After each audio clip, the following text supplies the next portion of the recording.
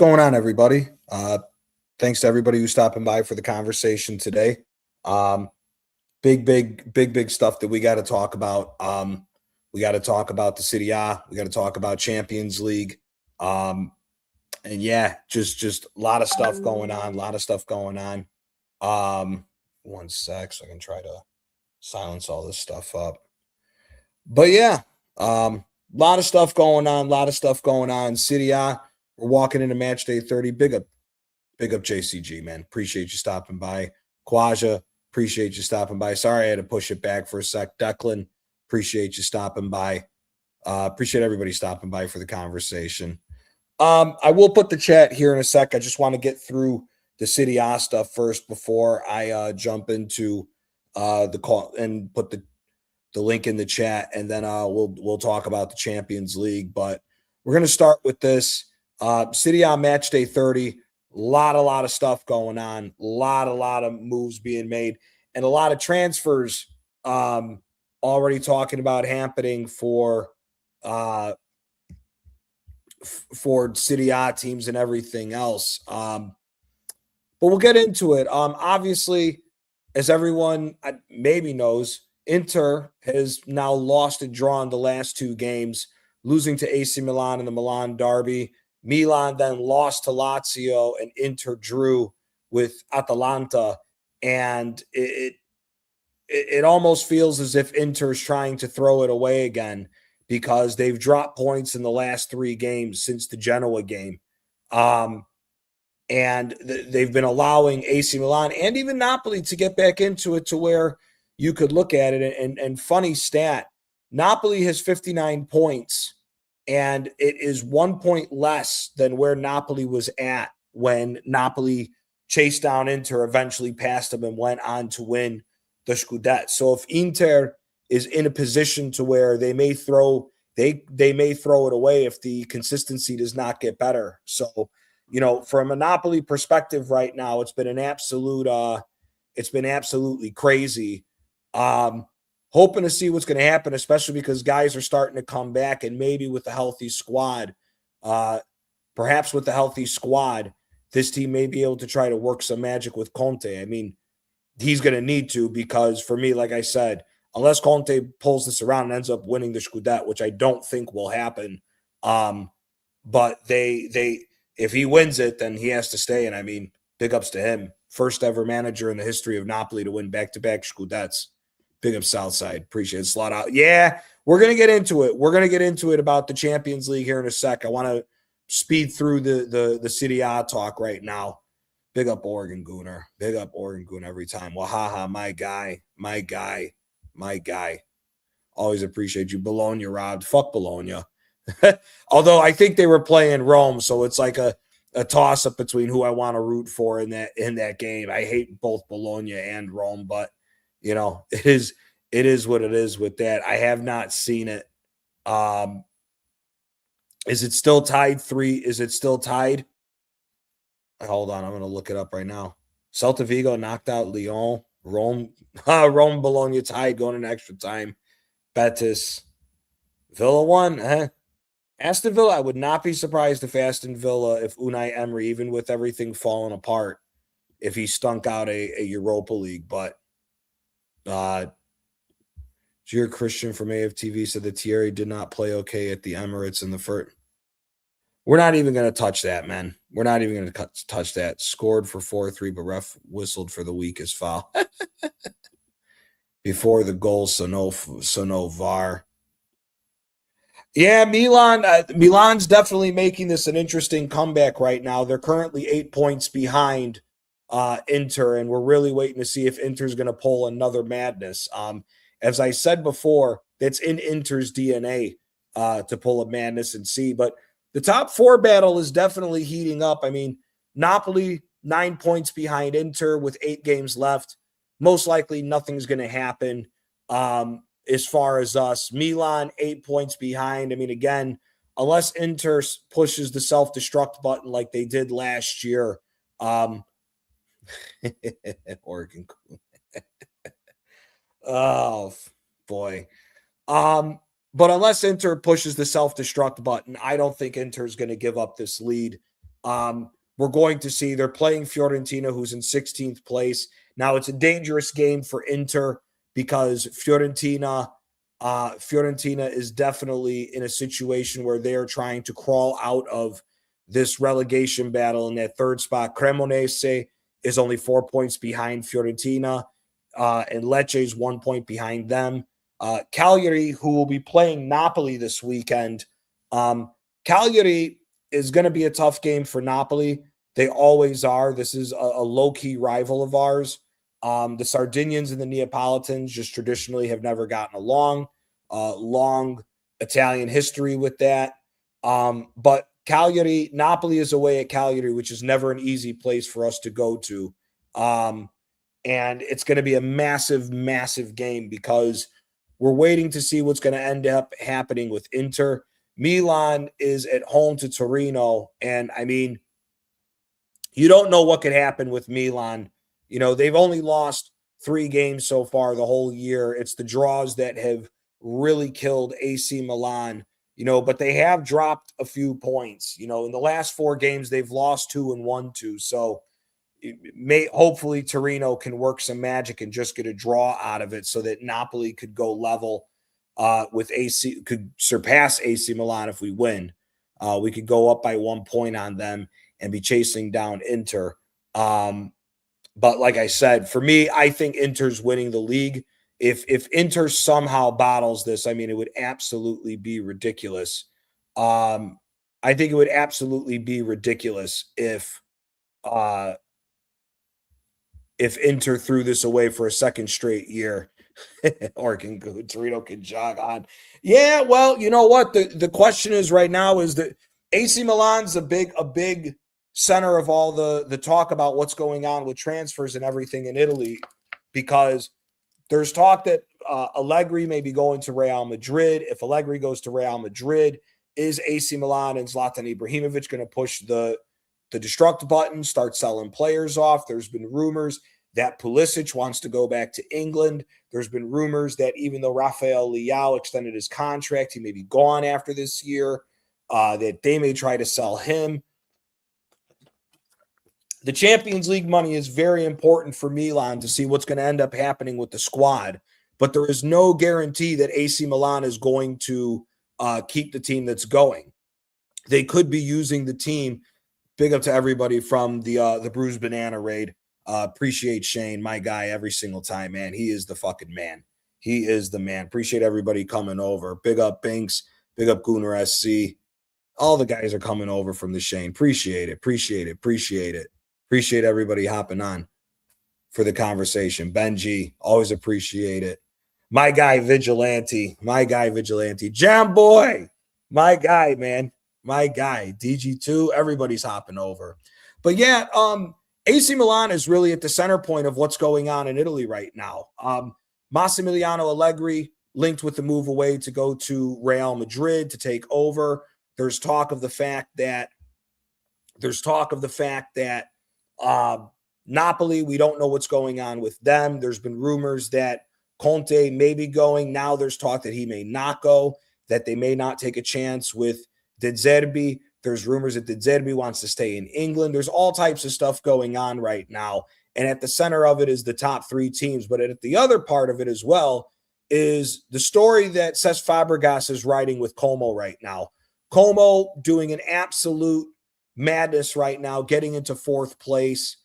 Big up Pouring AFC. What's going on, everybody? Appreciate everybody who's stopping by for the conversation. Gianna, I can see the typo. Paul Nash, my guy. Appreciate you stopping by. Topside Highbury. Appreciate you stopping by for the conversation. DG2. Forza Napoli, exactly. Roma Bologna versus extra time.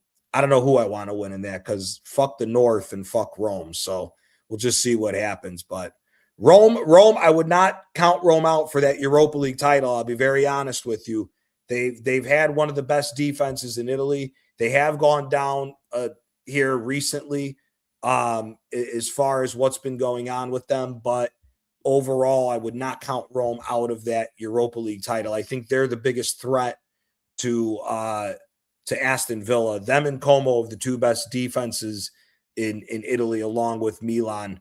Milan only 21 goals. Rome, up until recently, because of some of the decisions they've had, they've went from the best to now third best defense. I'm sorry, third best defense in Italy. I would not count Rome out of the the Europa League run. I really wouldn't. Yeah, and the big thing about this with Cesc is the question now for Cesc Fabregas is, with Nico Paz going back, with already agreeing to go back to Real Madrid. The question is, will Cesc stay? Because there's talk that Cesc Fabregas will be talked to by all the big teams. There's rumors that Christian Kivu may even leave after this year with Inter. I doubt that happens if he wins. But I think that big up Hendon Gunnar. Sorry, I keep stopping and going with the chat. Just want to get everybody in. Big up Toronto Gunnar. Big up Toronto Gunnar.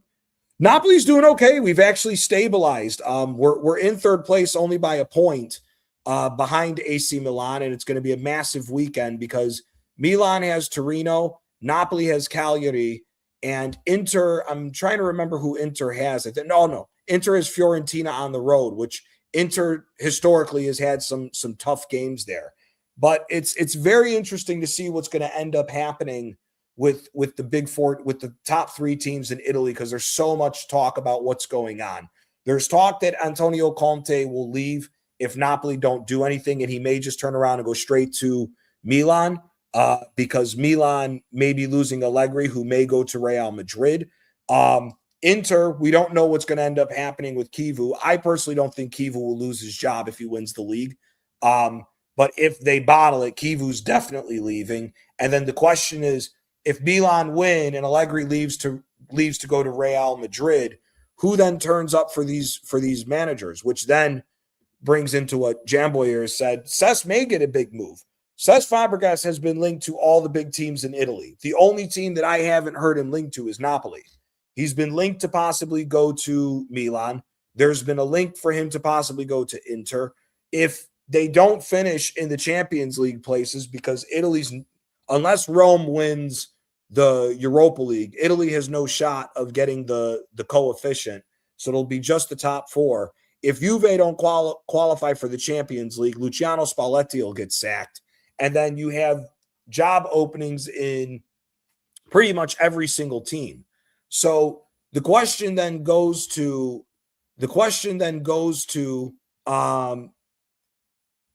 it won't be painful because Antonio Conte is the reason why we're in the situation that we're in at Napoli. So it's the making of his own demise, like it's been before. Cesc could go to Barca in the future. I think if Cesc Fabregas got a job like Juventus in the state that they're in right now, and he was able to stabilize the club, I think Cesc would be able to springboard using Juventus to go on to a Barcelona. However, the question that I have with Cesc Fabregas is, I've said this from the start, Como has had a ton of money. Como has had a ton of money pumped into the team, and there hasn't been anybody to really look at it and see what's going on with that team. Because when you look at how money and everything works in football now, Como is a little bit of an oddball. It's great. It's a great story for the Serie A, to be quite honest with you. And I think Cesc will leave Como depending on who else leaves with Nico Paz. And I think once that happens, who else may go? I think Cesc will then weigh his options if he's going to stay at Como and continue to go on. What's going to go for that? Because I think it's all going to depend on players, who stays, who goes, and how much money they get, and who they're scouting for Como. Because the project at Como is a good project. The fact that they're already in fourth place, considering what they've been doing, is absolutely phenomenal. I mean, the fact that they're even fighting for Europe is phenomenal for this team. So for me, I think it's a major thing right now that Cesc Fabregas is doing what he's doing. Me personally, I think that if Cesc was to leave Como, I honestly think the best place for Cesc to go would be Milan. I don't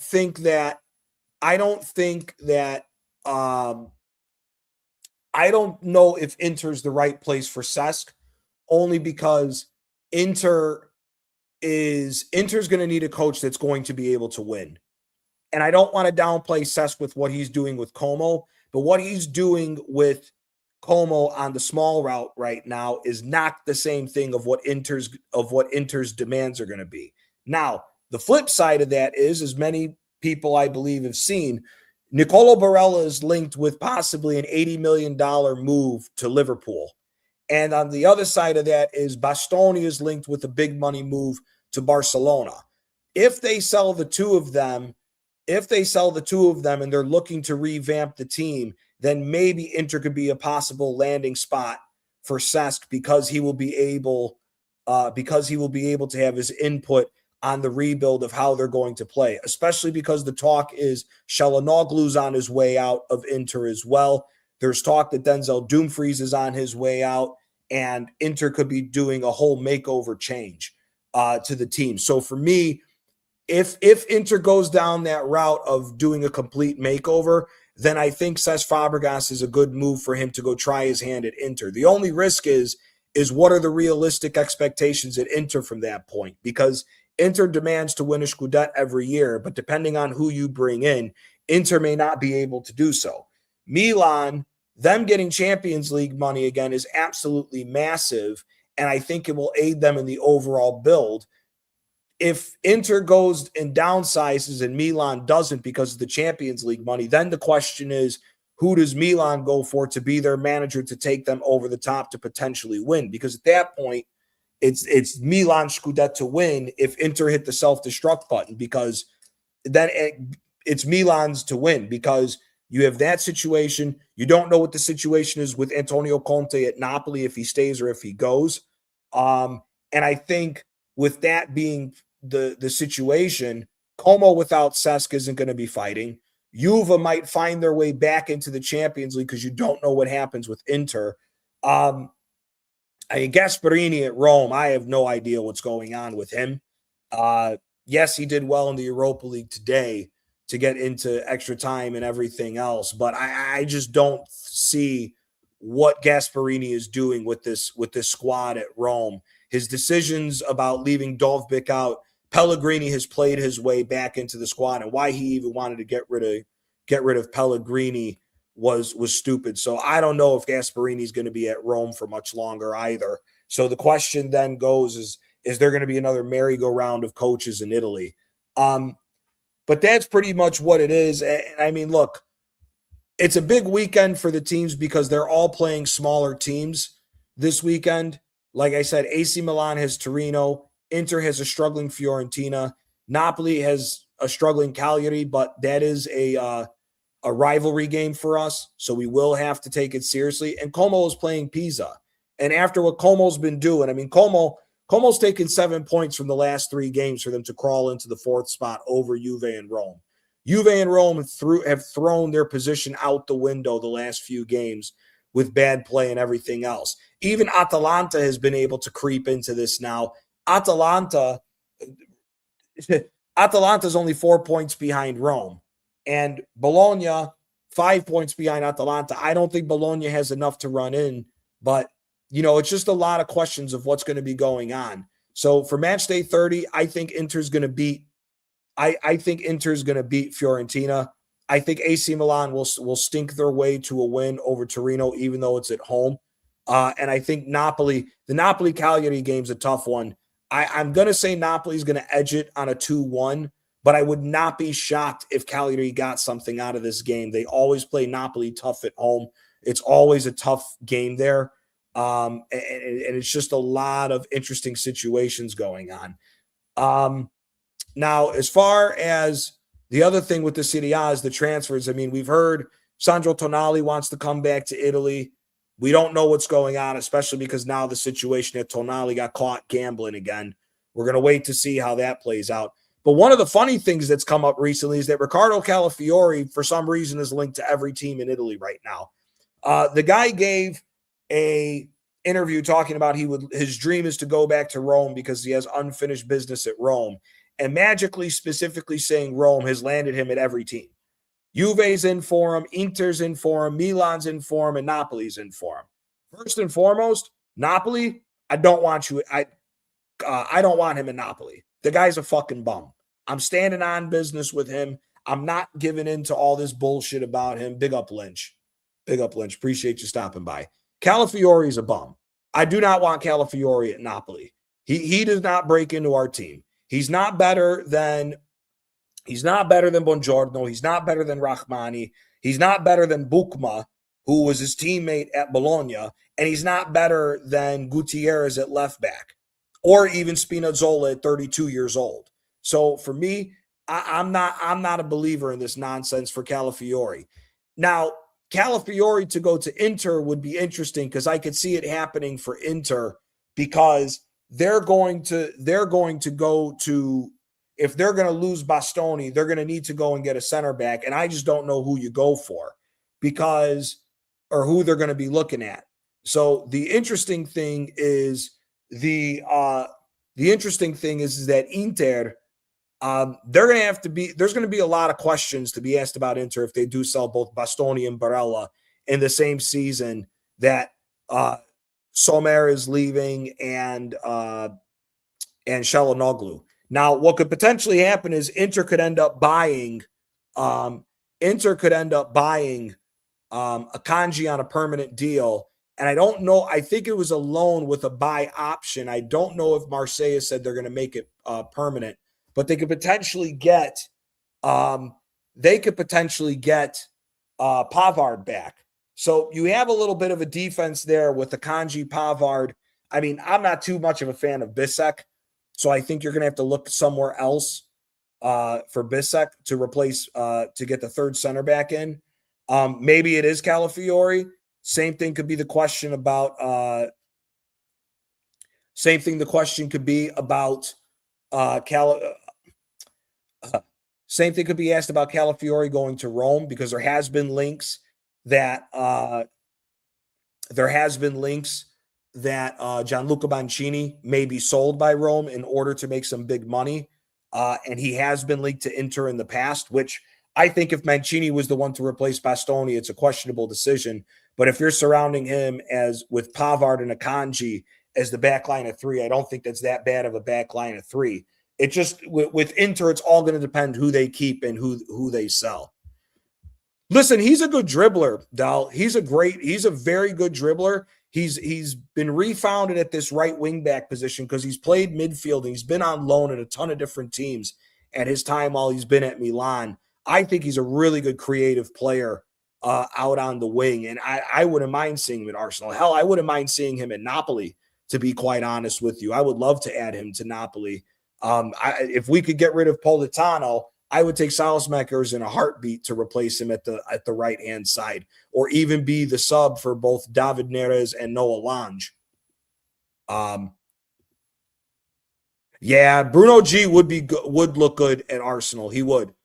Listen, Sandro Tonali, I'm so skeptical of him right now because he got caught with this gambling again, and I'm not risking a signing for the amount of money that Newcastle is going to want Tonali for somebody who I have to worry about getting suspended because of gambling. So I don't know about all that, but that's that. So we're going to move to this now. Champions League. I mean, we saw some serious stuff, and I'm going to put the link in the chat. So anybody who wants to hop on and talk some Champions League ball and everything else. What a week, what a game. We had some great games. We'll start with Newcastle and Barcelona because that was just absolutely ridiculous of a show that Barcelona put on. I mean, it's absolutely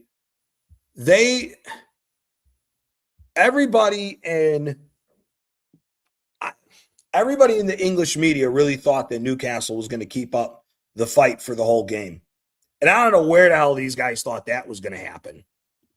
I don't know where the hell they thought Barcelona was going to keep the whole fight going and everything else. I don't know how people were thinking that Tottenham game was good. Yeah, it was okay, but Tottenham had no chance and everything else with that. What's going on, my guy? My God, Duke almost almost lost that game. Oh, I'm not even Whew. paying attention to the basketball games yet. That's for later on. I don't But blame you. what did you think about all the? We'll start with the Barcelona game with Newcastle. Please. Uh, Newcastle first half, Barcelona I thought kept them in with how wide open they looked at certain points, but that second half came around and Barcelona just slapped the shit out of them. I mean, people are going to say, "Oh, they didn't have Bruno G, the midfield wasn't complete and all that." You could put Bruno G in there and it wouldn't have mattered. It No. would not have mattered.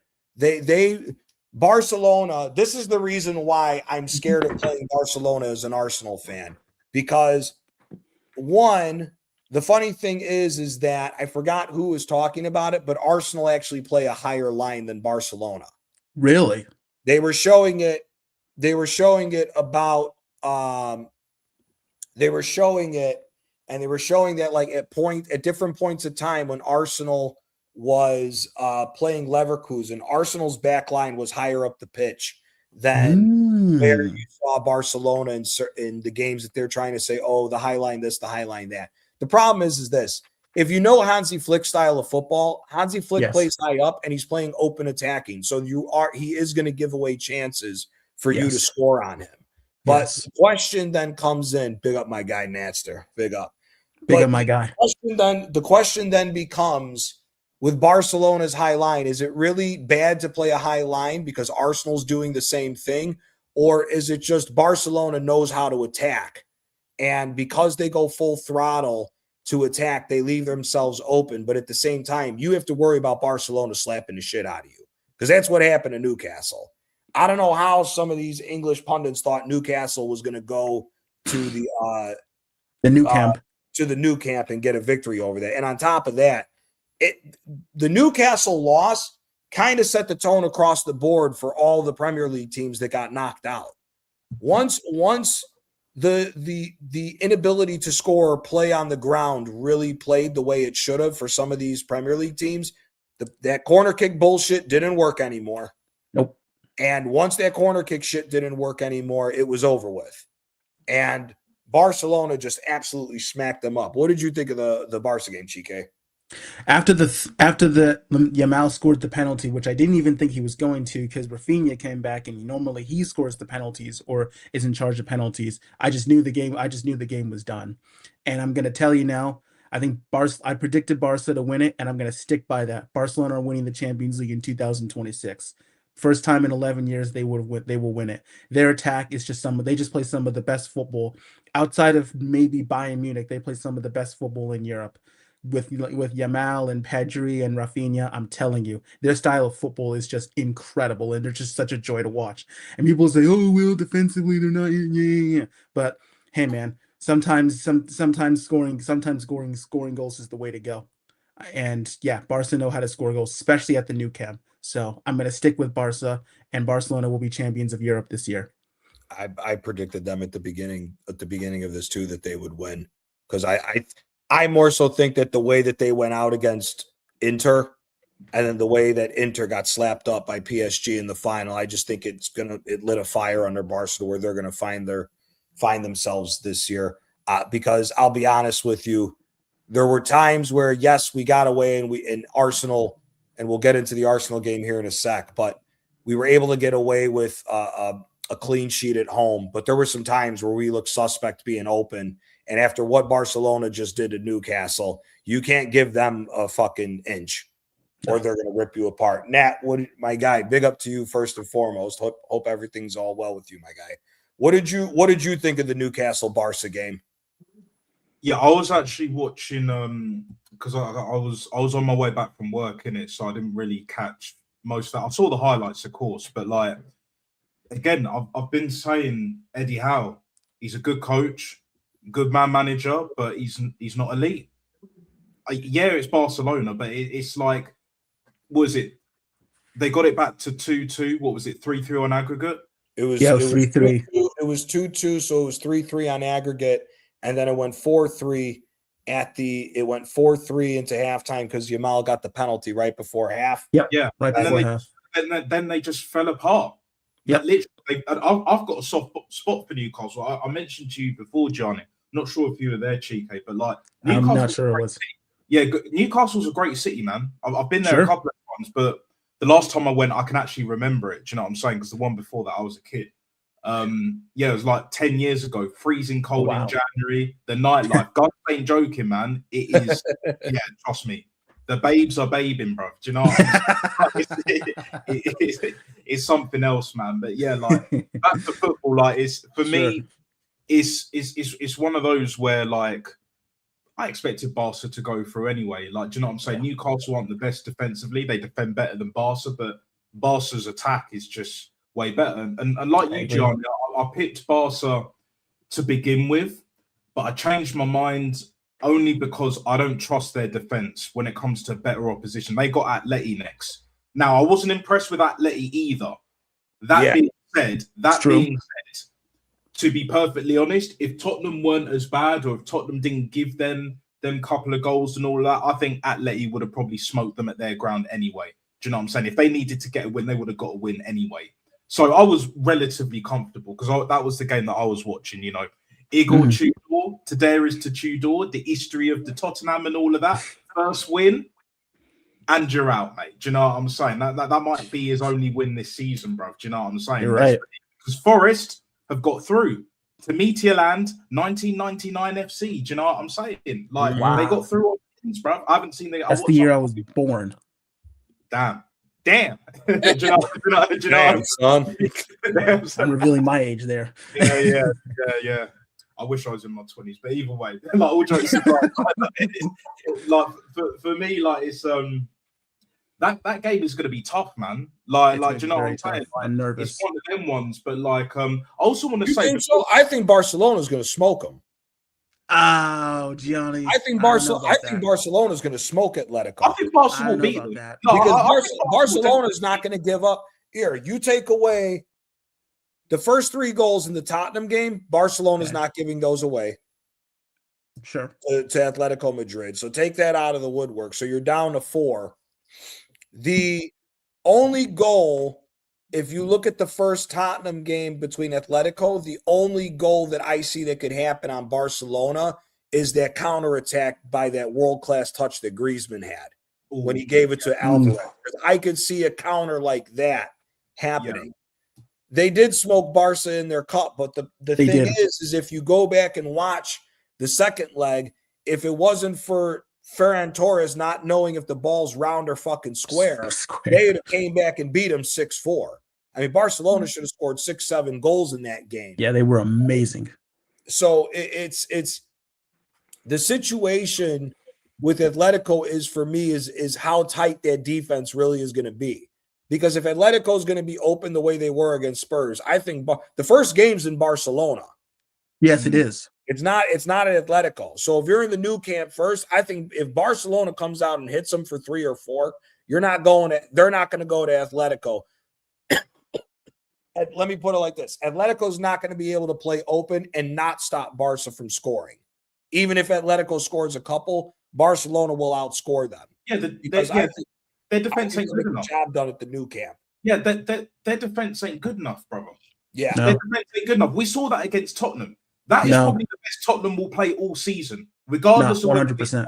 That's the best they're going to play all season because I actually watched that game. Yeah, there were signs that I really enjoyed from Atleti, but the problem is we all know, especially you, Gianni, that their defense ain't what it was before with Godin, Miranda, and even Jimenez. Jimenez. To a certain degree as well. Like, do you know what I'm saying? Like, I was tempted to put Hermoso in because he was decent, but he was there for when they won the league. Yeah. No, that's what I'm saying. Like, he was a pretty good centre back. Do you know what I'm saying? But like, he weren't like Godin level. He weren't even on Miranda level. Like, but like Atleti, they play better football, and they have done for the last few years. But it's like, even in that Tottenham game, they were trying to match Tottenham's physicality way too much when it wasn't that game. They don't have the personnel for it. They should have bopping them off the park and putting it away. And they ended up game. Yeah, it didn't matter because they were already going through. We knew they were going through anyway. So when it comes to the Barca game, like for me, I think Barca will go through. I don't know if they'll smoke them, but I was about to say smoking them is a little bit too much. I wouldn't be surprised. Like I reckon they're going through. And you know what? I'll make a bold prediction right now: 7-2 aggregate score. Whoa, 7-2. I could see that. Yeah, I could see that because I wasn't impressed with the way that they defended in both legs. Like first and foremost, that first tie it should have been 7-0 minimum. Yeah. They were that bad. And to be honest, even though like their defense ain't great, that Tottenham team, regardless of who they have in their net, Tottenham, whether it's Vicario or that other fucking guy, Kinski should not be like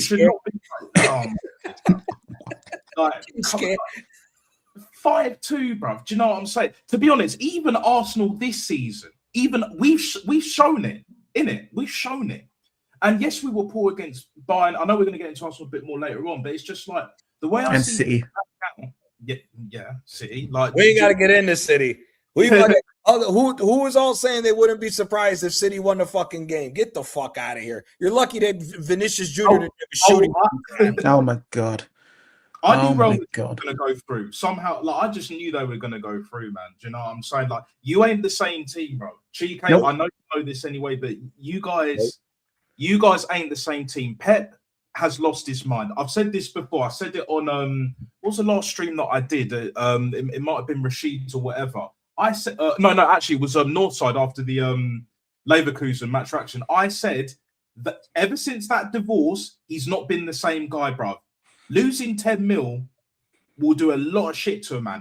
Do you know what I'm saying? Like if you lose 10 mil, anyone that loses 10 mil, but if you're in that world, been operating at the elite level, brother, yeah. Tommy too. Did you hear that City's trying to get Berta? Did you hear this? So apparently there was some stuff going on. I was looking into it this morning because somebody had posted it early in the chat before I hopped on. The situation is, I guess, Bayern Munich and Manchester City are already talking to Berta to see if they could buy him out of his Arsenal contract to have them to come to their teams. I don't doubt it. He's one of the best sporting directors in the game. Sure. I don't think it will happen, and especially not this soon. Do you know what I'm saying? Like, actually, Chique, I want to know what you think. Hold on, I got to address this with RSV. RSV, you're 100% incorrect. Yeah, go ahead. Because you did not watch the Serie A when Milan won because he dictated every single game. The problem is that you don't. The problem is that you have a manager in Eddie Howe that does not play the proper system for Tonali to be able to control the game.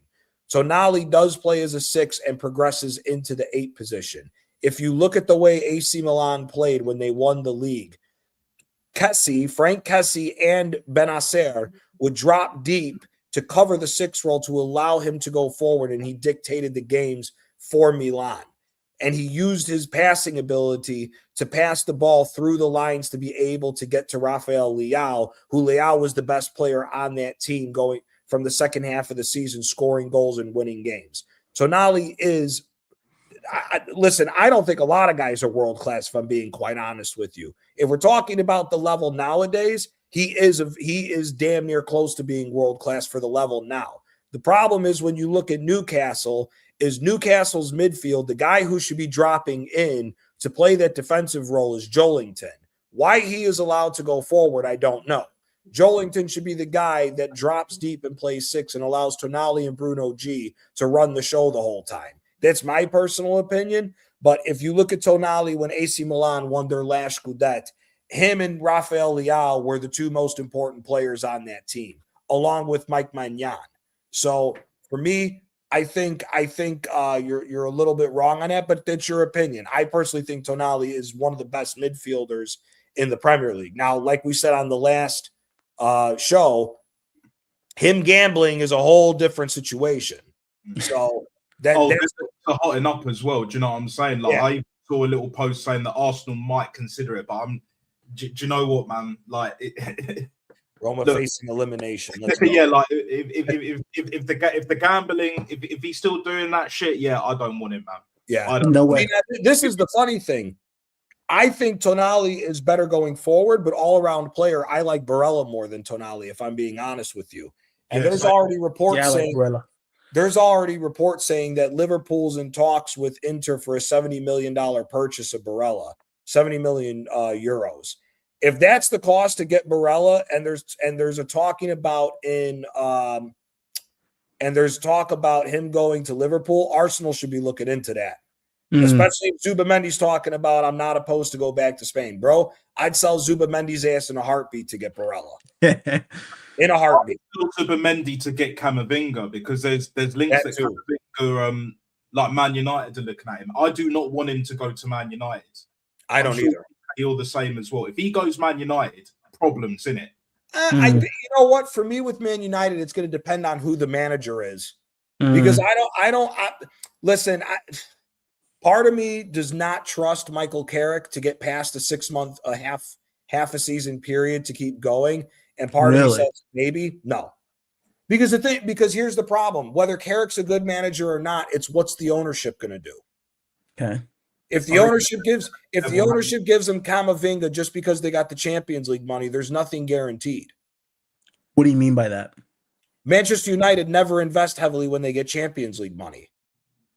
If you look at all the times that United invest in the club, it's when they're not in the Champions League.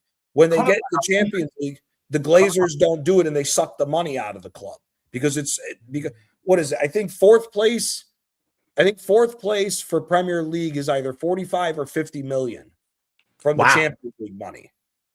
So they never spent, they always use it as the immediate money they pull out of the club to flush their pockets from whatever they had to spend at the beginning of the year. So the Champions League money never really means that United's going to spend. If they go out and sign Camavinga for 50 million, I don't know if they're going to sign that many more people because remember, they have a stadium that they need to upgrade. Yes. And a lot of other shit, and they're claiming they don't have the money to do it. So we'll see what ends up happening. Was it cash flow problems and all of that? But to be honest, like I wouldn't be surprised if, to be honest, the way I see it, like whether Zubamendi stays or goes, like for me, I would, like I've said before, get rid of the deadwood, yeah? Bring Camavinga in it. And if it's not Camavinga, bring in Barella for 50, 60, 70 million, however much it costs, right? Because we have the facilities. We have the capacity right here, right now, Fatboy Slim Seconds to do the thing. When it comes to Man United, right, this ownership, I don't know if they're going to go down the getting an elite level manager like certain Man United fans think that they will. I don't believe that they're skint, but at the same time, when you drop down to Europa League, like the money that you get from Europa League, finishing either 5th or 6th or 7th. Yeah, it's considerably less. It's only like 27 and a half or some shit. It's a massive drop because that's what we used to do, yeah? Yep. When we were in the Europa League, yeah, we got Aubameyang. We got Ober, innit? Yep. When we were in the Europa League, we were getting these players. We were spending the money. Yep. Yes, with Arteta, once we got into the Champions League, we were spending money still. Yeah, granted. But that's more of backing Arteta, do you know what I'm saying? Making it work. And for all intents and purposes, like, so far, so good for now. You know, we're in the quarterfinals against Sporting Lisbon. Sporting Lisbon, yeah.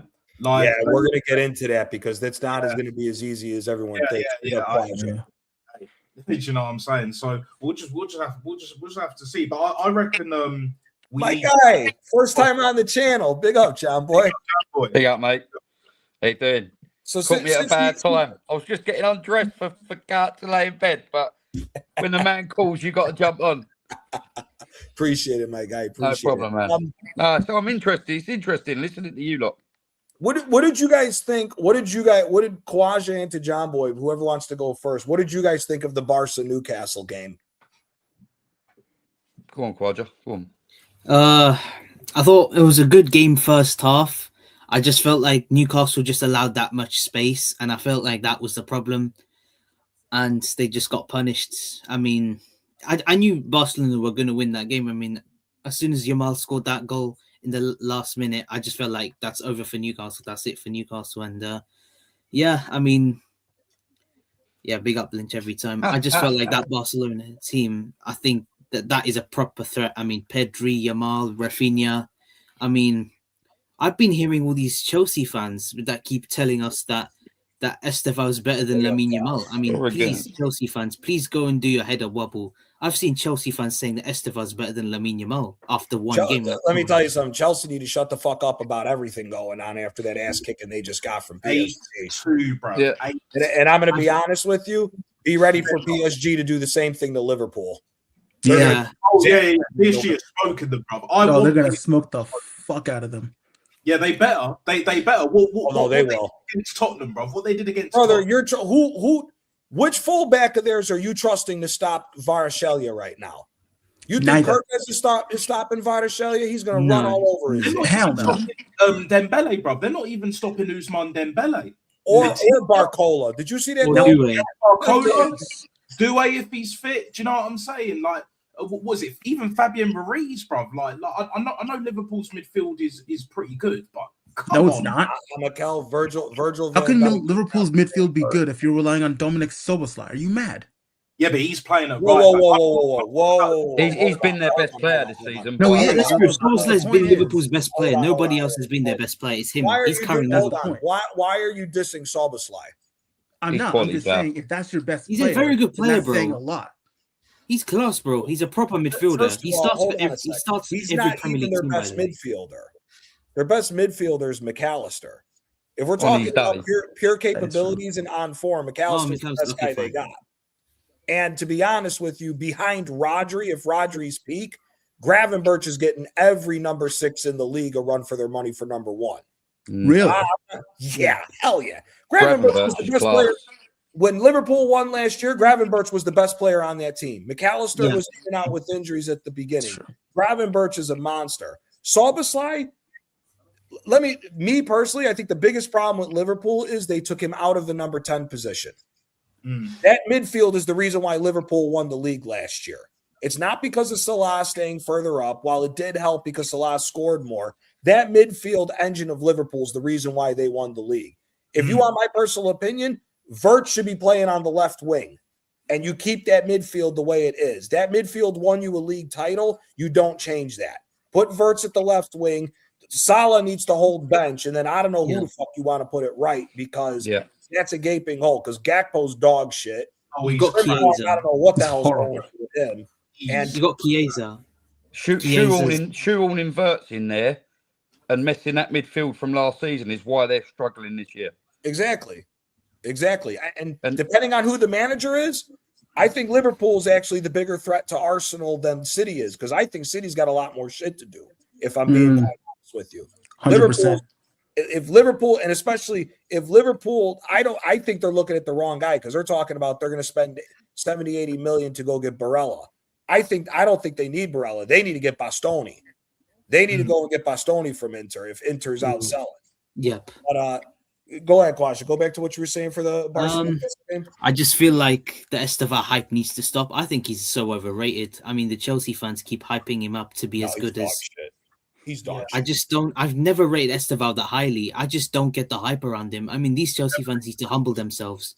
I mean, I just don't get the hype around Estevao. I mean, Lamine Yamal's a proper player, but don't worry, guys, because top gooners would never swap Saka for Yamal. So if you guys are gonna talk to a top gooner, don't rattle them. Don't make them nervous because they're gonna get proper mad at you. They'll never ever swap their star boy for Lamine Yamal. Keep that in future, guys. So even for 300 million pounds, he's the best. He's the best player on the planet right now for me. Yeah, Yamal. Yeah, him and Pedri. Exactly. And Yamal, I think Pedri's the best midfielder in the world. I don't think any midfielder comes close to Pedri. I just don't. I can't think of him. There's one in Madrid, Valverde. Valverde, he's so good. He's up there. Valverde runs it real close with Pedri. Lee said it best when we were talking about it backstage. Pedri reminds me a lot of Cesc. He reminds me a lot of Cesc Fabregas, where he can control a game and dictate the pace. The problem is with fucking Valverde is he can do everything and doesn't stop running. Multiple positions as well. Multiple positions. His finishing has gotten better. He can dictate the play almost as good as Pedri can. It's the only thing that I think Pedri's better than him at. But other than that, he just doesn't stop running, man. He might be one of the fastest players, and he's supposed to be a number 8, not a right winger or a fullback.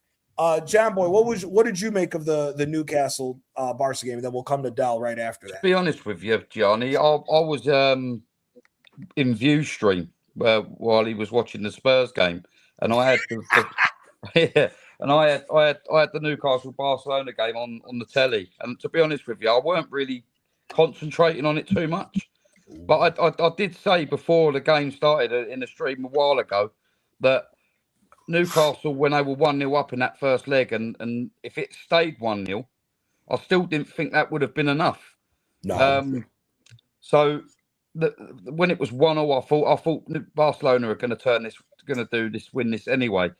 But yeah, I couldn't see Newcastle winning that, and I couldn't see Tottenham. Tottenham were basically out. I thought Chelsea were out, and I didn't think City were turning it round either. No way. I did say, however, I think Liverpool will turn it round and go through, and I think Arsenal will go through. So I actually got them all right, but it's not really hard when they're 3 goals behind to predict they're going out. So I ain't taking any credit for it. So, but Liverpool, I fancied Liverpool at Anfield. We'll get into this discussion. I'm going to let Dal go. Then I have a question. Yeah, crack on, man. No, good. Dal, first of all, big up, my guy. I appreciate Big you. up. Big up, fellas. First time on the channel. Yeah. What did you make of the Barcelona Newcastle? And I'm just going to throw in a twist with this. Is Barcelona the biggest? A lot of Arsenal fans say they want Barca in the semifinals to get revenge from the final that we lost. But do we really want Barcelona? And no. The way we play, can we handle that offense of Barca? I think the one thing that Lamine Yamal hasn't faced Pierrot and Capier. I think if Capier can do the job at left back on Yamal, we stand a massive chance to beat them. I really do. I think they have finesse in the midfield, as you guys all know, but there's no strength in that midfield. There's no strength in that midfield. They don't face Hincapier's week in and week out in the Liga. They don't face Declan Rice's week in and week out. So that's a whole nother, like a managerial thing Flick will have to work out. And it's going to distract from what they want to do attacking wise. And I think that they play a high line. I mean, Elanga exposed it for a brace. If Eddie Howe could expose that high line, we can too on the counter. I'm not saying we're going to go out there and just beat them. We could but I think a stinky 2-1, 3-2 is absolutely possible. Maybe not at Camp Nou, right? I think we could go get out of there 1-0, 1-1, maybe a 2-2. But at the Emirates, I think we can beat them. I really do. I think if we can lock down Yamal, and Capier has been an incredible player. He just needs to sign the ting and get it over with, right? But they don't face these type of players week in and week out. And I'm not saying the league is a farmer league by any means, right? I don't believe that. But we know the teams in there, once in a while, they can pull a good win on Barca, a 1-0, a 2-1 in an 89th minute or something like that, right? This team can be gotten at. Newcastle proved it, right? Newcastle proved it. But, I mean, we're talking Newcastle, fellas. Dan Burn, right? Trippier was even in there. I don't even remember what their back line was. He just got sent off. Destroyed. He got sent off. I mean, come on. It's no comparison. Newcastle aren't near as good as they were the season before last. Eddie Howe's days, to be honest, I think are kind of numbered because they're not really going anywhere. They're stagnated in the league, and they've obviously fallen out of the Champions League. So I think Eddie Howe had the blueprint a bit how to hit them on the counter. And if you lock up Lamine Yamal and keep Pedri at bay, Lewandowski is going to be a bit of a challenge because there's Champions League heritage there. He knows where to be. He knows how to fight big center backs. I mean, the guy's been in the league for 15 years or so. He's the reason why I'm worried about Barca. If he was to get hurt, if he was to get hurt and it's Ferran Torres, then I'm not as worried about Barca because Ferran Torres doesn't know how to finish his chances.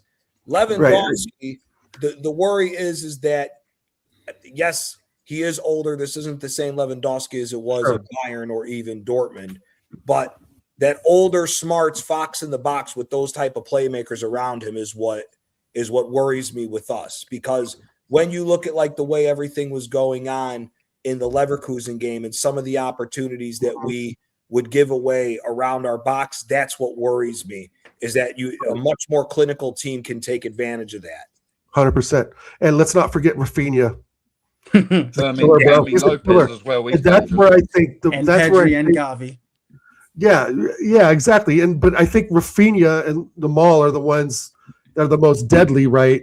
But I still think that if Hincapié can really lock up Yamal. I truly believe that Hincapié has been one of our standout defenders this season, no doubt. 100. Right? But that right side without Timber there and Timber fully fit, right? Because even if we were to face Barca, we don't know the injury record and we know that some of these players are playing with injury. Like Natsters know this for years. Koala, Jamboy, Chioki. Yeah. Johnny, you guys know that. Oh my God. Okay. We play with injured players. Right? I mean, Soccer's been injured for the last 3 seasons.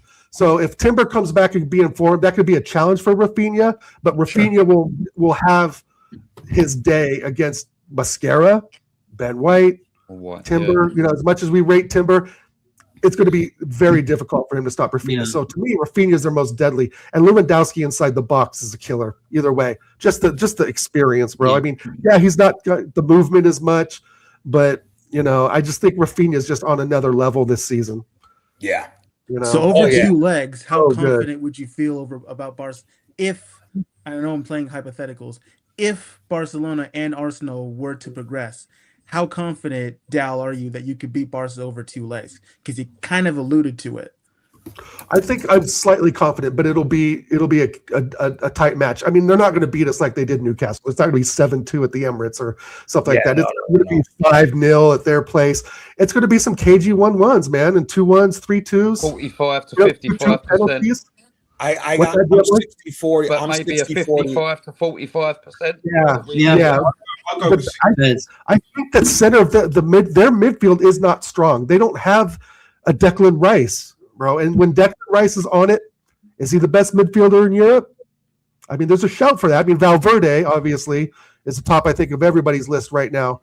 But if Hincapié has a good game, obviously Gabriel Saliba, you know, with Rice and Zubamendi. Vitinha is up there as well.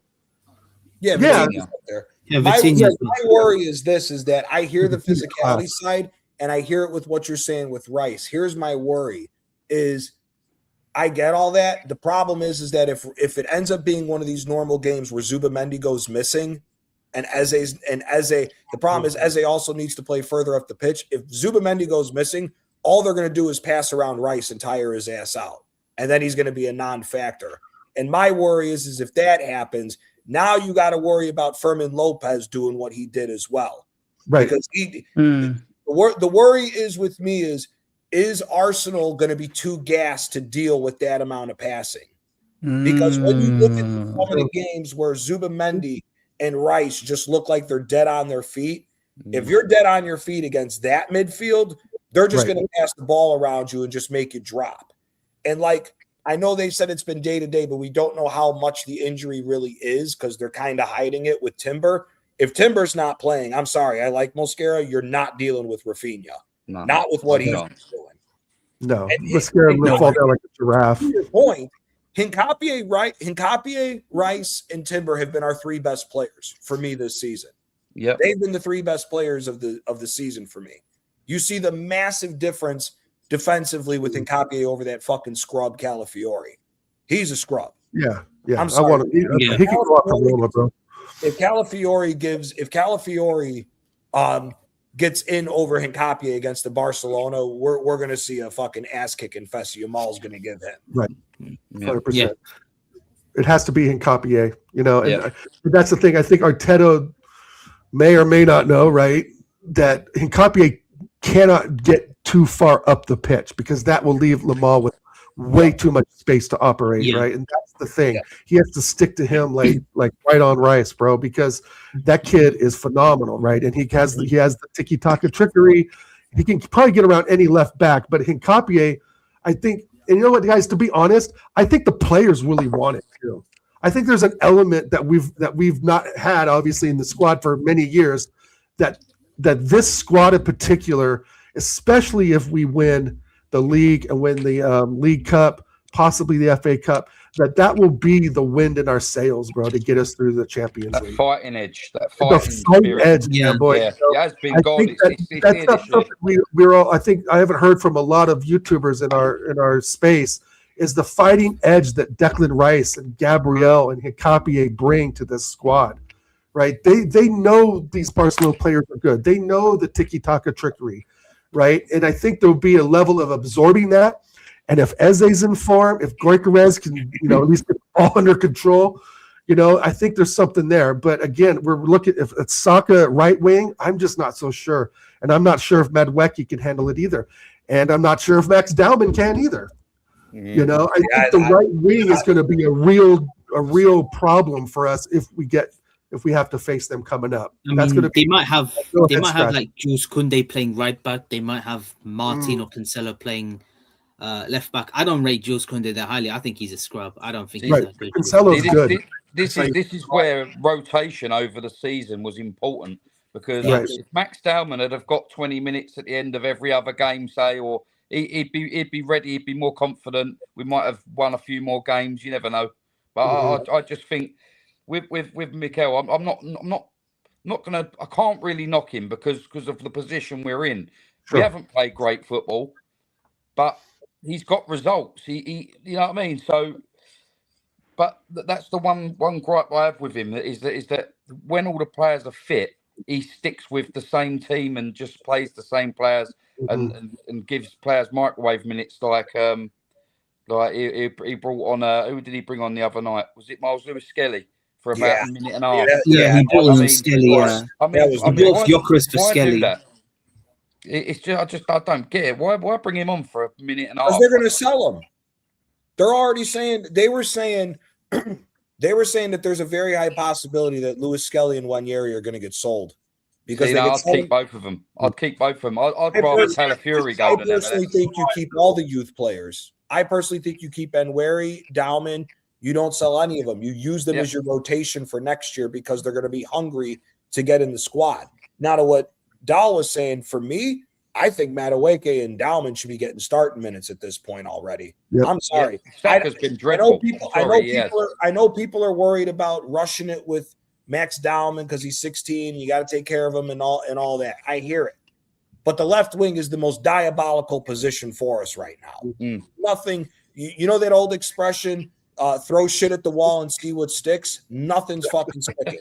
Trust me. Shit, and part of that, Gianni, I would actually I rate Martinelli in these Champions League games, right? Number one top scorer, right? I know we don't overall rate him performance-wise week in, week out. But Jules Koundé against Martinelli, I'm sorry, I take that all day. I'm with Martinelli all day on that because I think Koundé, like Quaj is saying, I don't think Koundé is that good. And Martinelli. I would start Martinelli in Champions League. I'm talking about league games. League games. I'm starting Madueke and Dauman for the rest of the season, in my opinion. Yeah, especially since the league's wrapped up. Do you know what it is, guys? Do you know what it is? Not yet. Like, what is it? Leverkusen in the first leg was a wake-up call. It was absolutely a wake-up call. We got away with it. We should have lost that 1-0 at the very least. And then we should have lost it more than 1-0 if we're being fair. At the very least. And then, like, in the second leg, we turned it on. It was a much better performance. It wasn't a 90-minute performance, but we did a hell of a lot better. It was a wicked goal from Every Eza.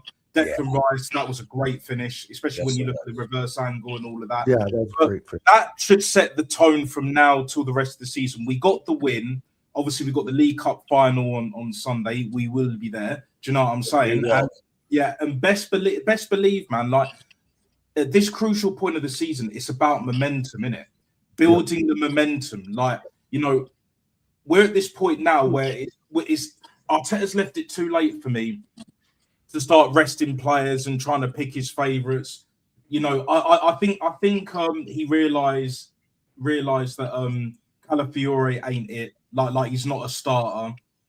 Odegaard ain't been in the team. He shouldn't play for this fucking club again. 100%. I don't give a rat's ass if you need minutes for players.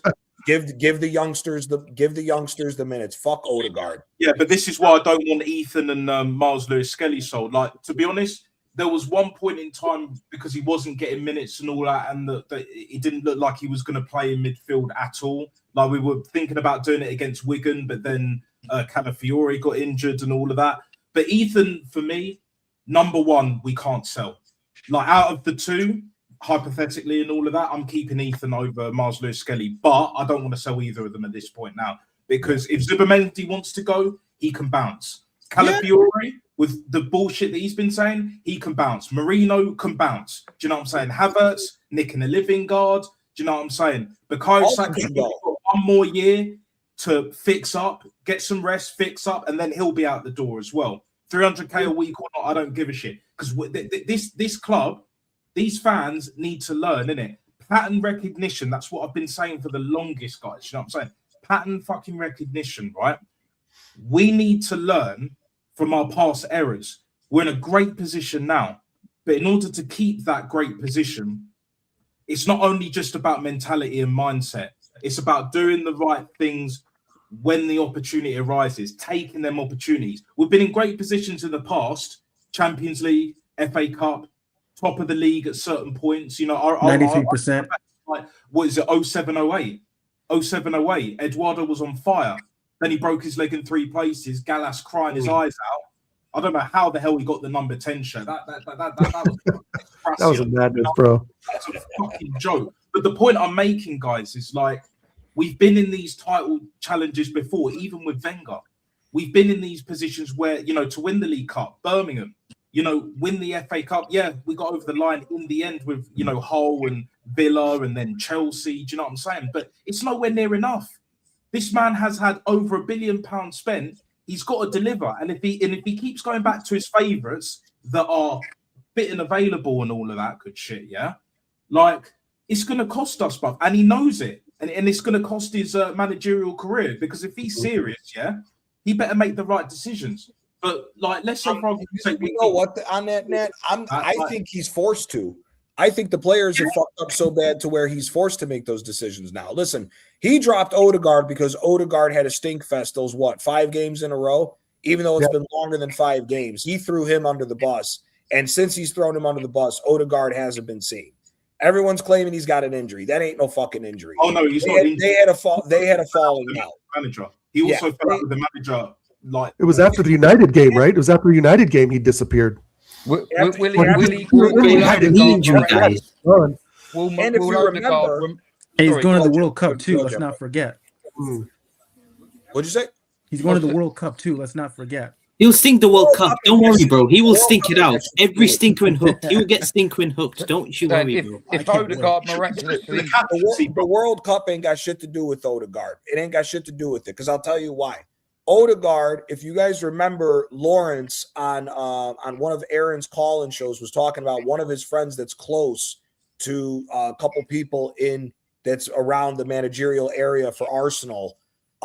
They claimed the whole reason why Nwaneri got sent to Marseille was he had a falling out with Odegaard. Right. And now Arteta's looking at this. You got to look at it from the perspective of if that's true, Arteta got robbed, as funny as this is to say, Arteta got robbed of an extra player that could be playing right now if he does squad rotation over Odegaard. Because Odegaard's been the real key for this season of now. Since we've removed him from the team, we look a lot better. Since he's not in and around the team, as funny as it is that he's the captain of this team, quote unquote captain, the team looks much better without his ass around. But what I wanted to get to is this conversation that's kind of gone up with ESPN and some other sports networks. Please don't say ESPN. Do you guys think that with the corner kick nonsense that goes on in the Premier League not being allowed, starting to not be allowed in the Champions League is a big reason why so many English teams fell off? Because there's this talk right now about that the Premier League is the best marketed league, but possibly coming down to it that La Liga is a better league because of the tactical and technical capabilities as opposed to what we've seen from the Premier League teams. And that the question is starting to being asked when you look at the way, Spurs went out to Atletico, even though we know Spurs is dog shit. and the way that Newcastle went out against Barcelona. But if you really look at it, Real Madrid is not in a good place this year, and they dog walk City. That 2-1 scoreline for the second leg was flattering to City, because if Vinny had his shooting boots on, it would have been a 4-5-1. He would have had 4 goals that game. So my question to you guys is it really is the corner kicks not being allowed what holding back the Premier League is, or is it more of the Premier League is the biggest league in the world because of the money, but it's being found out that not only because Craig Burley said it on ESPN that majority of the big games in the Premier League are boring to watch. They're not what you see when you watch La Liga and even the big teams play each other in Serie A. Is it more so that the PR of what we've been saying around the Premier League is getting exposed now for what it is? And is it also because of the corner kicks and all this nonsense with it not being allowed and everybody bitching about it? Is that why the Premier League teams kind of got chefed up, if you want to say it, in this recent round of the Champions League? Anybody can go, and we'll go from there. Whoever wants to. I said this, and I put this in your comment before I came on. Do you know why League Gunner and Nat, you'll know this? Do you know why we all call it the PR Emir League?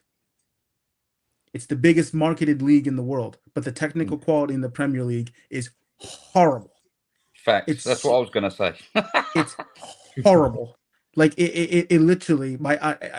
I literally, every time I watch the Premier League, I feel like I should just forego it. I should just forego it and just take a nap. I'd rather watch paint dry. The PR Emir League is the worst league in all 5 leagues in Europe. I've never seen a more boring, a more useless, a more horrendous league in the 27 years I've lived on this planet. How the hell can you have a league where the scores are practically the same, and you literally could copy and paste every single game from the week before, and you still get the same result? Yep. Pep, I'll tell you one thing, right? Tell me. It's not I agree with what you said. It's not Pep Guardiola's fault. No, it's not. The style that he brought in with Man City, because he was so successful with it, all the other teams started doing it, playing out from the back, from the keeper, and all this passing around using defenders and stuff. And other teams have copied it and trying to do what he's done. Why you'd copy someone else and try and outdo Pep at his own game, I don't know. But that's sort of been a knock-on effect for all the teams in the Premier League, and the football's become boring. It's so boring. The Premier League is the biggest league in the world because it's the most watched. But in terms of the football quality and the excitement, etc., I'd rather watch the 2 French teams playing than 2 Premier League teams. Now, there are some Premier League teams that do play with their own style, like Bournemouth, Brighton. Villa have played some good football this year. I'm finding that the big teams are the ones that are the most boring to watch. Mm-hmm. And I think the mid-table teams and the teams at the bottom are a better watch if you want to watch a Premier League game. But yeah, I think La Liga and Serie A are far better for quality than the Premier League at the moment. 100%. Do you think that, because here's the thing, to jump on to what you said about brought the style of system and everybody else has tried it. Here's my thing with that. My problem with that is, who's the dumb fuck that changed it from where the midfielders touch the ball less and it's the defense that touches it more? Because me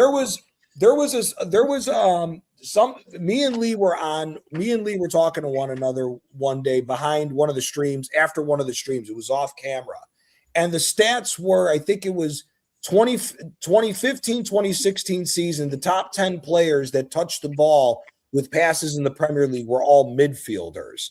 And then now you fast forward at 10 years, 8 or 9 of the top 10 players in the Premier League that touch and pass the ball are all defenders.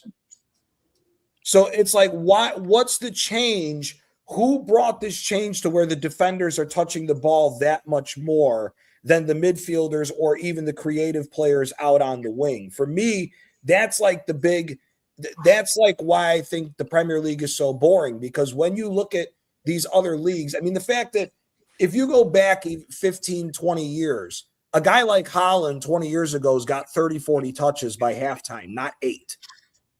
Like, that to me is part of the problem. These strikers and everybody that are supposed to be these highlight reel players are only getting 8 to 10 touches across the board, not just in the box, but across Yeah. the half. I think that's like a huge problem. I Well, there's think it's only a lot one of teams are playing out from the back more. That's probably why. And Have you ever seen the stat that defensive-minded coaches? Arteta's one for a start. Yeah. have you ever seen the fact that David Raya had more touches than Victor Gyökeres at one point? That was crazy. Yeah, that's Yeah, Our but goalkeeper minded. had more touches than our striker. Safety first. This is what I'm saying. Like Arteta is the one, not the chosen one, but he is the one that brought about all of this shit after Pep. So what you were saying earlier, guys, was just like, But yeah, but real quick, Napster, just to interject real quick. Here's the thing that I have a problem. It's not a problem with what you're saying about Arteta, but it's like when people talk about a defensive-minded team, AC Milan and all these teams in Italy back in the day were always defense first, but they still played beautiful football. My whole question is whether it's Arteta or whoever, it's how has the game moved so far away from the midfield to control it? I mean, we've all said on multiple streams with each other being on the stream, what we miss the most is the old school number 10 position. That creator can be the maverick to open the play up and wow you and get you out of your seat, right? They've gotten rid of that position. Okay, I don't understand it, but I see like they want more of this 8-10 with like what Kevin De Bruyne and what Gundogan was at Manchester City from that point, right? But how do you go from that to now? At this point, it doesn't matter what team it is, your defenders are touching the ball more, which makes no sense. The defenders should only be touching the ball to either tackle and pass away or head the ball away. Outside of that, they shouldn't be touching the ball for any type of creativeness. Unless you got a guy like, for example, if you got a fucking Leonardo Bonucci who's got a great touch on the ball and can put the ball over the top onto the striker or winger's foot the way he used to, why is there this whole talk about the defenders need to touch the ball more? That's the thing that absolutely like shocks me now. Do you know what it is, Johnny? Do you know what it is, Johnny? Yeah, like the thing is, I even watched a video like earlier today before I went to work. Yeah, with the way, for example, like Arteta plays, and I've even noticed it as well when I've thought about it. Like you saw it in the last game as well, but you've seen it in other games. Whenever the opposition has the ball, you know, we're so pragmatic, but yet we're pushing quite high. It's not a full high press, so it's not a high line for life, mate. You know, big hands and all of that, but it's high enough. Do you know what I'm saying? Like, but every player, it's like man marking, but in open play. Whereas back in the day, man marking was only reserved for set pieces. Do you know what I'm saying? But now it's been zonal for ages. Whereas I think it should be the other way around. Bring the man marking back with defending set pieces, and when it comes to open play, you know, you have your set formation, you have your way of playing. So, like you said earlier, Johnny, that Milan team, innit? Do you know what I'm saying? Where you had Seedorf, Kaká, you had Pirlo, and all of that in the midfield. You had Nesta, you had at one point Jaap Stam, Maldini, Cafu, and all of that. Great players, but there was balance. Do you know what I'm saying? There was balance. Like the defense held their line off the ball, midfield kept their shape, but when they had the ball, there was more fluidity. Modern football is no fluidity. Do you know what I'm saying? You know, yes, there's certain teams that have certain ways of playing and they can transition better than others. Like Brighton, for example, Bournemouth have shown bits and pieces as well, and other teams in the top five, like Como, have done brilliantly. Do you know what I mean? As an example as well, but with us, it's just like what I've seen with other teams. Like, for example, look at Chelsea. Never mind Arsenal. Chelsea's football is woeful to watch. That's why I was so happy PSG smoked them off the fucking block. They whooped their ass. They whooped their ass expeditiously, and rightly so. Back once again for the Renegade Master. Chelsea. They just carry the ball, turn around, pass it back. But they say our football shit. You've got Stephen Bartlett, Diary of a CEO Merchant, Matisse. He's gone. I would have received out at the end of the season. I'm sorry. Blue code the F out. Your club is dusted. I said to Yasser, you better hope that we don't win anything in Europe, because if we win anything in Europe, you can't say nada. Well, let me ask you, Nat. Chelsea's finished. Go on now.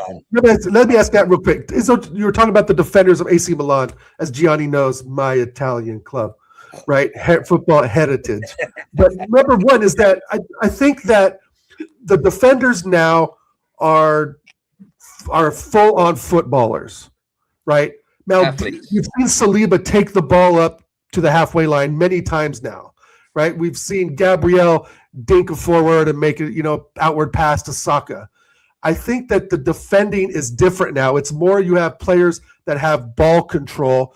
Not to say Maldini, Nesta, and all the legends you mentioned didn't, but they didn't need to do that, right? And I think you hit the nail on the head, Nat, when you said the breakdown in the midfield happens much more now.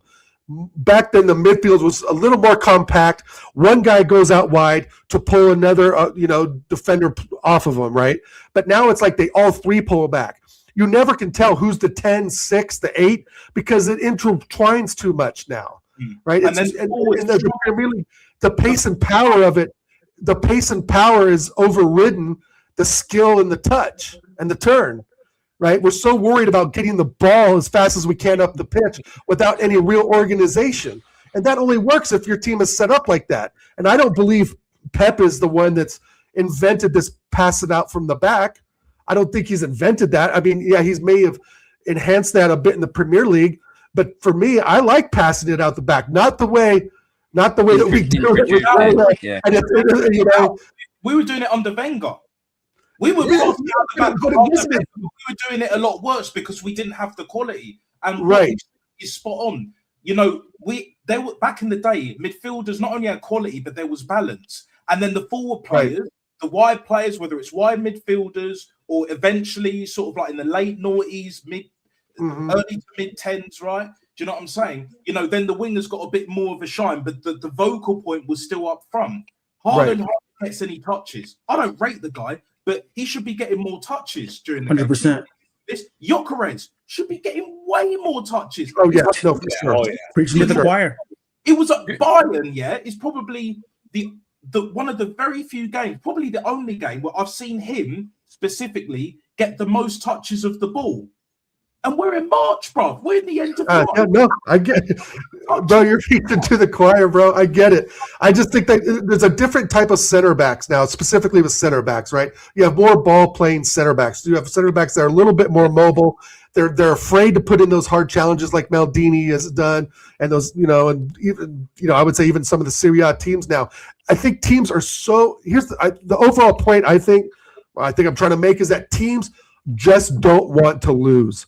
Like, that's it. They would rather draw than actually go out and play football and actually give it a go and lose 1-0 or 2-1. And I get that, right, to a point. But you have to attack in some cases. You should have, like, I think we're blessed with having Gabriel and Saliba, right, because Saliba can be that ball-carrying center back. Gabriel can be the hard man, make the tackles, the last-minute tackles, but he's had his bozo moments in an Arsenal shirt. We all know that. But the thing is I think just the type of center backs are different now, right? They're a little more mobile. Like, I would say Saliba's faster than Maldini, right? But Maldini's positionally better at times. I mean, I think Saliba's great too, but Maldini's heritage, in reality, Maldini's won, 10 times as much as Saliba has. So he's IQ as well. Off the scale, right? Yeah, 25. So I think that's to really hit the nail on the head overall with what he was saying earlier. So yeah, bro, the game of football is changing. It's evolving, but it's not evolving in the way that it's entertaining, right? It's just not. It's fun. I still think the Premier League's the best league because I do like the pace and power of it. And of course, I know the players more. I know the names. I know 5 players that play in the French league, bro. I don't watch it, right? I don't, and I just think that's some of it too. And I don't know. I don't think it's like you guys were saying earlier, like it's a manager's fault. Like I don't put Pep at fault for playing a certain style, and people copy that. People are going to copy blueprints that work, right? That they think will work. See, I like the way you segued that. Do you think that the reason why the teams are more worried about getting a draw than losing is because of the amount of money at play in the Premier League? 100%. And that's the reason why it is. Yeah. Because for me, I think the whole reason why these teams play the way that it is because it's such a rat race to get as much money as possible in the Premier League. When you look, and this is part of the reason why I have a problem with how the Premier League is set up. There should be no such thing as PSR.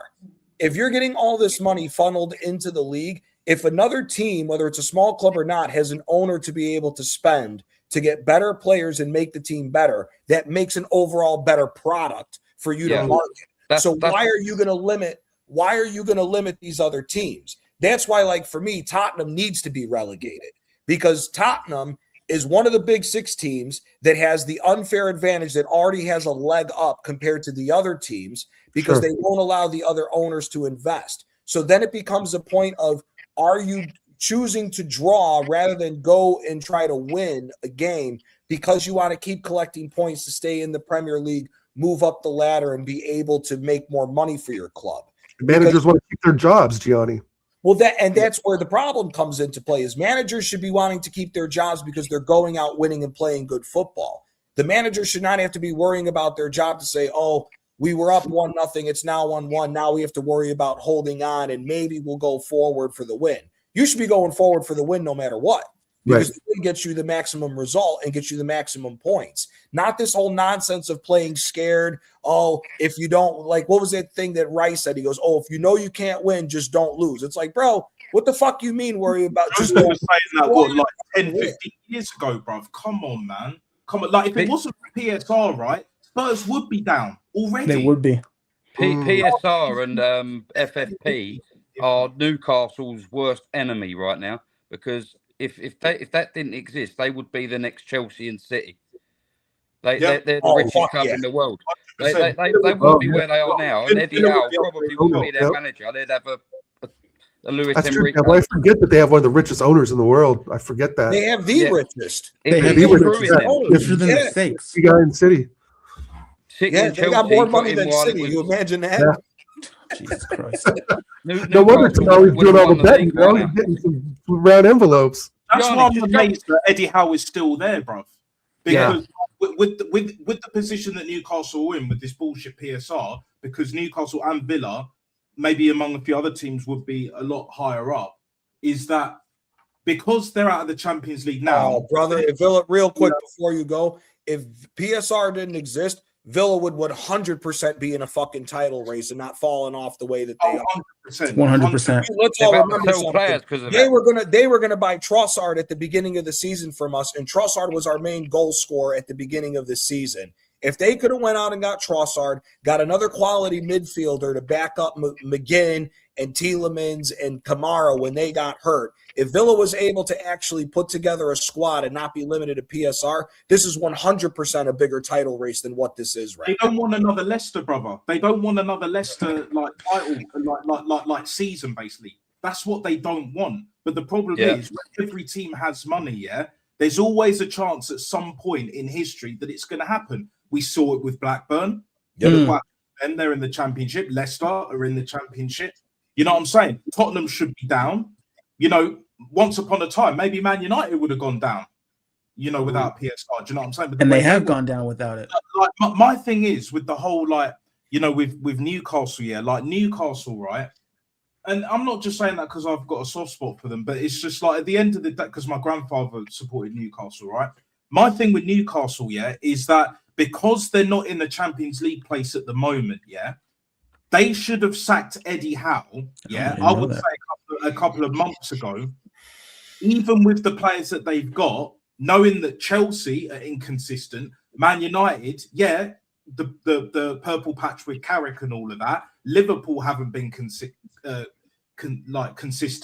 you know, they haven't been convincing as well either. Do you know what I'm saying? So they had an opportunity, but the problem is with Newcastle, even if they get to Europa League, like, it's not the worst season, but again, it's you know, from what they won last year, the League Cup first trophy in 56 years, 67 years, 60 years, something like that. 70 years, the last one in England. Do you know what I'm saying? It's just like, and with them being the richest owners, it shouldn't be happening, bro. It shouldn't be happening. They should be in the Champions League. But you know what? I actually disagree with you. I don't think they should be firing Eddie Howe. I think Eddie Howe. I'll be honest with you. I think Eddie Howe's done the best that you can do with that situation. Oh, 100%. Because of the fact that you can't invest the way that you could. I mean, I'll rate Eddie Howe. They sold Alexander Isak. They went on a whim and signed Voltamati, and they signed Wissa. Wissa hasn't kicked off the way he was supposed to, the way everyone thought it was going to be from Brentford. I mean, and then you look at Voltamati, he's been good, but he's also been spotty. I mean, there's a reason why, what's his name? Anthony Gordon's won his way into being that striker for them in that rotating three when you got Gordon and you got Barnes. The strikers ain't done it. Yeah, so it's for me, I think Eddie Howe's done a good job. I think the problem with Eddie Howe is same thing like with Emery. He's limited to what he can do because of the restrictions to it. Because I think, again, let's take away 60% of the money that Newcastle has, so it's not a crazy amount of money that ownership has. If you gave Eddie Howe more money and a more complete squad, I think Newcastle's a continual top 4 threat. Not just what if Eddie Howe goes to City? I don't know if Eddie Howe can handle City. No. I think that's a big jump. I don't think he's an elite manager, but Gianni, that's why we disagree, because like I'm not saying he's done a bad job. I think Eddie Howe is a very good coach. I've always rated him. I think he's done a phenomenal job. Like even before Newcastle at Bournemouth, I hear it. However, where they are right now, even with the restrictions, even with the players that they got, Newcastle need a manager. They need someone else to get a lot more out of them, even with that limitations. Do you know what I'm saying? Like there was talk at one point, Jose, I think to get them to Champions League and to get them higher, I think that ship has sailed personally, but they need an elite level manager. But again, Fabregas. It's difficult. Look, it's very difficult because there's not a lot out there. Hang on. I'll tell you what, yeah. If Fabregas went to Newcastle, let's say next season, Fabregas goes to Newcastle, yeah, he gets rid of certain players that he doesn't rate. He'd have them balling. Not only will he have them balling, but I reckon that he'll, given enough backing, even with the limitations, I think Newcastle will be a lot more consistent and they'll be back in the top 4. Now, I'm not going to go as far as saying they'll be on a title charge or remotely in a title charge like Villa was this season. It could happen, but even with, let's say, for argument's sake, Fabregas got the job, I don't think it would happen straight away. But like just something a bit different and playing, for example, if Tonali's still there, for example, might do, might not. But let's say Tonali stays another season, right? Fabregas would get a lot more out of him than what Eddie Howe's been getting out of him. Like you were saying earlier, like Gianni, you know, when Bruno Guimaraes comes back, even the likes of Visser and that, Voltamada, you know, the defense will be better. You know, the goalkeeper will be better. And even Ramsdale, do you know what I'm saying? Like, do you know what I'm saying? Like, they've got some good players there. They've got Livramento and all that, but it's just they need to go up another level now. As well, as great as Eddie Howe has done, like, even with especially with the restrictions, it's like, if they want to maintain Champions League, with what Liverpool are going to be doing next season, what City are going to be doing. I mean, even Chelsea, even though they're finished, do you know what I'm saying? But Yeah, more so Man United. More so Man United, and you can add Villa into that equation as well. Newcastle can't have the same season next season as they have this season. Hell no. That's the point I'm making. So I would look, if Eddie Howe manages to get Champions League football just, I'll give him all the praises. Do you know what I'm saying? He's done a great job. Won the trophy last season, didn't happen this season. You know, got knocked out by City in the FA Cup. Look, it is what it is, but they just need a next level. Whereas with Villa, I think Villa have got a manager to get them competing.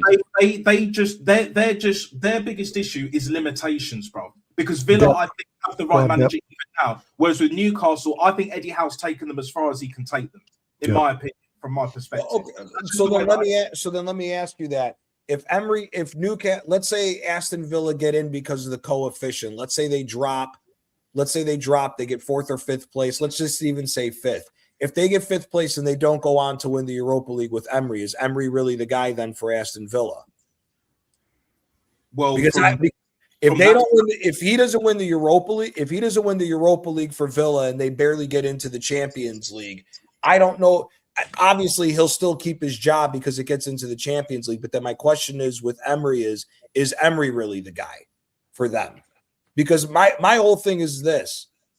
Aston Villa, Unai Emery has to win the Europa League in order to maintain, because the way Villa are going in the league right now, Villa may very well drop out of the Champions League because they have been shit. They have been fucking shitting up a storm the last month with these results that they've been getting in the Premier League, and they may fall out. And if they do fall out and they don't win the Europa League, Emery's going to have a huge blemish on his career for that, because of the fact that Villa has spent what money they've had to put together a decent team. Ooh. So then my He's question, won it like 4 times. Big up, lads. I've got a bounce. I've got a bounce. big up, Right? All right, Dan boy. Thanks Hey, for having J-Boy, me on, great to G. meet you, my friend. Jimbo, I Big up, appreciate mate. you. Big up, Jumbo, man. Big up. Take care, bro. See you tomorrow. Good Big up night. the chat. See you all tomorrow. See you. See you, mate. Okay. Take care, mate. I've just got to say this, yeah. I've just looked at the Europa League results, yeah. Like Roma lost to Bologna and they lost 5-4 in aggregate, so they're out. Which means Villa, Gianni. Remember I said, I think Villa will win the Europa League, and with Roma out now, who you were tipping to be one of the favourites, Yeah. Unai Emery is a Europa League master. The only 100%. reason he didn't win it with us is because, for me, he was shafted by the board and the players in the final let his ass down. Do you know what I'm saying? They just flopped, especially in the second half. But even with the restrictions, Unai Emery in the Europa League knows how to get it done. And they're putting all their eggs in the Europa League basket. Unai Emery has done it before. Yeah. He's done it with us. He's done it with Villarreal. Done it with Sevilla 3 times in a row. Like Villa, I think will win the Champions League. Sorry, win the Europa League to get into the Champions League. Against Forest? To your question, Gianni, he'll be that guy. And if he doesn't, then he's not. I'm all about accountability rather, as you know, innit? If he don't win it, I think they need to look elsewhere, innit? Yeah. I'm very Is it a Forest Villa final? Could be, Ooh, but they're on the opposite sides of the I mean, this is bracket. the same fan base that dismissed the Europa League, by the way. This is the same fan base that dismissed the Europa League. I have a feeling Porto. Yeah. Maybe like Well, Relden too much. have an outside shout. I would put my money, even though I'm not a betting guy, I would put my money more on Porto compared to Forest, because Forest are fighting for their lives, isn't it? Whereas Porto are, like Always they're contending. in, so I don't know where they're at the moment. Like, I mean, if you look at the draw, right, Bologna have Aston Villa, Porto versus Nottingham Forest. So Nottingham Forest is going out. yeah, Porto's winning that. Yeah, I want Forest in the final. I would love Forest to be in the final versus Villa. No, I hear it. Fuck that Greek. Fuck that owner. Fuck the brush. I think Villa will beat Bologna, but I think it'll be just. Do you know what I'm saying? I think they'll just do enough in it to beat Bologna. I think they'll smoke Bologna. Oh, you think they'll smoke them? I don't know how bad Bologna is. They're in eighth. They're in eighth place. Oh. They're in eighth place. They're 5 points behind They're 5 points behind Atalanta. They're trying to chase down Atalanta to get that Europa Conference League position. I don't see Bologna. If Bologna throw all their eggs in the basket for the Europa League, they're going to get smoked because their defense ain't that good. I'll be honest with you. If Aston Villa barely beats them, it's bad. It's a bad look on Villa because that Bologna team is not what they were. Their defense is weaker. Their midfield is sus. Orsolini's having a suspect season. He's had good moments, and he hasn't had good moments as well. I just don't think – I think Italiano, all he's trying to do with Bologna is basically say, look, I won you a Coppa Italia, which was massive because they haven't won in like 50 years. But the league position, he's not going to do what he did his first season there. And he's probably not going to get them European play. He's only going to try to focus on the Europa League now because Italiano's playing for a bigger job after this season. I just think Bologna is going to get destroyed by Villa. If they pulled an upset, then hey, fair play, and then Bologna may be then the favorite to go on and win because they already have experience at winning a cup under this manager, and they just beat the big dogs in the tournament. Because I think Porto standing is the second best team left. To what you said, Nat, I think Nottingham Forest is going down. I think Forest isn't making it to the final. I think they got way too much to worry about in the relegation fight. Yeah. They got to beat Spurs, man. They got to beat. They Spurs. have to beat Spurs. Like Aston Villa. We will be there. They're beating Spurs. 100%. Like, you know, they've already Aston beaten them Villa at home, so it's let's hopefully get a league double for Nottingham Forest. They will. Let's see the Tottenham meltdown. Once we win the Carabao Cup, they lose. The meltdown will be proper. The only worry that I have about Spurs coming back is Spurs did look better against Atletico, but I don't know how much of that was because Atletico put out a bunch of their second team players in that second leg away. So yeah, I think they didn't care because they knew that the game was over anyway. So I watched that game and it did kind of look like that. There was still fluidity there, but it was like bit part. It was bit part. My interesting thing, you know, just very quickly going back to Villa is like they've got a lot of players injured. What is it? Tielemans injured, McGinn. Is Onana still injured and all of that? They bought Tammy Abraham in and all of that shit. They got Douglas Luiz as well. Sancho and that. I think Kamara's still out injured. So once they get them players back or whatever, like okay, I'll be more inclined to agree with you, Johnny, because I do think they'll beat Bologna either way. But if they smoke them, fair play. You know what I'm saying? But I said they'd win the competition either way. Yeah, you did. Whether by a little or by a lot. You know, I didn't expect Roma to lose, but I didn't see that one coming. I was waiting to see Forest. Porto going through. Forest need to beat Spurs, innit? Do you think Real Betis will win the Europa League? What about Real Betis? Real Betis are in the Europa League, don't you? I don't know if they have enough. They'll have enough in the end. They'll fall short in it. Like does Betis have more than Porto? I don't know. I think Porto are better. I think Porto's definitely better defensively. Offensively, it's like hit or miss with Betis because it's like they rely so much on Isco and Lo Celso to have a good game for them to be able to go forward and score. So it's really all dependent on what Lo Celso and also Anthony as well, like Anthony to get that. And Anthony too from here and there. The thing is with Real Betis, do you guys remember watching the Conference League final like last season? In it when they played Chelsea. Yeah. Because I expected Chelsea to win, but when Real Betis were up, I was like, "Go on, Betis!" Do you know what I'm saying? Just defend well, hold out, maybe get another goal if you can, and then see them out. But they couldn't hold on, innit? They just got overpowered. They got overrun in the end. And I think against a better team, especially this season, like they'll struggle, innit? Do you know what I'm saying? Whereas with Villa have got the squad depth. Yeah, they've got injuries. But Villa are just a better team, and they're putting all their eggs in that basket. They're not in the same position as Forest. Forest are struggling. Porto, I think, like you said, better defensively for sure. And I just think they'll have enough, even in the midfield and up front, to just put teams away. Because what is it? They beat Stuttgart 2-0. Yeah, they had a man sent off, but it is what it is. Do you know what I'm saying? They're 7 points clear in the league too. So the only thing that could right, okay. They're in first place in Portugal. So the only thing that may throw off Porto is if they got to make a tough decision to choose between Europa League and the Portuguese league. But knowing Porto with them, they're going to go for both. They can't lose to Forest. Do you know what I'm saying? They can't chuck it. Do you know what I'm saying? Not against like a relegation fight. But it's the thing that I don't know if I trust Porto at the City Ground. I've got to be honest, bro. I mean, I think if Forest go to Porto, they could get smashed, maybe 3-0 or something, 3-1. But I don't know if I trust Porto away. At City Ground, it all depends on what Forest's midfield does. Well, I mean, Anderson there, and I'm thinking. For me, I think that there's more if Porto, like Quaja's saying, if Porto beats Spurs, that's going to be the momentum. That's going to be massive momentum for them, bro. Yeah. And like they've got Gibbs White, Anderson. Yeah. I mean, Ryan Yates had a great game today. I don't know, man. I think Igor Jesus is an okay striker and can perform against a Portuguese league. But I think away to Porto, very tough for Forest. Yeah. Home to Porto, I'm not so sure, man. I'm not so sure. So now since we have Chique here and we've alluded to it now, I want to bring this game up and tie it into the game at hand Sunday. Who watched that Real Madrid ass kicking?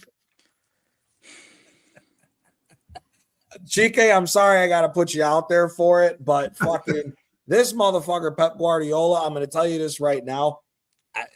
this may be beating my chest as an Arsenal fan. If he sets you up the same way he did against Real Madrid, we're going to smash you in this League Cup final. I'm just going to be honest with you, man. That high line, I don't know where the hell Pep Guardiola thought that high line was going to handle going up against Vinny in the open space that you guys were giving them. And the crazy thing is, right at the beginning, Valverde was in again. Yep. Valverde was in again right from the beginning. It almost seemed as if Pep Guardiola just like, no, we're going to keep doing this. No problem. Everything's going to be all good. You know, the City fan base was talking about a remontada. They could do it at home. And I'm like, there's no fucking way. Nice. And this isn't even a full strength fucking Real Madrid team. What did you think Guardiola did? What did you make of the Real Madrid game?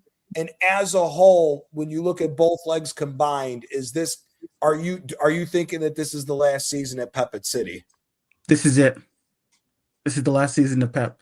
I mean, there's no way you set up that high of a line and get exposed by a team that has more than half of their guys out. It's just no.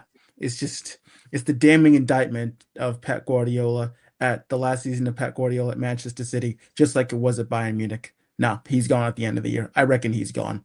The decisions he's making, just the tiredness, you could see that he's mentally drained. You can also see that he's suffering from a bit of Alzheimer's, because why you play Semenyo in a number 10 position when his best position is out on the wing beats me. And just the way he got smoked kind of reminded me of when he got smoked the first year he was at Bayern Munich, when they got smashed 5-0 by Real Madrid in the Champions League semifinal. That literally had the exact same feeling to it. The difference is that Bayern Munich had way better players than this City team does. So I just overall the whole Champions League with City and Pep Guardiola has really been horrendous. And Gianni and I have discussed this. His Champions League runs have been horrendous ever since he's been there. Like the one season we won, it was great and everything. But overall, the Champions League runs by Pep Guardiola, by City, have just been horrendous. The bad defeats, 3-0 by Madrid, the 3-0 by Liverpool, the 4-3 by Tottenham, the 3-1 by Lyon. I don't even want to talk about that. But just the Champions League results by Pep Guardiola, by Manchester City, have just been horrendous and shocking. And that's really all I have to say. Do you think with what happened with City going into this and now coming into the Arsenal game, is this... I've said the whole time that whoever wins this ends up winning the league. I actually think after the situation with you guys, if you guys manage to beat us for the title, I still don't think this is going to push you guys on to win the league compared to us. Hell no. I think if you guys win the League Cup, it would be a hurt to Arsenal. The problem is that you guys are so dysfunctional. If you pop up for one game, you may not show up for the next, which has pretty much been the way City have been since the turn of the new year. Arsenal gave up the lead that we had in points to you guys, but you guys haven't taken advantage. You've actually found a way to fuck it back up towards us, and it's been Pep playing hot potato with Arteta to see who wants to take the lead. I personally don't think that the League Cup final is going to make the difference now for the league, but I still want the fucking title because I've never seen Arsenal win this title, 1. 2, this sets the standard now for me that I think we're going to go out. We have a very good way. Arsenal have a very good possibility of winning a domestic treble this year, in my personal opinion. Like I said, I'm not sold on us winning the Champions League, but domestic treble I can 100% see us doing. Do you think there's a possibility that you win at the weekend? No. Or do you think you're just showing up and we're winning? Showing up and vibing. What's your prediction going to be then? What do you think the score will be from your head? What do you think right now? What you're thinking right now? 3-0 Arsenal. I would love that. I said 3-1. I was giving you the benefit of the doubt, TK. Jeez. 3-0. 3. My thing about TK, my thing about City is that you have phenomenal season, right? The first season with Holland, ball over the top, goal. Ball over the top, goal. Why is Pep deterred from that? Where's Phil Foden? Alzheimer's. Yes, Alzheimer's. Too much scratching. Where's Phil Foden? What happened to Phil Foden?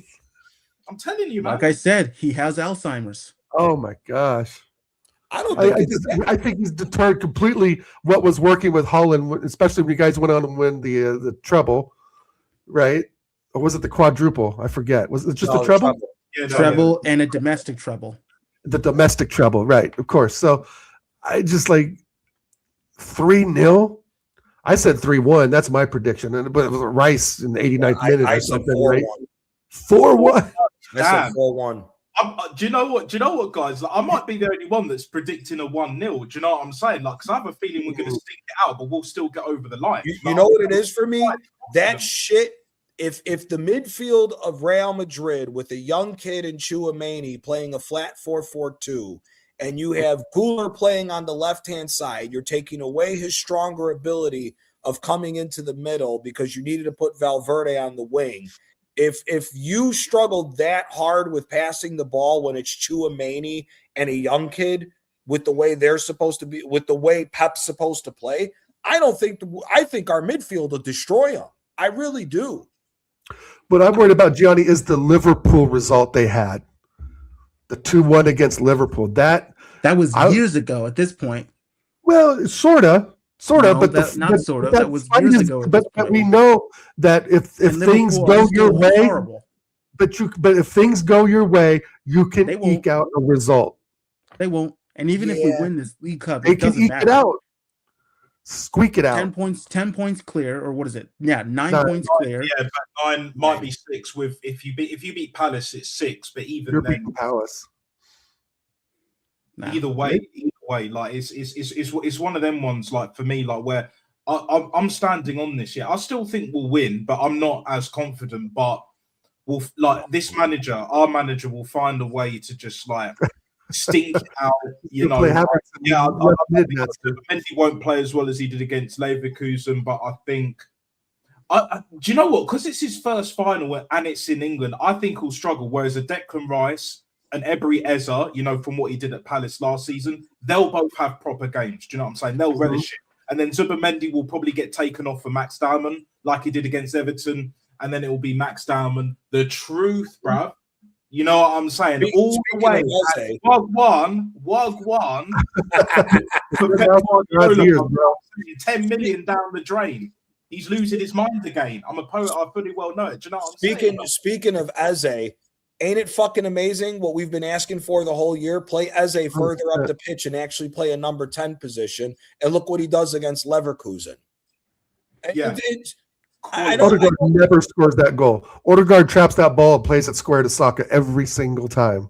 No, he takes too many touches. After 17 touches. He passed the ball U-shaped sideways, he would have passed the ball to the side. Right. He passed it back to the goalkeeper. And then he would have ran a little bit. He would have ran here, would have ran there, looked busy, right? You always got that one. If Odegaard would have played instead of Eze, we lose that game to Leverkusen. If Odegaard would have played that game, we lose to Leverkusen. And this manager knows it, bro. This manager knows. Yeah. Just very quickly, this manager knows that he fucked up with siding with Odegaard over Ethan, which is why I believe Ethan will stay. Now, whether Miles Lewis-Skelly will stay, I'm not so sure, but I reckon Ethan will. I'm not 100%. But I'm 90%. Do you know what I'm saying? Like, because of Odegaard not playing. Odegaard's gone, in it. Nick and the living God. Quadra says. He's gone. He's gone. He's out of here, bro. What do you say, Quadra? Odeclap?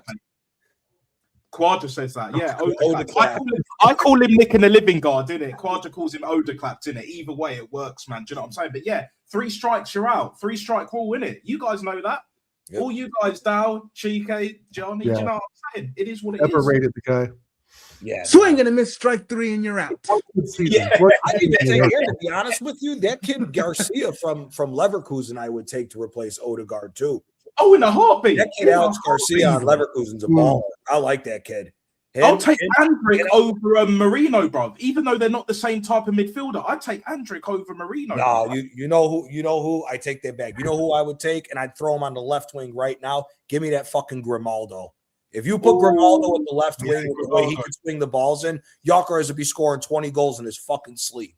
To be honest, I'd take Paul Pogba over Martin useless guard. Living guard, bro. Grimaldo I'd take Paul Pogba over Martin useless guard. Even in the absolutely. Give me Paul Pogba in a heartbeat. Gianni, give me Salamakers, I bro. don't care what Give me people say. Salamakers. Yeah, man. You know what? Salamakers. I would take him as another. Since we're going wholesale and getting rid of wingers, I take Salamakers in a heartbeat to be a rotation winger. That kid's so fucking smooth on the ball. Who gives a shit if he doesn't score that many goals? That kid's ability to dribble, open the play up, and find passes is insane. Who does he play for? Milan. AC Milan. He's one of the reasons why Milan's in the title fight with Inter. Allegri being smart and putting him as the right wing back, because that has been one of the best moves that he did, because he never got his shot at Milan. Milan kept sending him out loan to these different teams to see. He was at Atalanta, wasn't he? Was he at Atalanta on loan? Was he on Atalanta? No, I think he was on. Where did he come from? Was it Atalanta, or did he come from? Was he a part of the Bologna sale? I know he went back there. Yeah. I know he went back there for loan. I don't know if he was sold. Gianni, I would take Conceição right now over Trossard. Oh, that kid's a fucking. I would take Conceição right now. You know what, guys? I would even take Big up, Ozzy. as backup. Ozzy. I would actually take big up Ozzy. I would take. Would you guys take Ismail Assar as backup, like a backup winger? The guy from Palace. From Palace, yeah. 100%. I would. Yeah. He's an AFCON winner, even though they took it from Senegal, which is a disgrace. Way. That Disgrace. It is a disgrace. That's a disgrace. What happened with that? Do you know what I'm saying? It's a disgrace. Do you know what I'm saying? All these African nations, boycott it, bro. Boycott the fuck out of the AFCON, bro. Boycott it. Every single side, even the Algerians and Tunisians and them man there. Do you know what I'm saying? Like the north side of Africa, innit? Mediterranean and that. Boycott it, yeah. Everyone bar Morocco, yeah. Boycott it, yeah. Nat, do you think a Premier League? You think top 4 Premier League clubs are going to be looking at Sarr this summer? Like maybe even City? Yeah. Man United. Yeah. The question is, if Napoli's linked to him too. If other teams are looking for him to start, then it would be, even though we know we can offer the money. Do you know what I'm saying? Like, it would be difficult to get Ismail Assar, to bring him into the squad, knowing that he's probably got a couple of other options in the Premier League or even outside, like Liga, maybe Serie A for sure, La Liga, like where he'll start. Do you know what I'm saying? That's the only issue that I see potentially. Right. Because for squad depth, we offer him the highest wages out of everyone else. The only ones that would match it or beat it would be like City. Chelsea used to be able to match up. Maybe Liverpool. They're not doing that anymore. Liverpool, maybe. He'd be a dog at Liverpool. United, he'd be a dog at Liverpool. Yeah. He fixes that right hand side a lot. Yeah. He fixes that right hand side a lot. Salah ain't doing it. And bye Salah. Salah's gone. Sayonara. Salah's going to Sayonara. He's going to the Saudi league. He's going to cash his bag in Saudi. He doesn't really. He's washed anyway, mate. I'm saying 600 a week. That penalty said it all. That penalty miss said it all. I mean, he was start padding yesterday. I mean, he got a goal and assist, and people are gonna say, but he got his GA yesterday. Oh God. So with Salah gone, let me ask you guys real quick. With Salah gone, do you think Liverpool find the money to get Rodrigo? I think Rodrigo's not going there because of the ACL injury. I think they'll look elsewhere now. Yeah. To be honest with you, I think either Liverpool. I think Liverpool might go for Güler, if I'm being honest with you, because Güler. Interesting. Madrid's going to have to sell somebody, and I think Güler. For me, I've said this to Sam Madrista, who was in the chat earlier. For me, I would actually get rid of Vinny Jr. if I'm. Oh, you have to. 100%. Really? You have to. Yes. Yes. After that 23-24 season, he's fallen off massively. I mean, everyone was talking about, he should have won the Ballon d'Or. He was this and that. 2 years ago, bro. 2 years ago. Near Ballon d'Or. He's never been that good anyway. Do you remember when he first came? He hated real. He couldn't control a fucking football. And then after a while, he got better. Similar to Ousmane Dembele. Now, fair play to Ousmane Dembele. I know he's had injuries and all that. I like Vinny Dembele. Jr.'s got the GA and all that, and we know he's got the P&P, more so the pace than the power. but at the same time, it's just like Vinny. I've never rated him like that. Kylian Mbappe is similar. The only difference with Kylian Mbappe is he puts the ball in the back of the net. No, yeah, exactly. You know, Monaco Mbappe. If you play him up front, that like TT roll up front, Mbappe clear. See, I mean, if you look at that, I think he should be playing left wing, and that's why you get rid of Vinny. If I'm Real Madrid next year, if you can dump Vinny Jr. to Saudi for 100, 150 million, you do it. Your starting line is Paz is the number 10, Guler out wide on the right, and Mbappe. Kvaratskhelia, Madrid, left side. I would love to see it. I'm here for I'd it. pay money to see that. But you know what? No, I want Arsenal to go get him. I want Arsenal to get 120 million on that. Yeah. Knowing that he'll play for Arteta? I think he only comes if we win. You get him because he would force Arteta out. He forces Arteta out. Hey, he's not defending, dude. He's not defending. He's out of time. Time is running out. Time is running out. He's not tracking. He's not tracking back to do that. Yeah, come on, guys. He's not going anywhere. He's stayed in the French capital. Doing that. Do you know what I'm saying? It doesn't matter who we buy. None of them are going to be tracking back the way Arteta wants them to.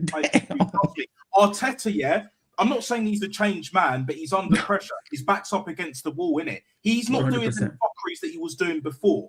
Do you know what I'm saying? Since 2023 and that. He knows he has to win. He can't do this fight a bum a week or a bum a month, innit? Like what Wilder was doing, innit? Do you know what I'm saying? He can't do that Deontay Wilder bullshit no more. You're at the elite level. You're in the big leagues. If you start losing big time, you're out the door, mate. Andrea Lafayette, bad boy Berta, mate, will get your ass out of there.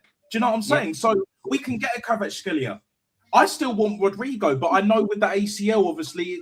It becomes. I don't think he'll pass his medical, though. I don't think he'll pass his medical with that ACL injury he had. I think it needs time to recover. Bearing in mind, Quadra, we did sign Kim Kallstrom with a broken back. So I'm not going to completely check on Kallstrom's name.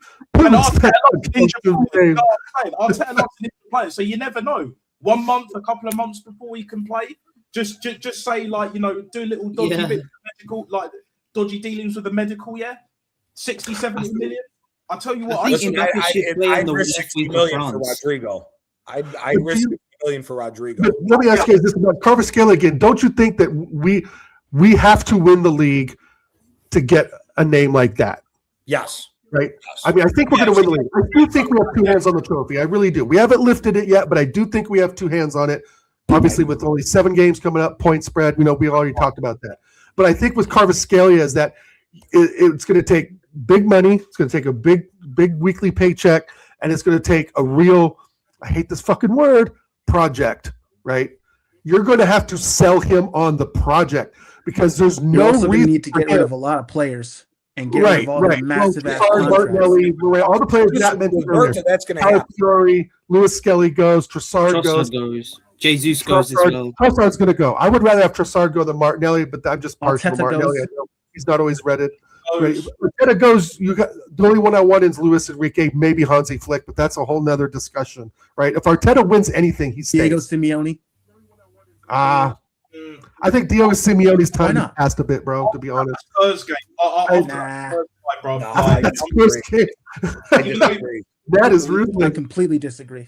I think Simeone. I think what I think is going to end up happening is this. I think Simeone walks at the end of this year, especially if he wins the Copa del Rey, because he'll leave Atletico with the title. I think he'll take a year off, and I think Simeone goes and takes over Inter. And I think by then, with 2 years of now both Milan and Inter owning their own stadiums, if their finances get straightened out, Inter now becomes a problem, especially because if you're going to get anywhere from 130 to possibly 150 million, if you're selling Barella and Bastoni, if you give Bet Marotta 150 million, he's going to retool and rewire that Inter team to be good for a while. And I think that's what he'll end up doing with bringing Simeone in as the manager.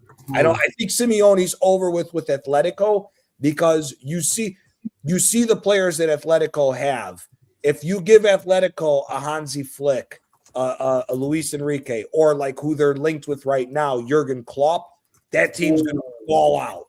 if they get an offensive-minded manager, because they can't play Simeone's brand no more. They just can't. Right. It's Simeone as well. Simeone's tried to adapt going forward, but defensively they can't do it. They can't do it. The defense ain't good enough. But also, they don't have the midfielders. Koke isn't the midfielder that he used to he's be. like 34 or something. Yeah, he's Koke's aged out. Saul Niguez is no longer there, and Saul fell off hard as shit after they won the second La Liga. And remember, the first team that he won with, remember what they had. You had Arda Turan on that team that was ripping everybody apart. You had Gabi. You had Gabi and Thiago as the two midfielders, which you couldn't get past them two dudes. You had Costa, and you had the best center back pairing in Europe for a couple seasons in Miranda and Godin. Yeah, Miranda and Godin were close. And on top of that, you had Felipe Luis and Juanfran, who were arguably one of the best fullback pairings for a team. Yeah, so facts. Defensively, that Atletico team was on a different level. Because look, you had the Black in goal as well. You had Prime Oblak. No, the first one was Courtois. Oh, it was Courtois. That was the next league. I think you're right, Gianni. I think it was the next Champions League that had Oblak, Jan Oblak. Yeah, that's the one. Yeah. You're right, Gianni. I think if Simeone has options, Inter's number one on his list. Far more than coming to Arsenal. But why not Liverpool? Why wouldn't Liverpool be on the list? Well, no, they probably would be, but I'm just saying I think Inter would be his primary spot. Like you guys say, money's there. He's going to go to Inter. He's not going to Liverpool. He doesn't fit Liverpool. He does not. You don't think so? Liverpool. Fuck no. Did you guys think Klopp goes to Madrid this summer? Do you know what I'm saying? What the fans were saying to him, yeah, that too. Yeah. There's that hate. There's a hatred with Liverpool and Atletico. Don Diego hate as you know, he's petty. Do you know what I'm saying? Simeone's petty. You think Klopp takes that Madrid job this summer, though? Because there's been rumors of Klopp going to Madrid this summer. Which one? Me personally, if I'm Klopp, I don't go anywhere near Real Madrid. I go to Atletico. Yeah, don't go to Real. You got new ownership. Anywhere near that team. Don't go anywhere near that team until Vinny's gone. Until Vinny's gone, then you could maybe debate it. Real Madrid's now a toxic place, though. It's a toxic place at the moment. Always has been. Yeah, because Real place. Here's the problem with Real Madrid. Real Madrid is not a team where you can have a manager come in with his whole, this is my philosophy, this is what we're doing, and if you don't like it, it is what it is. That's not the place for that. But wait a second, Johnny. Isn't that what Zinedine Zidane did? No, Zidane basically said, you're going to play open football. I'm going to just set you up, and you guys do what you want to do. When you have Di Maria and Ronaldo, you can do that in Benzema. And same thing with Ancelotti. And that was the problem when they brought in that fucking bum. Who was the manager from Spain that they brought in? And he fucked off. Del Bosque? No, not that. No, it was Lopetegui said, I'm going to come in. We're going to play 4-3-3. This is how rigid defensively we're going to get. And he was out the door in 3 fucking months. That's true. Real Madrid is the club where you have to do man management. It's all about managing the players more as like keeping them in good form, giving them a shoulder to talk to and all that shit. It's man management. If you look at that Bale interview, Bale said the whole time, if you go from Ancelotti to Zidane to Ancelotti again, all it is just technical work and no fundamentals. It's basically you guys are good enough to make it to Real Madrid. Who am I to tell you what to do with playing football? We'll do maybe 15 minutes of tactical work if it's Barcelona or Bayern Munich. But besides those two teams, you guys go play football. That's basically how Zidane and Ancelotti managed. And that's why Klopp doesn't work. You don't think Klopp can adjust to that or work with that? That's what I mean. You don't think so? Because I think Klopp's a good man manager. He's a good man manager, but he still has to play his system. Because you look at it from Liverpool, it's the same thing. Yeah, but let me ask you though. The reason why Xabi Alonso didn't work out is because he was not number one. He was trying to do this three at the back, and number two, his man management is nowhere near as good enough. He was talking about construction phases at Real Madrid. If you start, that's not good. No, there's no phases, right? It's out the door. Do you know what I'm saying? That's why that didn't work out. Arbeloa is the stopgap. We know that, but yeah, like you said, Gianni, I saw parts of the Bell interview. It's like Don Carlo to Zizou, back to Don Carlo again. It's the same shit. Yeah, It's the same type of managerial. Bayern Munich, maybe PSG in recent times. Do you know? Maybe. Do you know what I'm saying? Like, just play ball. So you're saying Klopp to PSG and Luis Enrique to Madrid, maybe? No, No. still wouldn't work. I think if wouldn't work. anything, Klopp to Still wouldn't work. Atletico. Klopp to Atletico. Luis I don't think they're big Enrique. enough, bro. Luis Enrique think to we're- City. Huh? Luis Enrique to City. I think that's Luis. I think Luis Enrique to City is if Pep leaves is a very, very, very. I don't know of any other manager they would bring in but Luis Enrique. There's He two. should be coming to us, bro. He should be Nah. coming to us. Oh yeah, exactly. Now, exactly. No way. Pep has said in the past that he either wants the guy Michel from Girona to keep it within the City group, or they want Dessert, or he would like. Michele was meant to be that guy, innit? Michele was meant to be that guy from Girona to come in. I wouldn't be surprised if it's him next. Good manager. If they do that, City's not serious about winning again. I'm sorry, they're not. There you go. Wait, say it one more time, Johnny. I'm sorry, I didn't hear you. Michel from Girona because he's in the City group. Oh, because hell no. Girona's owned by the City group, or there was talk that Pep was talking about maybe De Zerbi, but No. I don't think either one of them should go there. No, Shit, I think way. that's Luis Enrique's job if Pep leaves. I got to be honest. It's not Allegri. It's not fucking. No, It's not Zidane. It's not. Yeah, I mean, it's just. It only makes sense because PSG. Luis Enrique's dealing with attitudes there as well. Let's be real, right? There is some attitudes on that squad as well. And if Luis Enrique goes to City, GK, you'd probably add more to this, but I think that you have a complete revamp. Yes. I think you go get some of the top players available. That whole back four changes. Foden's gone. Holland becomes still the focal point, still maybe another season or two. Doku's gone. Yeah. Right. Savinho's gone. I mean, it's a complete rebuild. And I'd take Reiner's Luis gone. Enrique as the top manager. That would be able to go to City. Not that they wouldn't want to, but be able to win over the board, the ownership, etc. Oh, 100%. You know what? Yeah, I think Don Diego would do well at City. But like what you were saying, Gianni, I wouldn't be surprised if he takes a year out and then he goes to Inter. But Diego, I think, would do well at City. I don't think he would. Why not?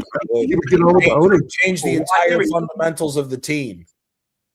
You run right into a situation of what it was with Conte at fucking Spurs, even though it's to 100,000 times less of a degree because Spurs is shit. You run into the same exact situation. If you bring Diego Simeone into City, and let's say the first year Simeone wins you, let's say a cup double, you finish second. The following year, you finish third and you win one of the cups again. They're going to want him out because he's not going to be playing the same scintillating football that Pep played. You know, City, that's the reason why I say when you talk about City's, when you talk about Pep's exits in the Champions League with City, I don't think it's as bad as what you say because he was the one that had to build the foundation for City to be respected in the Champions League in the first place.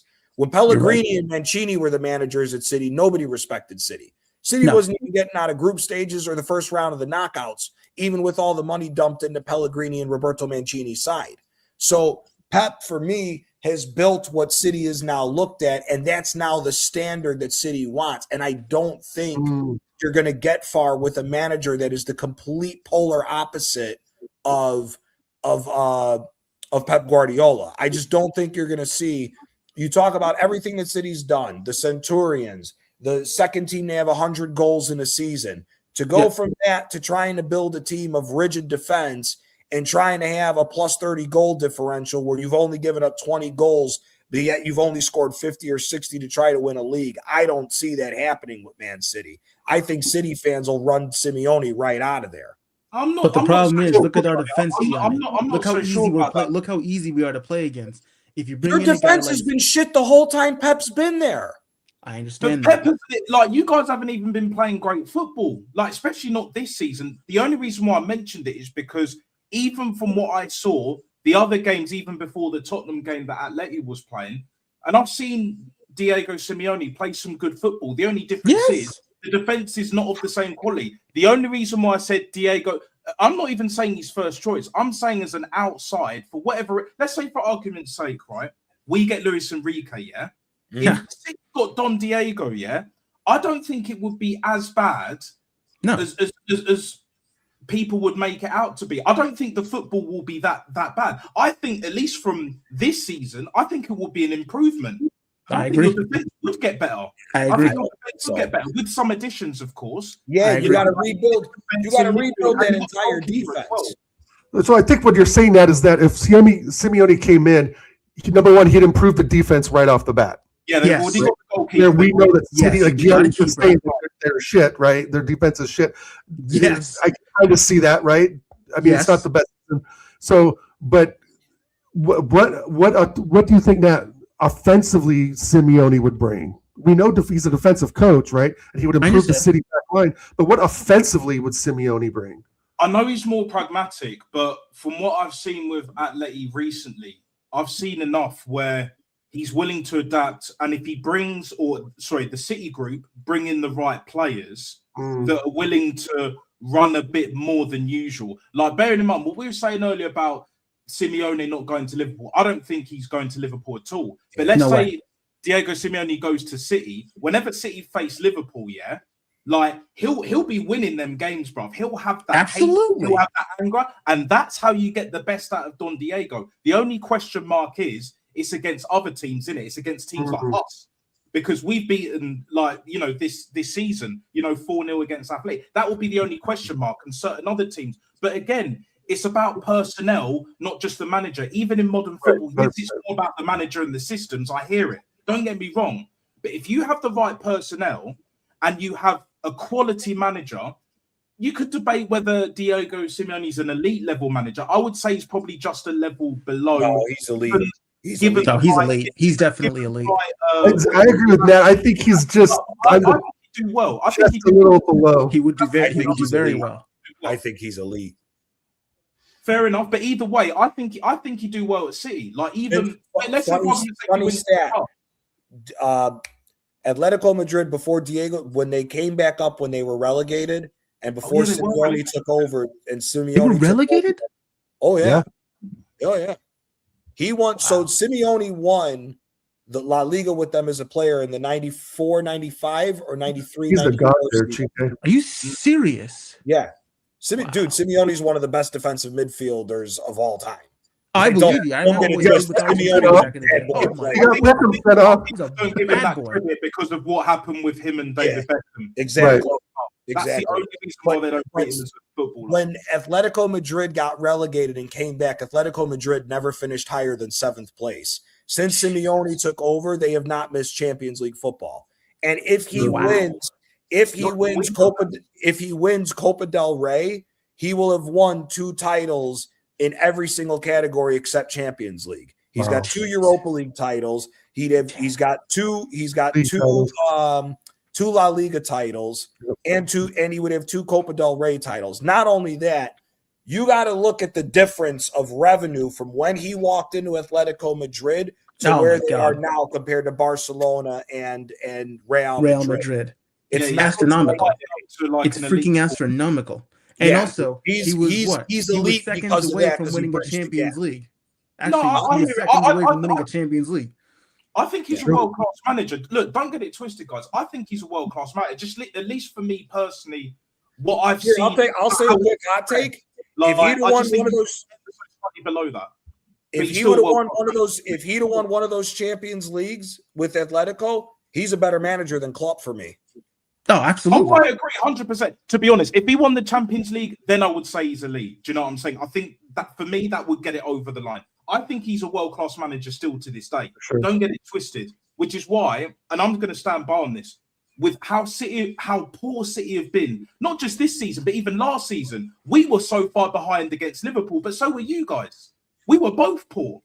And we somehow managed to scam our way to a semi-final of the champs, innit? Do you know what I'm saying? But a Diego Simeone, even with this Man City team getting rid of the players that you need to get rid of and then bringing in the additions, you've already got the goalkeeper, fix the defense, rejig the midfield, get Turkey. Turkey will start. Yes, he will start. Under Diego. Do you know what I'm saying? Yes. Whether it's in the pen or whether it's on the right. Do you know what I'm saying? Trust me, he'll get a lot more out of what I Pep is agree. getting out. Yes, this is what I'm saying, Gianni. This is what I'm saying, Gianni. Cherokee would have to be the secondary striker for Haaland to work in that Simeone system, because you're going to need somebody to be creative with Haaland up top. 100%. But that, the only question is then you got to rebuild. You got to rebuild your central midfield. Yes, I agree with that. He's a number 10. Like I know. Yeah, but he don't play that. He doesn't, because Pep has dementia. Cherokee would have to adapt Alzheimer's. his game to. Cherokee would have to adapt his game to play like Griezmann, or he would have to adapt his game to do a little bit more defensively on the wing. I think he's good enough to play the second strike. Like technically, I think Cherokee good enough to play second strike. He's talented.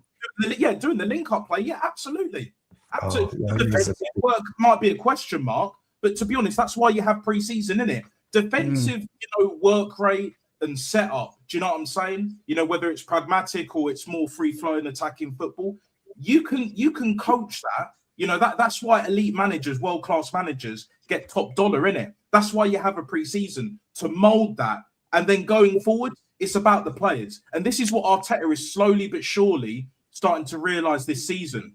That the likes of Ebery Eze, do you know what I'm saying? Declan Rice to a degree, Hincapié, Timber when he's fit. Do you know what I'm saying? Like, even Gyökeres more so with the goals, yeah? Those are the players that are going to get him over the line, not his tactics. Do you know what I'm saying? I'm not going to say Arteta will deserve no credit when we win stuff. Do you know what I'm saying? But at the same time, ultimately, Gianni, I'm sure you'll agree with this, it's ultimately down to the players at the end of the day. Even in modern day football, I know it's more focused on the manager, but at the end of the day, the players are the ones playing, and they have to get it over the line. You can make all the tactical changes you want. You can make all the substitutions, the starting lineup, the in-game tactics, man management, whatever. If the players don't perform, it's not happening. Look when we faced Chelsea in the Europa League final. Yes, Chelsea had a better team on paper, but they weren't doing well. Like they had Eden Hazard and all that. They had Jorginho in the. They had Eden Hazard, bro. Our players flopped in the second half. Yes, we should have got a penalty, but bar that, if we'd have kept our heads and these players didn't fucking fold and disgrace that fucking great manager in that competition, we would have won it. Probably. Yeah. But again, I want to bring this up for you guys because after this, we're agree with everything you said, Nat, about the players. We're going to talk shit about Chelsea here for a sec. Oh God! Before we talk shit about Chelsea, we need to get into that. I watched this earlier. I'm sorry. I agree with Rooney. Wait, what did Rooney say? I didn't know what that Rooney said. that Neymar was not as good as everybody hypes him up to be. I 100% agree with him on this. I agree with some of that too. Neymar was fantastic at Barcelona when he got to play with arguably the best striker at the time in Luis Suarez and the best player on the planet in Messi. The problem is this: you left Barcelona to become the man at PSG, and on top of it, you went to PSG when it's not the Ligue 1 of the early 2000s. Right. No. You basically won every year walking into the league without even kicking the fucking ball because of the difference of the amount of money. Not only that, what made it even worse for Neymar was anytime there was a copacetic team in Ligue 1 that could play for a full season, he lost. You got smacked up by a 17-year-old Kylian Mbappe. You got smacked up by Timwe Bakayoko. Jesus Christ. Lacazette at Lyon. Well, Lacazette at Lyon, yeah, but Lyon didn't win with him there. He was at Arsenal. He was with us. Yeah. But at the end of the day, look at Lille. Lille sold Gabriel Magalhaes to Arsenal for big money, got an old man in Jose Font to come in to replace him, and Lille was able. Gabriel used to play for Lille. That's where we got him from. You got from Lille. Yeah, Magalhaes came from Lille. Yeah, he did. Yeah. We went and bought, what was it, like 20 million euros we got him for? Lille sold him for fucking 7. I think it was 27 mil. 27? Yeah, but Lille, we got Eden Hazard as well. Do you know what I'm saying? Yeah. So Lille sell him, and then here's the best part. The main striker that helped win them the league was Burak Yilmaz. You remember him? Oh, I remember. The big Turkish striker on Galatasaray during the 2010s. Yeah. He was the main striker for that Lille team. You got a 34-year-old and a 36-year-old leading the team that were well over the hump, and Lille ends up winning. And it was so bad that you gave up the lead to Lille, because that was the year that Pochettino took over and lost in the semifinal. You were so bad that year that PSG came together and said, we need to go sign Messi for us to get over the line against Lille again the following year. I'm sorry, bro. Too many people have revisionist history on what happened with Neymar. You went to Ligue 1 when it was nowhere near the league it used to be. It was a foregone conclusion every year that PSG was going to win because of the crazy amount of money. And let's all remember something. Look at the team that they had when he walked in. Lo Celso was one of the hottest wingers on the fucking planet at the time as a youngster. Julian Draxler was balling at Wolfsburg and fucking Schalke. I think we're still linked to Draxler, Gianni, if I'm honest. Yeah, we probably still are linked to Draxler. Yeah. He's even still playing. That's He's playing 2013. in Saudi. I think he's playing in Saudi. Yeah. He's But in you Saudi, also, Edison Cavani was one of the best strikers on the planet when you walked into PSG at the time. Cavani was If with it, you- bro. PSG had a monster team. You had a monster team there. You showed up when you wanted. And then what the other part of this that everybody forgets about Neymar is Neymar's the reason a lot of them coaches got fired. Yes. Because coaches tried flexing their muscle to say you need to stop partying and take your sport serious. He would get them fired because of how much money he was owed by PSG. Look at the difference of PSG as a club when they tried playing the Galacticos bullshit till now. Night and day.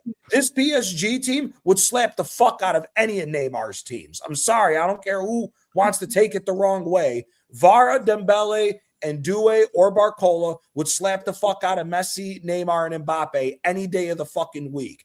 And I'll end it on this.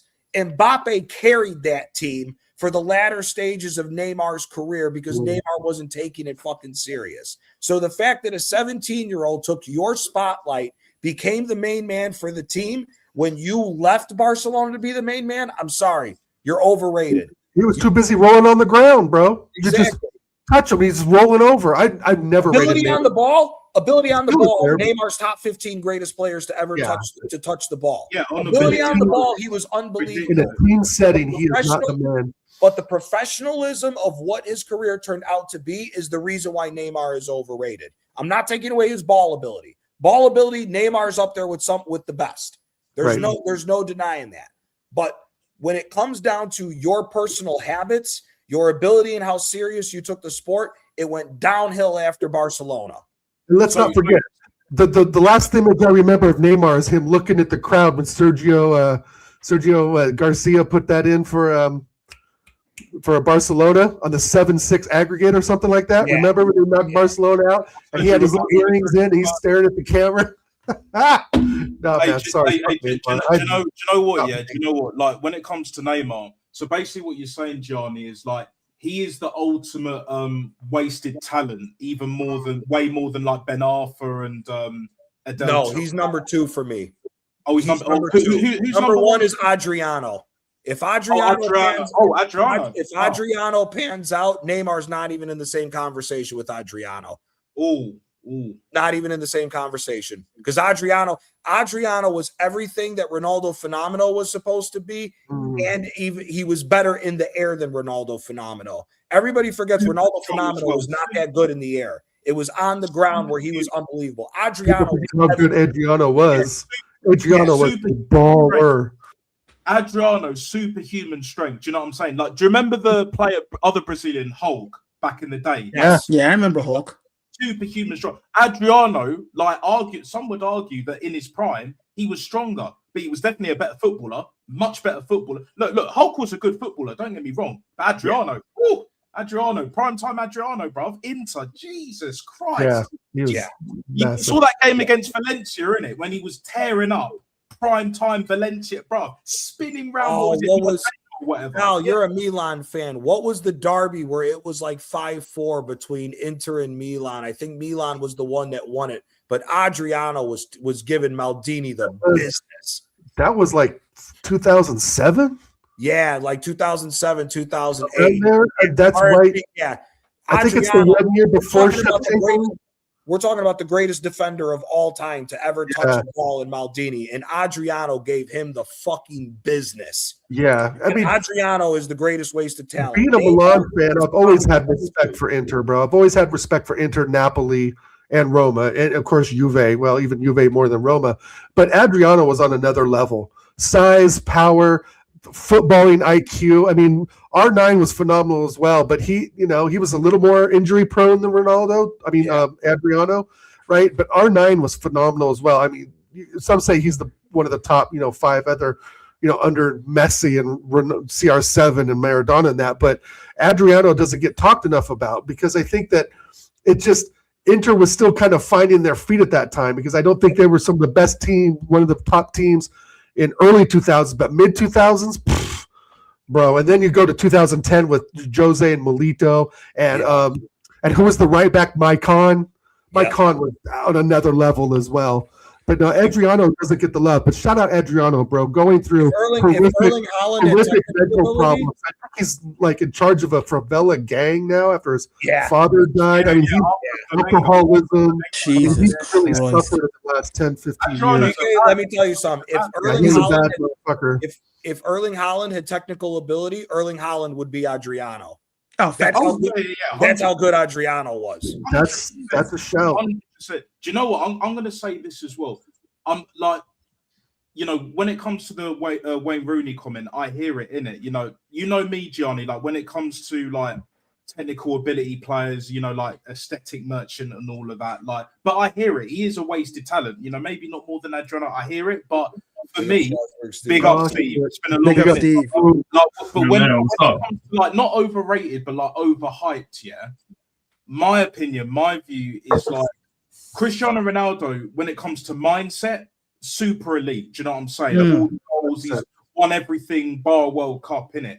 But when it comes to technical ability, like on the ball, touch, dribbling, like across his whole career, not just like when he started, but whole ability, I'm even stronger than your views on Neymar, Gianni. Like I think as a technical footballer, Cristiano Ronaldo is way overhyped. Not overrated, but overhyped. You know what I'm saying? As a technical, I don't rate him like that. You know what I'm saying? And when it comes to the goals and all of that, and from the first few years, elite, quality. But after that, like when he went to Real Madrid, it was always a steady decline because he always had one eye on Leo Messi. Do you know what I'm saying? So with Neymar, overrated, I hear it. Do you know what I'm saying? Like, I gotta slightly disagree with you, yo. He won 3 Champions Leagues in a row. He won 3 Champions Leagues in a row, bro. How did he drop the quality? I mean, I get it. Brother, it doesn't matter. I'm looking at it purely as a footballer, innit? There's a lot of players that have won major accolades. Look at Cleberson. Cleberson won a World Cup. Are we putting him as a top 10 midfielder of that era? Clarence Seedorf won 3 Champions Leagues with 3 different teams. He's a better footballer than CR7. No, bro, man. Just the goals and the PR. Cristiano would not be considered an all-time great. That's my point. He's not an all-time great. Not for me. I don't know, bro. He's Real Madrid. But I will give you this, bro. I will say that one of those Champions Leagues, it was Angel Di Maria that was the fucking man in one of those 3, and I don't remember which one. Di Maria was the first one. The first one. Like Kadira at certain points, there was a lot of work that went into Cristiano getting the goals. Ozil was his favorite supplier. Yeah, Ozil was his favorite supplier. Yeah. Do you know what I'm saying? Like, I'm not saying Cristiano ain't he's not an all-time great. He's a great player, but he ain't an all-time great for me as a footballer, as a technical. Like for me, Ronaldinho was my top 5, bro. was a better footballer for me. I don't care. Ronaldinho is a better footballer than Cristiano. Like, I'll say that till I'm blue in the face, bro. Do you know what I mean? Like. I got a lot of stick when I said LeBron ain't a top 10 NBA player of all time. No. We're not doing this bullshit again. We're not doing this. We're not doing that bullshit. He's number 3. Number 3. I told you that already. He's top 3. He's not better than Jordan. He's not better than Kareem, but he's who are we talking about? LeBron. Oh, stop. He ain't top 3. We're not doing Allen Iverson's better than LeBron. Get the fuck out of here. Clyde Drexler, my man from Portland Trailblazers, better. No way. Brandon Roy, No Damian way. Lillard. No Dennis way. Rodman. Now you're just winding me up. I'm just winding you up. Yeah, Johnny, the Bulls. when I The was Bulls. talking about Cristiano, but then as soon as the NBA like conversation, See, here's the thing with Ronaldo Ronaldo's not my cup of tea as far as a player that I would want to watch post going into the start of the 3 straight, because it all just became goal scoring for him. It wasn't the same. It wasn't the same showmanship as far as dribbling and everything as it was before. I can name you a few players that I enjoy watching more than CR7, but to sit here and not say that CR7 isn't top 10 of all time is a bit mad for me. I think his as a footballer or his just as a goal playmaking scorer? is Because as his a goal scorer, he's playmaking not at Real good. Madrid. His playmaking at Real Madrid is mad underrated, by the way. His Yeah, playmaking at exactly. Real Madrid is extremely underrated. yeah. He was As a trying goal to assist scorer, to But as Benzema a and Bale. footballer, not for me. He's not top No, 10. but that is as a football. Yeah, but as a good. If As a you're a goal good scorer, playmaker, yeah, as a footballer, the way I like to watch football, like, here's the thing, right? When he was first at Portugal, 04, I remember that Euros, and then when he got his move to Man United, so basically from 04 to 06, you can even add 07, 08. So basically from 04 to 08, that was the Cristiano. See, I put Cristiano Ronaldo above Leo Messi in it. Do you know what I'm saying? At the beginning. So this isn't Beginning. Okay. Yeah. Okay, at the This beginning, ain't- fair enough. Oh, dude, he was incredible at United. Leo Messi. was. I changed to Leo Messi because Leo Messi is just something else. Leo Messi is artistry, whereas with CR7, it's more like all-out action. Do you know what I'm saying? It's he's like a killer. Robo- He's a killer, it's bro. like RoboCop. Do you know what I'm saying? It's just like all-out action. Yeah. Which is, look, I know that there's a lot of fans, there's a lot of people that still love watching Cristiano. But if you see the Cristiano recently, the way he's tripping over the ball, man, Leo Messi ain't doing that. Yeah, he's a lot slower and all of that. He's a bit weaker, whatever. He's not playing at the same pace, of course. But he would never trip over the ball like Cristiano. And that's some people's go. I'm sorry. Yeah, but at the same time, I don't know if Cristiano Ronaldo's getting sent out by Nashville SC into Miami. Baxter, you gotta watch the MLS, bro. You're missing it. It's top tier football. Exactly. That's even more of a point, bro. Leo Messi went to MLS just chilling, bro. Chilling. CR7 went to Saudi. He said he'd never play for Qatar.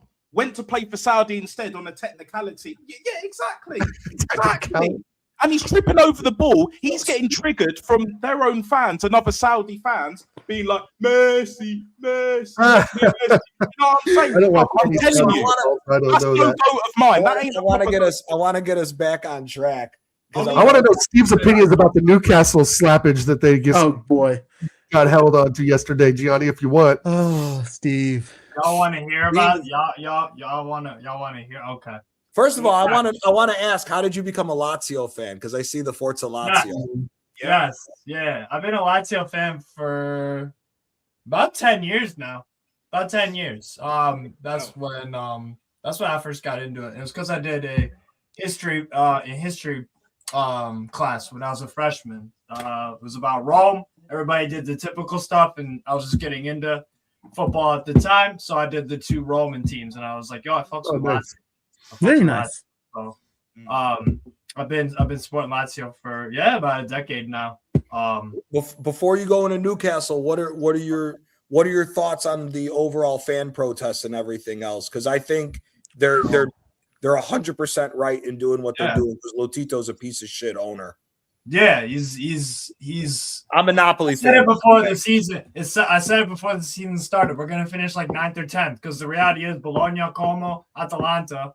They've all got better projects going on. They're more in touch with modern football. They're better at recruitment. They're better at getting players to fit what the manager wants. They get arguably better manager. Do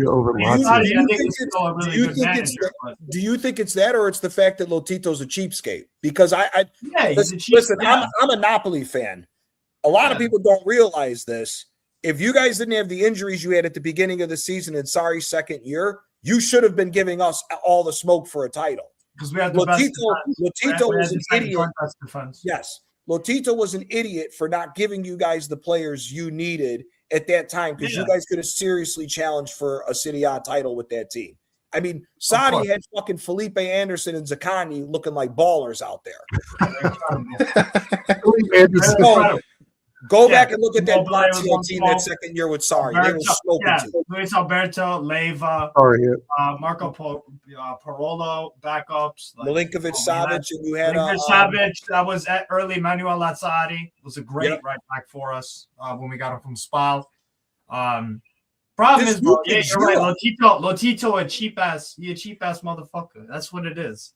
And he does not conduct himself like in a professional way. Lazio is like we conduct ourselves like with some fucking amateur team, bro.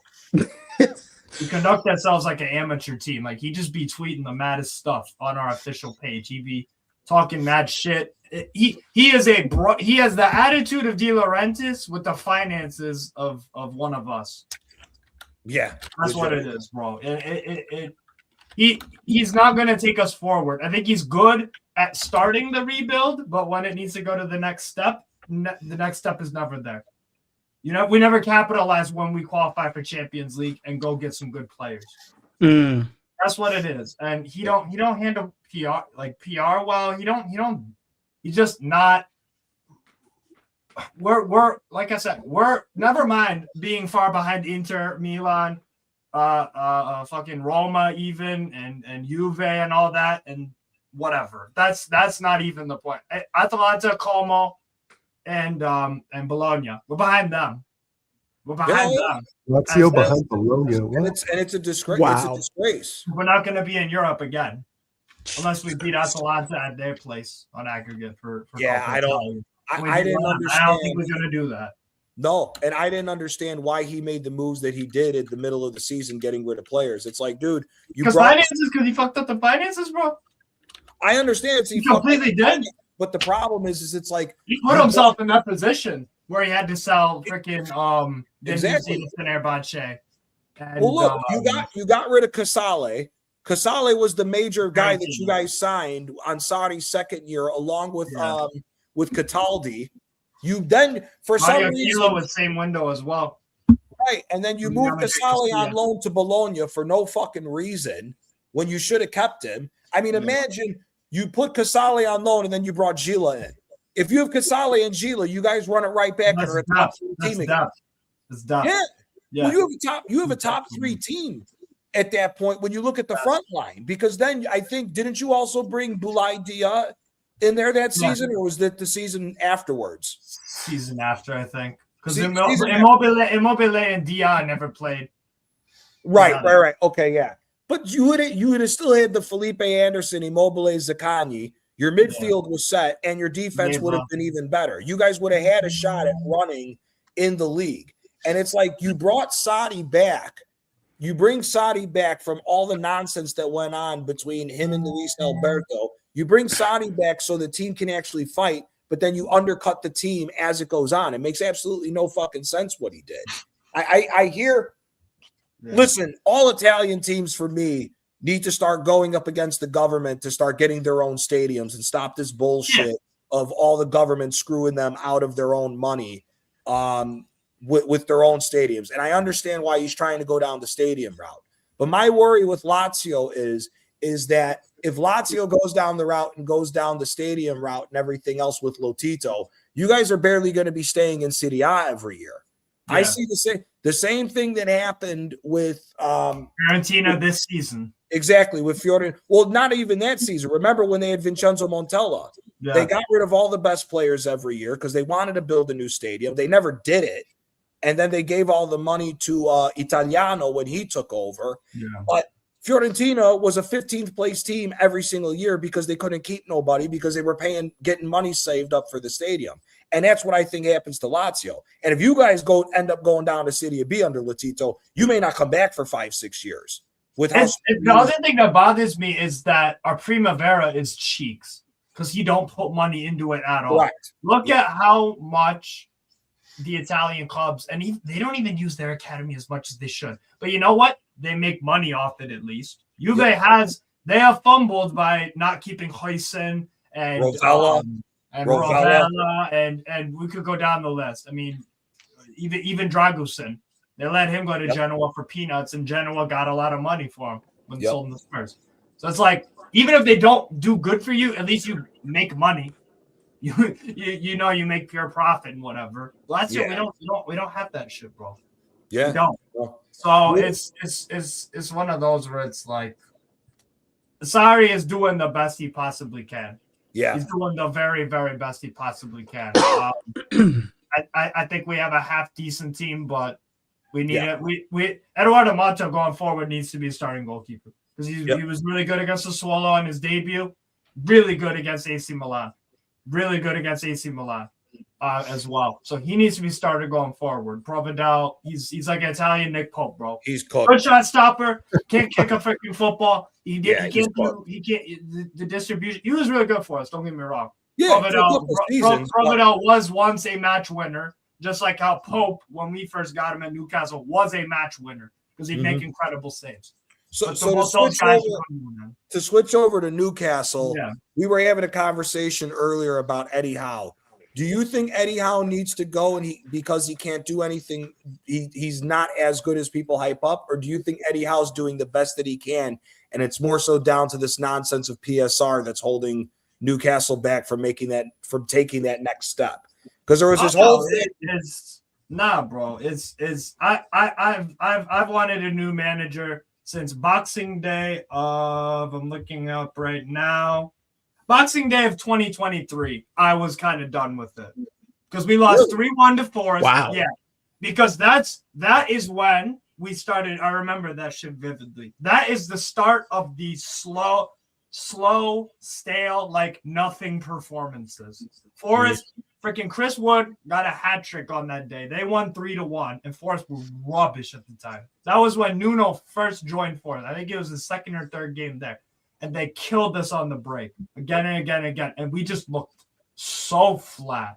And I was like, this is a horrible sign.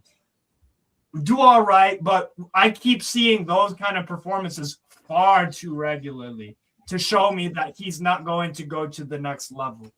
Because that kind of shit is just like, they've been way too many bad performances. And the thing is, I gave Eddie Howe a lot of love and praise for winning the Carabao Cup last season. I was like, I'll give you the rest of this. I'll give you the whole of next season. But then the summer happened, and it's like, okay, so you kicked out the sporting director. The owners backed you on that decision to get rid of him. Of not Ashworth, but the other fucker. What's his name? I didn't even know that. Paul Mitchell. Paul Mitchell. That's who we had in the last summer. But he fell out. They got rid of Amanda as well, didn't they? Yeah, well, Amanda chose to leave because she wasn't getting along with what's his name? Forget his name. What's his name? Not Mirdad, but Jamie Rubin, one of the other investors. The other guy. Yeah, Jamie Rubin. So he got backed on his decision there. So he made his job harder for himself by kicking out. He continues to make his job harder for himself by continuing to fall out with sporting directors because he wants to get his players. Right? Nowadays in football, you need a really good sporting director, and the manager has to be in step with what he wants. Right? Any good club, any club that's doing really well right now has a good sporting director and has a manager that gets along with him. That's in lockstep with him. And the thing is that's just not Eddie Howe wants to do it like it's the 90s still, where the manager wants to go look for players and sign players and recruit them by himself. So that's the issue. And then you see who we brought in the transfer window, and now our season, we're worse than last season. We are worse than last season. That just is what it is. Because we got rid of Isak, and fine, you have a drop off, but it took us until the very last day of the window to bring in Nick Voltemata from Stuttgart on a camp signing. We spent so much money on Jacob Ramsey, who is not. I don't know. I don't know what Eddie Howe sees in him. I think he's a half decent player. He kind of reminds me of like a light skinned Mason Mount, to be honest with you. He's decent. He's athletic. He does the half turn thing. He's an all right player, and he's been in good form lately. Nothing crazy though. And then the who else do we sign? Wiss has been a complete bust. Yep. Wiss has been a complete bust. Signed him on an injury, but because Howe wanted him, we overpaid for him. Again, he is the maker of his own shortcomings, bro. This is the squad he wanted because he literally kicked out the fucking sporting director. The club told Paul Mitchell, "You're out, and we're gonna give Eddie Howe whatever he wants." Well, you see what happens and why that's a terrible idea. You see, so if you had your pick, if you say you were the sporting director walking into Newcastle, who would be your top 3 candidates that you would look at for manager, like realistic managers that you think would come in and take the project? And then who would be your top 3 candidates for signings that you would get? Real quick. Felipe Luis. Big on that. Big on that, man. Appreciate it. Take care, my guy. All right, Nat. Cheers, bro. Night. All right, bro. I've got to go up for work and sort out a few things in it. So, thanks a lot, Gianni. Always a pleasure, never a chore. Big up, Chico. Big up, Steve. It's been a minute. Yes, you need to come on my channel, bruv. Like, I'm doing my thing as well, innit? Not as big and bad as Gianni, but, soon come in it. Dow, big up, Quadra. Big up, man. Take care, bro. You know what I'm saying? And, heads up onto the next, innit? Come on, you guys, innit? And hey, real quick. Score prediction for the League Cup final. 1-0 to the Asna. 1-0 to the Asna. I'm being generous. We will be there. We will be there. We will be there. We will be there. Do you know what I'm saying? Yeah, big up, guys. Love Big this up. show. Good seeing you, man. Big up, man. Take care, bro. And, peace out. Yep. Peace out. All right. Sorry about that, Steve. Go ahead. No, that's cool. Top 3 in any order: Felipe Luis, Maurizio Sarri, and I've got a list here. I've got a lot of them. If I had to just pick, I one. actually could see Sadi balling out with that team. Yeah, Sarri ticks a lot of boxes. First of all, I think defensively, Sarri's a very underrated manager for how well he organizes the defense. And you saw it in the AC Milan game on Sunday. He barely gave them a sniff. Malta, yes, made 2 or 3 very, very good saves. But Mario played out of his mind. Even Marusic is a really, really bang average fullback. I think he's rubbish most of the time. He was defending well. Nuno Tavares is not a good defender. Defended well, attacked well, was a positive. Like, we had Patrick, who's usually a center back at CDM. He was unbelievable in the game. So, Sarri, you can give him certain personnel. He will still manage to find a way to organize your defense over the course of a league campaign. I think Lazio have we have the – I'm going to double check it. In terms of Serie A, I think we're top 4 for least goals conceded. I'm going to check that real quick. Yeah. We're 7th. Juve, Lazio have conceded 28, which is better than Napoli, by the way. Napoli conceded 30, which is very un-Conte-like. So we have the joint 7th best defense. We conceded 28 goals, same as Juve, 1 less than Atalanta, 5 less than Roma and Inter, 6 less than Como, and 7 less than Milan. Yeah, Milan's and so many years of Sarri's career, he has had different qualities of defense and goalkeepers to work with, but he's usually one of the better defenses in the league. He's won in England already. So if people want to say he's not Prem proven, even though I think that's a complete fucking myth, players or managers. So there you go. He ticks the Prem proven. He's won with Chelsea. He won the Europa League. And if it wasn't for that wide open net, if it wasn't for Hazard missing that wide open net in the League Cup final, he'd have walked away with a double that year. People forget that. Hazard skied that wide open net over the fucking. He kicked that bitch back to West London in that fucking final, and had he put it in, Sarri would have walked away with 2 trophies. Yeah, 100%. And with Napoli, I mean, my God, he could have, bro. Is that a Chelsea tattoo? It's a Napoli tattoo, brother. All right, just checking. Like, Sarri for me just ticks so many boxes. He's an upgrade over Eddie Howe any way you want to put it. 100%. I think with the situation at Lazio and given the way Sarri is, I know that he loves our fans and all this stuff, but he did quit once because of Lotito. If that happens again, it's no surprise to anyone who knows about Lazio and Serie A. It's absolutely no surprise. Facts. You can give him money. We have players. We have wingers that he would like that hold the width. We have midfielders. He get Anthony Gordon. Anthony Gordon be a 20-goal scorer in that system. In that system, that Barnes. Sorry, he'd be a Harvey 20. Barnes is a baller. Yeah. So he'd be spoiled. like Sarri improves players. He wins. He just does his own thing, man. He does his own thing, and he can play some really good football too. Yeah. But I'm telling you, defensively, I think he's such an underrated coach for how well organized. Agreed. Like the way we played against Milan is not really how the way Sarri wants to play, but he adapts. There's the other thing that not all of these managers do is adapt. Sarri is a very good adapter. Yep. So for me, he's definitely one of my picks. Definitely. Is he still smoking cigarettes and so forth, Steve? Is he still? Yeah, Oh, he quit. Okay. He's an old school greaseball. He's still walking around. Yeah. Boots, man. I love him. Buddy. I love Sadi. Sarri for me would make a lot of sense with Newcastle. I think that would be. Listen, if we sack Conte, Sarri is one of the candidates that I would look at Napoli to bring him back, because Conte, like I said, Conte put this whole team together and then figured out a way to not only build it but fuck it off at the same time with these older players that he signed. If you give Sadi, you give him a better striker than Lukaku, but you give him that midfield of Lobotka and Gisa McTominay with Noah Long and David Neres, with a better winger substitute than a piece of shit Politano, and you get a better striker. Napoli's a serious team. Because that defense with Rahmani and Buongiorno, and then having Gutierrez and Di Lorenzo, Sadi was as well. Yeah, trust me, Sadi's one of the candidates that I would look at if he's available in the summer. If we sack Conte, I would take David Neres right now. Neres was balling out with us this year. This was one of his first years right now. I like him. Take him over Martinelli.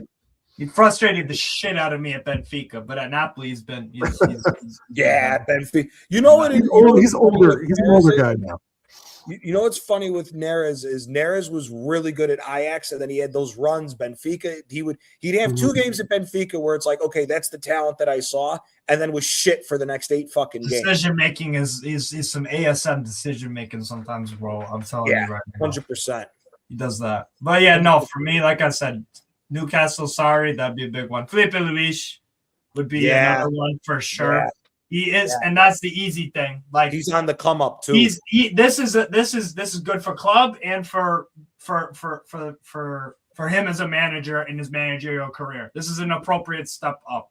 Flamengo to Newcastle, and then if he does really well at Newcastle, then maybe the real big clubs can look at him. So I think it works out for him like that. I think we can give him plenty of money. Like that would just make a lot of sense. I like him a lot as a coach, and I've watched a lot of Flamengo. He's a winner, bro. He's a winner. He has a stacked squad and all that, but just because you have a stacked squad in the Brasileirão, it don't mean nothing, because that league is so it's insanely competitive. You still got to win it. Insane. And I love the way they play. I love the way like our center backs would fit the way he wants to play. He's got bombing fullbacks with Lewis Hall and Livramento. That would fit. I would just think it would be perfect. It'd be a really, really good fit tactically. I think again, he is ready to test out, not at a huge club. Like he shouldn't jump right to a very, very big club, but a big enough club in Newcastle. Trying to get us. We're not going to probably get Europe. And even if we got Conference or Europa League, that'd be, again, a good test for Felipe Luis to see, okay, here's the Europa League or Conference League schedule with Newcastle. How do you do? Because he's used to doing that already at Flamengo, because he's managed, I think it was at least 100+ games in like 2.5 years. He's won damn near every trophy available to him. Yeah. And the only reason why he got sacked at Flamengo is because in Brazil, they have such a crazy culture of sacking coaches. Yeah. Like you have a bad 5-game run. It does not matter what you do at Cruzeiro, at Palmeiras, at Fluminense, at Flamengo, at any of those clubs, at Santos, at Vasco. Like they go through coaches all the time. And he didn't have a good relationship with a club president anyways. They brought in a new sporting director, and he was like, "Oh, he's not my guy." Off to a bad season, bad starts to the season. They sacked him. Yep. So it wasn't even that he was doing a poor job at Flamengo. He had a bad 4 or 5 game run, big whoop. Like they were still gonna, you know. Yeah. But yeah, for me, I love what I've seen. Yeah, go on. Hold on one second, Quaj. I appreciate you hopping on, my guy. You want to Yeah, shout what's out up, man? and before you bounce, what's your prediction for Sunday? I'm going 3-1 Arsenal. I just feel like we'll be too strong for City. I just don't see City getting anything from this result. No disrespect to GK, but I just feel like the way City are playing right now with that high line is just, yeah. I might be wrong, but any win would be helpful. But big up Johnny, big up Steve. Nice seeing you, mate. But Yes. are you? One last question: are you Eddie Howe in or out? Oh yeah, no, I want to change the manager. Yes, I've been done for a while. I've been done. Big up, Del. Big up, everyone. Big up, Kaja. Big up, Quaja. Good to see you, mate. Big up, man. Take care. We're going from hitters to hitters right here. Big up Zier, my guy. Yeah. Big up Zier. my Yeah. guy. So I want all of us to take a moment and laugh at Chelsea's stupidity, because Chelsea, that was glorious what PSG did to them. The fact that Chelsea fans were talking about they were going to pull a remontada against PSG in fucking London was classic. I don't know what football they were watching, but their defense is fucking. Or what smoke they were, or what they were smoking. No chance them fucking idiots were going to stop Vara and Dembele on that team. I just want to say, as an Arsenal fan, it was glorious to watch Chelsea get the shit out of them. Yes. Same For sure. The quality of the PSG goals, I'm just like that's football, bro.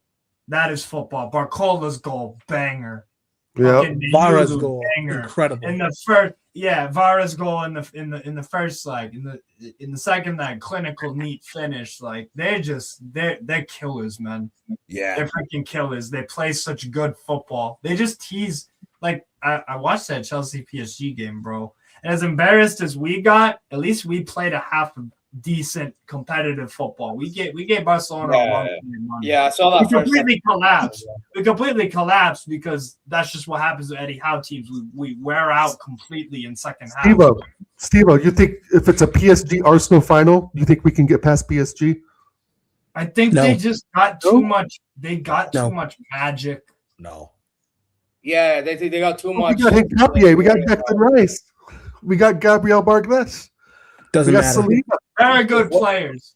At X Factor, PSG have X Factor. By the way, I want to say something quickly about Arsenal. Please. And by the way, Steve, I don't know if you agree with me, but when we lost to Arsenal, the problem I feel like was with us mainly because we just were shook every time they were pressing us. Yep. I feel like if you're a team that's not shook by what Arsenal does, you're beating them. That's the thing. If you're a team that's going to get shook, long day for It was Arsenal. really interesting, Zier, to watch Leverkusen play Arsenal and then Bayern and then Arsenal again. Because honestly, they acquitted themselves. They handled themselves and they played. Yeah, they don't. They held their own. But I thought Arsenal allowed them to first leg. I thought Arsenal allowed them to first leg. And Leverkusen, they held themselves. They did their thing. They didn't get wins in any of them, but they performed to a decent level. There are teams that have more talented squads that crumble to Arsenal. We're going to see it with Man City soon. Man City will play worse against Arsenal than Leverkusen did either leg. I wouldn't say that. I think Man City's going to get shellacked by us. Yeah, I can't lie. I think we're seeing Arsenal destroyed. Bro, I'm sorry. What I said. I don't know about destroyed, but I don't think the game's going to be great. In game, they're going to. With Man City, it's like, if they don't start Cherky, they just flat. Bro, I'm sorry, but that tie that they had against Real Madrid, bro, I'm sorry, bro. They were over-relying on Doku. You don't do that.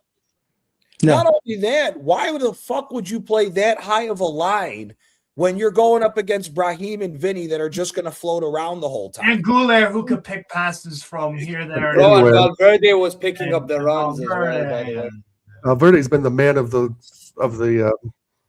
competition so far. My God! But hey, Gianni, I gotta run, brother. It's 6:00. Gotta get some food. Appreciate your time, Thanks brother. for having Oh, me I on, forgot. bro. It's 3 hours Okay. behind. Jesus. Yeah. Big up TK. Big up Steve-O. Big up Zerg. Good to See you, meet buddy. you, actually. And Never met. let's go. I'm going 3-1 Sunday. 3-1.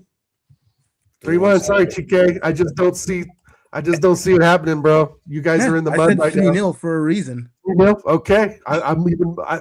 Oh, you're a City fan, TK. Yeah. Nice. Big up the chat. Big up you guys. Thanks again, Gianni. Great seeing everyone. Have a blessed evening, and I'll catch you all soon. Cheers. Sounds good, man. Good to see you.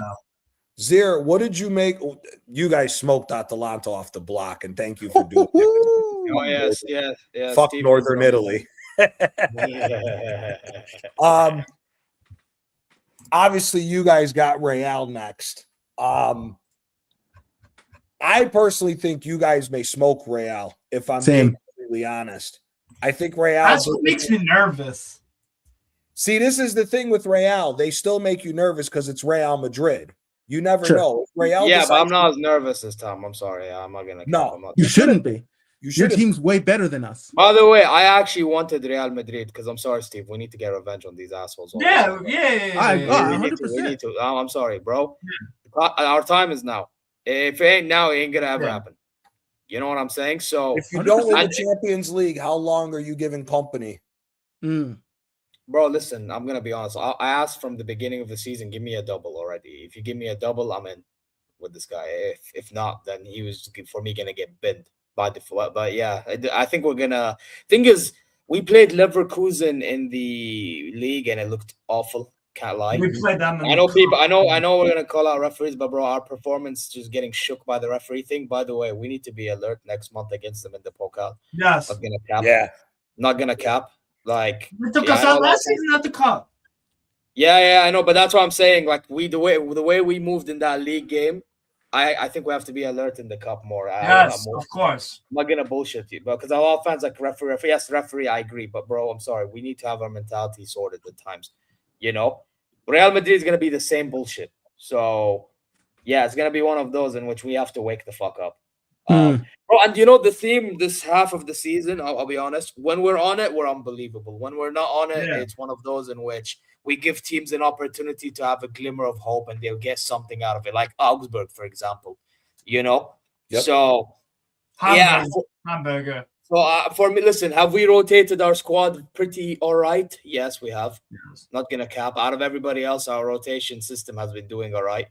But at the same time, it's just like, for me, we're still getting a few injuries and it's catching up a little bit, like the Musiala, the Davies, or Big. I'm surprised he even got back this quickly. Davies needs to retire, bro. I'm not going to lie. Davies' legs are shot. All them injuries that he's piled up in the last few years, Davies may need to think about going to either a smaller team where he's not going to get ran into the ground and maybe play the winger position instead of fullback. But the way he likes to play with you guys, I don't think Davies' career is going to be lasting too much longer. In my personal, I don't think it's possible he goes to a smaller team unless he chose to. I think he will. Yeah, I think he extended. Because let's not forget there was just a whole ass saga for 2-3 years about him going to Real Madrid. Yeah. So yes, and he extended. He's not going to go to Augsburg or freaking Brentford next, bro. No, I don't see him doing that. And by the way, Gianni, when he's fit, he's one of the best left backs in the world, bro. Last 100%. But the problem is he can't. Last season he was probably, in my opinion, the best performing left back till he got injured, and Mendes got all the plaudits because of the team he played for. And that's my thing. Like company rejuvenated that brother's career till he got injured for Canada. So what I'm trying to tell you, bro, is, and also the Feyenoord game as well, he got injured. I remember that was, we don't talk about that. But shit, man. Yeah, see, we know how you felt. But the thing is, the thing is, right, is like for me, I just feel like Davies when he's fit, probably one of the best out there. But that ACL injury, he is the best. If Davies is 100% fit, in my personal opinion, he's the best left back in the world. Yeah, but it's just his injury record is what's gonna. It's like with Reece James, isn't it? It's like their injury record. It is 100%. It's by how amazing you are on paper. So yeah. Listen, it is one of them. But that's why I'm happy, even though I know he's a right back. But I'm glad that we're looking at Reed from Feyenoord. Because I feel like we need another fullback, and then that gives a license for one of our right backs who can go left back, like a Stanisic. Mhm. Yeah. You know, Six Like, it's one times of those- been stepping up lately. yeah, he has been. I can't, Yeah, bro. Stepping up This lately. guy, by the way, I was calling him out for playing shit against Ari. I thought he was our worst player that day, bro. And all of a sudden, he stepped up his game in that same position. So I have to give him a lot of credit. Yeah. I think he'll be very actually key for Real Madrid game. But Yes. you know, the only sacrifice, though, Steve, in my opinion, bro, I feel Mm. like Limer is getting hella sacrificed in the process. That's my only thing, because bro, he plays better at right back with Olise because they just understand each other better. They do. Yeah. But even then, it's not like Limer's the worst thing in the world. It's just that it's not at the same level. And also, he just come back from injury as well. So that doesn't help him at all neither. So it's an iffy one, not going to lie. But it's not one of those problems. It's like a rich boy problem type issue. Yes. Yeah, put it that way. Yep. And also, I have to say, Bischoff, bro, I know a lot of fans of ours, they want him to play in the middle. And I get it. Hey, he provides a decent amount of technicality in the midfield. I get it. But we're short of fullback. So if we have to play him fullback sometimes, he could benefit with crossing, bro. His crossing is crazy. It's fucking mental. Bro, without his crossing, we would have been beaten against Union Berlin away. Mhm. Yeah. As much as so here's my thing. I think good as PSG is starting to hit form, I honestly think whoever wins between you guys and Real goes to the final from the Champions League. Because I think if Real can knock you guys out with the way you guys have been playing, I think it might just be one of those years where everything's going Real's way again. That's just my gut feeling that whoever wins that matchup ends up going on to win. I'd be shocked if PSG. Listen, PSG is going to smoke Liverpool. Facts. They're going to fucking kill Liverpool. Guaranteed. I'd be willing to make a wager that PSG's aggregate's going to be 7 or 8 goals on Liverpool in my personal. Oh please, what Olise signing, please. I think it's that $5,000. Look at the fullbacks. You're telling me Kirkhez is going to fucking stop Barcola? You're smoking crack. It's not. It's not just Barcola though, because then if Barcola ain't on it, all right, look to the bench. But that's my Mendes. point overall is the fullbacks are shit. Like Then fullback Soboslai ain't checking fucking Vara. Let's all be real right here. Yeah. Vara have a field day with Soboslai as the fullback. And if if they continue to score bangers, even Alisson, as amazing as he is, even Alisson can't do shit about some of the. Yeah, he has to have a game like he had the first leg against them. Yeah. But I don't see that happening again, do I? So I personally think whoever wins between you guys and Real's going to the final. I just think that there's something. It's going to come down to one or you two guys. Personally, I think whoever wins that matchup goes on to win the Champions League. If I'm being real, bro, I don't know, bro. I'm not gonna lie. I'm saying this as a Bayern fan. There's a little fear of Chelsea repeating itself against Arsenal if you do make the final. I cannot lie. Brother, I'll be honest, as an Arsenal fan, I'm not convinced we're beating Barcelona. I'm not convinced whatsoever. Yeah, but you see with your game. I got Barca to be fair. But you see with your game though, you see your game with Barcelona, which I don't even think it's going to be Barca. I think it's going to be Atletico. But even then. Really? I think you know what? Yeah. Bro, your game, Steve, showed why I think it's Atletico Madrid. I'm sorry, bro. Barca's bad. Listen. Barcelona, they're gonna have to outscore Atleti in the Camp Nou by a lot of. Actually, they have to destroy Atleti in the first leg. Is in Barca, by the way. Yeah, exactly. So they have to destroy Atletico in a way in which Atleti cannot do a remontada. Yeah, that's that's the advantage Barca have. But if they don't destroy Atleti, then I think Atleti go through. So you're saying it has to be a 3 or 4-0 for Barca to have any chance. It has to be one of those games. Yeah. I know Atleti beat Barca, but I think in a Champions League setting, if Barcelona does this highline stuff in Metropolitano, then we may have. João Garcia being injured for them is a huge problem. Who? João Garcia for Barca. Remember, he got subbed off yesterday. João Garcia. Oh, the goalie. Yeah, Szczesny got subbed on, bro. Szczesny. Szczesny.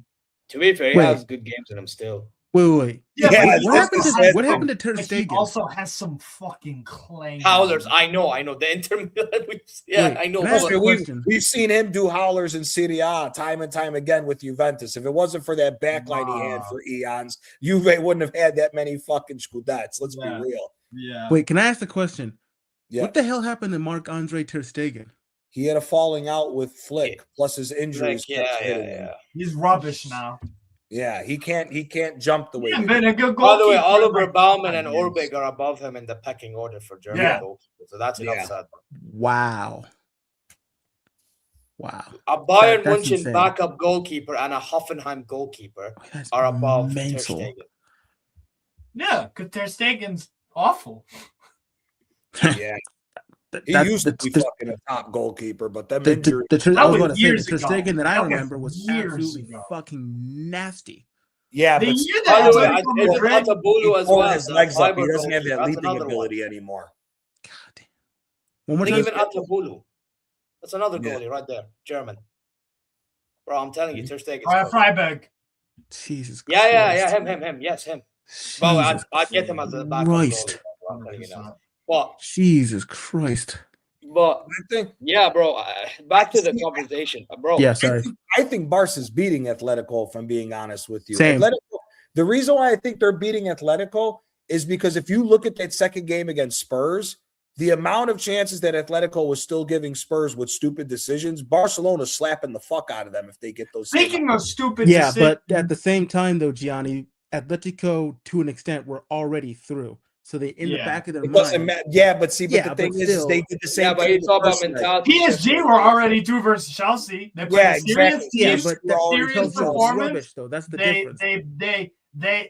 they just Chelsea are a rubbish team in comparison to PSG, and they showed it.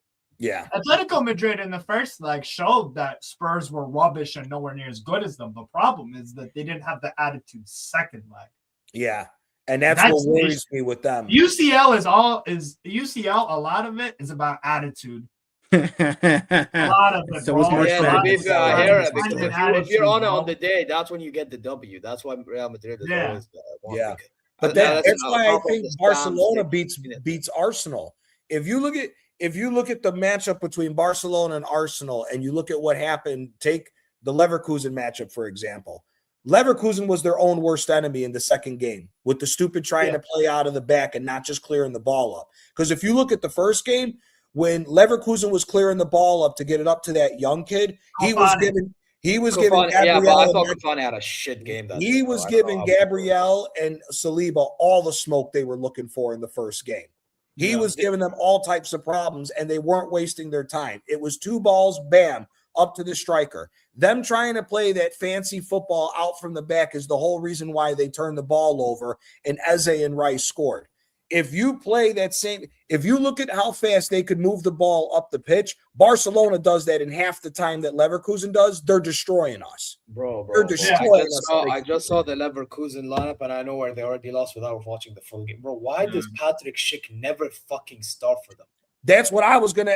Schick was was he coming in? unbelievable in He the was Bayern. unbelievable in the first Schick leg. was quality. Bro, this guy, I've always said he's clutch. Why, bro? He didn't start the He's a first good leg. I watched striker, that. He man. didn't start the He first didn't leg. start. Oh, I don't that- get it. He's that's one of the what it best is. strikers. He's been Bro, one of the best strikers in This Europe guy for 4 would have years. caused Schick gap, is bro. a good striker, man. Bro, Schick, you know what it is with Schick? I know he plays for Quality.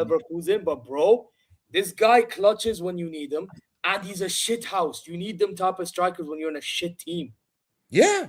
Or like in a team He's not the they don't most want. flashy. He's not the most flashy. Like he's not the quickest. Yeah, the but No, he's but he decent. caused problems But for he can get the Gabriel. job done This against bro, the he's- Arsenal. football brain. His football Yeah. brain is great.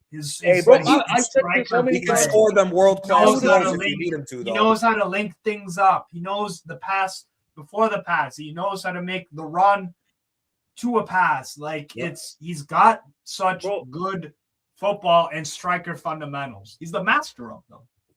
He's the master. It's dumb in my He's- opinion. he's a really, Omar, really I good hear you, player. but at the same time, let's also remember, if it wasn't because you had Ferran Torres' bum ass as the striker for that game, you would have done the remontada and knocked them out of the Copa del Rey. If it was By the way, Lewandowski, he's not a Barca. He's a Madrid fan. he's a Madrid. Well, Ferran Torres missed 4 goals in that fucking game against Atletico in the second leg. Yeah. I mean, I they agree blew. with him. They were if he had shooting boots on, they'd have slapped the fuck out of it. Yeah, but by the way, if Flick starts Ferran Torres, to that point, that's what hurts them though against. Yeah, 100%. Listen, if Flick tries They to play start, low, I agree with you. if Flick tries to start Ferran Torres, say it's Arsenal and Barcelona, if he's starting Ferran Torres, then I think Arsenal are winning. If he starts Lewandowski, the way Lewandowski can just poach and you let the midfield attack, because here's the other problem for Arsenal. Our two main midfielders, who are going to be the defensive part, are gassed. Declan Rice is limping to take a corner kick every fucking game. Arsenal fans don't want to talk about it. He's limping to take a corner every fucking game. And on the flip side, if Yuri and Timber's still battling injuries, we have nobody who's going to deal with Rafinha. We have nobody who's going to deal with Rafinha. And Hincapié is going to have to put on a world-class performance for 2 straight games to stop Yamal. My worry is that as much as I hear the talk about Arsenal, the problem is that Barcelona is still a team that uses common sense to let the ball do the work. Arsenal don't do that. If you all Barcelona has to do is make our midfielders chase after the ball, they can win. Barcelona can use their technical ability to get around Newcastle's physicality. Why can they not do that? Why can't they do that with Arsenal? Exactly. Yeah. Exactly. Obviously, Arsenal are a far better team than Newcastle, but you saw Barcelona acclimatized to our physicality. Yep. They didn't go in hard on the 50-50s. They stood off us and got the 50-50s with just finesse. And then they just go right to us and take advantage of all the open. Yeah, and they blitz you then. Because here's the problem. If your midfield's tired, let's look at like what happened last year with Arsenal and PSG. Our team was gassed. We put up a good 30-minute fight in the second leg, and then we had nothing. We were tired the whole game. If that same situation happens, Fermin Lopez, Pedri, Lewandowski, Yamal, and Rafinha Yamal, Pedri, Gavi, ragged. They're going to run us fucking ragged.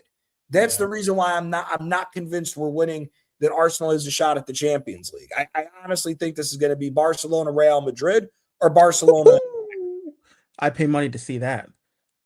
I think it's going to be Barca and Bayern in the final, if I'm being honest with you. I would also pay money to see that. But I think it's too good for it to be true. I'm not gonna lie. I've never seen a too good final ever. We never had an El Clasico final. I personally think that's what's going to happen. I just don't see Arsenal. I think Arsenal is going to become too concentrated on the league and possibly going after the FA Cup to try to pull a domestic treble. I just don't see us getting over the line of the Champions League. And listen, Sporting Lisbon's not going to be an easy out for us, because teams that play well at passing the ball, of keeping the ball on the ground and quick passes, Sporting Lisbon could cause Arsenal some problems. I'm not going to sit here and say that Sporting Lisbon has a chance to blow Arsenal out. They don't. But there is a possibility that Sporting could just squeak by Arsenal, depending on where they're very similar to Leverkusen. They are very well organized defensively. They've got a talented squad. They have very good attacking fullbacks. If you give service to Luis Javier Suarez, him and Trincao can cause Arsenal. Trincao's a very, very good player. I like Katamo. They've got good players. Luis Suarez is pretty. And Diamande is one of the best center backs in the world as well. He's a fun. And Ignacio guy's not bad either. He's a decent. Sporting finished top 8 in the Champions League for a reason. They beat Paris Saint-Germain at home. They should have won by They could have beaten us, by the way. Don't forget, Steve. They could have beaten us. Yeah. The Allianz Arena, remember? They could have beaten us, but they got a good team. They're no slouch. They're not a slouch team. Yeah. So, I mean, I think you'll advance in that by like a goal or two. But, yeah, it won't be easy in the first leg for sure. That's their first Champions League or European Cup quarterfinal for like 45 years or some shit. Yeah. Is it really? Since the 80s, I think. I want to double check, but yeah, it was something mad like that. Yeah, they're not the Portuguese team that's good in the knockout competitions. That normally has just Benfica or Porto. Sporting's never been that great. But I think Sporting, what Ruben Amorim built with them is now all of a sudden working with this cup team. Whether it's Rui Borges, yeah. No, they're not going to be an easy out, but I do see Arsenal winning. Like I said, I think Barca is going to beat Atleti. I think PSG, it might be another like 8-2 or 8-3 scoreline against Liverpool. I think Liverpool's going to be Yeah, the Liverpool's days in the Champions League will be dead and gone. Oh, yeah. Liverpool's going to need to get a new manager. to straighten everything out with that, with what's going on with that. But who do I they feel like get? they'll just though? go get That's the thing. Javi Alonso in the summer. See, I don't know if he's the right move for Liverpool. Well, he'll do better than Slot. I'll tell you that for free. That's not saying. Yeah, That's not saying but anything. by the way, you see, back to my point why I don't fear Madrid, like what Baran said, bro. Bellingham will play, Mbappe will play. You will see an imbalance in your team, whether you like it or you don't. You will see that imbalance, and we will pounce on that. Yeah, That's no, my 100%. If he goes down that route and does that, he's an idiot. Because for me, I think Real Madrid should sell Bellingham and get rid of his ass. They should sell Bellingham and Vinny, and make the however much money. It's something they're gonna like make. Man United or something for like No. $100 million shit. Man United's gonna. You know have what to it- deal you know with what all it that is? drama. They And Carrick is had too an calm of a ama- manager for they him had to an have that. amazing No way. core. No way. What? Bro, What do you say? No way. I said no What, way what? that Vinny goes to Manchester United. No. No, I'm saying way. Bellingham. Oh, no. Yeah, I could see still no. Bellingham going to Man United. Still no. I could see him going there. I could definitely Yeah. see him. going. I'm not gonna lie. It's the biggest team in- It's It's the biggest commercial team in England. God damn. Yeah. It's the biggest commercial team in England. I could definitely see them going to get Bellingham. Oh my Bro, God. All the They're Man linked United- with everybody. They're linked Yeah. with everybody. Actually, to be fair, Because Man Manchester United United. usually take the Real Madrid leftovers, so I could see Yeah. it. If anything, they should get. If anything, Man United should get Camavinga. Then they Oh, can of start course. talking. Oh, I'm not saying Man United should go for By the way, Bellingham. I'd take Camavinga at just my saying. club right now, bro. I need someone that Same here. presses it. I need. I need I Real him right Madrid now. to sell Guler to Napoli. That's what I need. Goulet is a Yeah, superb yeah. player. Real bro. Madrid need to By the sell way, Vinny I'm not Jr. gonna lie. The, Jude play, for bro, however much the money and players that rebuild get that team. underappreciated Real Madrid and are always down that hill. Brahim Diaz and Goulet. Diaz is a good player. And Valverde as well. Like Valverde gets praised, but he doesn't get praised enough. Yeah. Listen, I think Valverde, Phenomenal. fuck, at this point, he's top 3 best midfielders in the world, in my Yeah. opinion. Bro, Him, I've been backing this. Pedri- Bro, I've been saying this guy is the most complete you'll ever see. He is what fans claim Jude Bellingham to be. Yeah. Yeah. 100%. Valverde is like, he just ticks so many boxes. What box does Valverde not tick? I don't even Not know. a, not a Don't even single know. one. What attribute do you want? What Passing, attribute? shooting. Like, he's fast. He's got a good first touch. He has a phenomenal first touch. He can shoot. He can pass. You can put him in different positions. He's a winner. He barely ever gets injured. He Right doesn't back, get too. into he doesn't get into any off-field nonsense. Good teammate, like winning pedigree, like all this. What boxes does Valverde on or off the pitch not tick? Mm-hmm. Consistency. He's a consistent performer. He's done it for years at a big club, so he can handle pressure. All this stuff. He doesn't make many mistakes. Like he's bro. Again, what boxes does this fucking guy not tick? It's crazy. Yeah, it's crazy what Manchester United could be in the next 2 or 3 years. Fuck Man United. They're not going to do shit. Yeah. By the way, this is what Man United, their United's board's going gonna to send them backwards again. So they have like a good path, and then Man United board, boom. Exactly. Nah, United- not with Sir That's Jim what and they Michael always Carrick, do though. every I don't care single what time. people They say. have a good path. Unless they're getting Luis Enrique. Who? Man Luis United. Enrique ain't He going ain't, gonna nowhere. he ain't going to He United. ain't going He's not nowhere. going to that fucking shithole. He ain't going nowhere. Them Luis fucking Enrique bums is- got to Yeah, worry by the way, about I don't think he go. By the way, I'm sorry, but people are like, oh, but he's won everything at PSG. That's the reason for him to stay, though. Yes. He's getting everything by. Paris Saint-Germain is the best sporting project on earth. That is Them true. and Man City generally, and I'm saying generally Yeah. because Man Yeah, City, they City's have, going down. City, here's my I problem. don't think so. I don't think City. think No, is I going don't. to- I'll be honest. I think Man City. You know what with Man City, Gianni, bro? If they get a managerial replacement that's like a Pep Guardiola, they're fine. Not Like a really. Luis Enrique.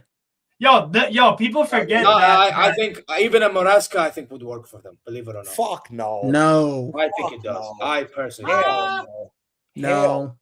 I personally No. think it does. Him, Fabregas, or that Michel No, Sanchez. Maresca. No. No. Fabregas. No. Hold on. Fabregas has to go do work in Serie A before he goes on to a big club because Como Como was pumped to dump a shit ton of money into that team, and he's got no experience as far as not being able to get what he wants at certain times. Yeah, but don't Fabregas you think he's not ready to go from a small club like Como to jump up to Manchester City. I'm not a believer in that.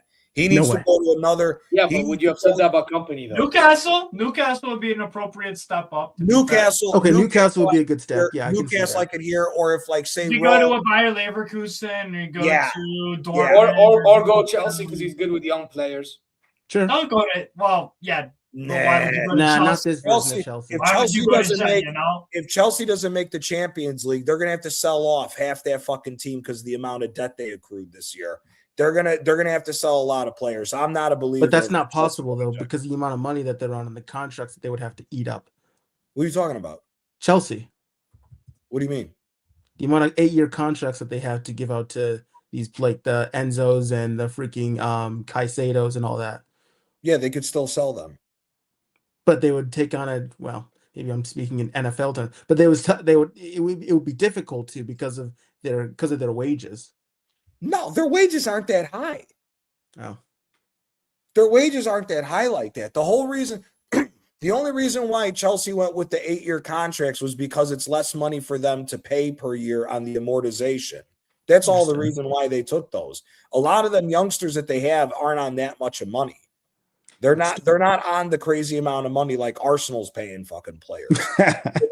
they could dump. Listen, if you put Caicedo on the market tomorrow for $100 million, someone's coming to buy him.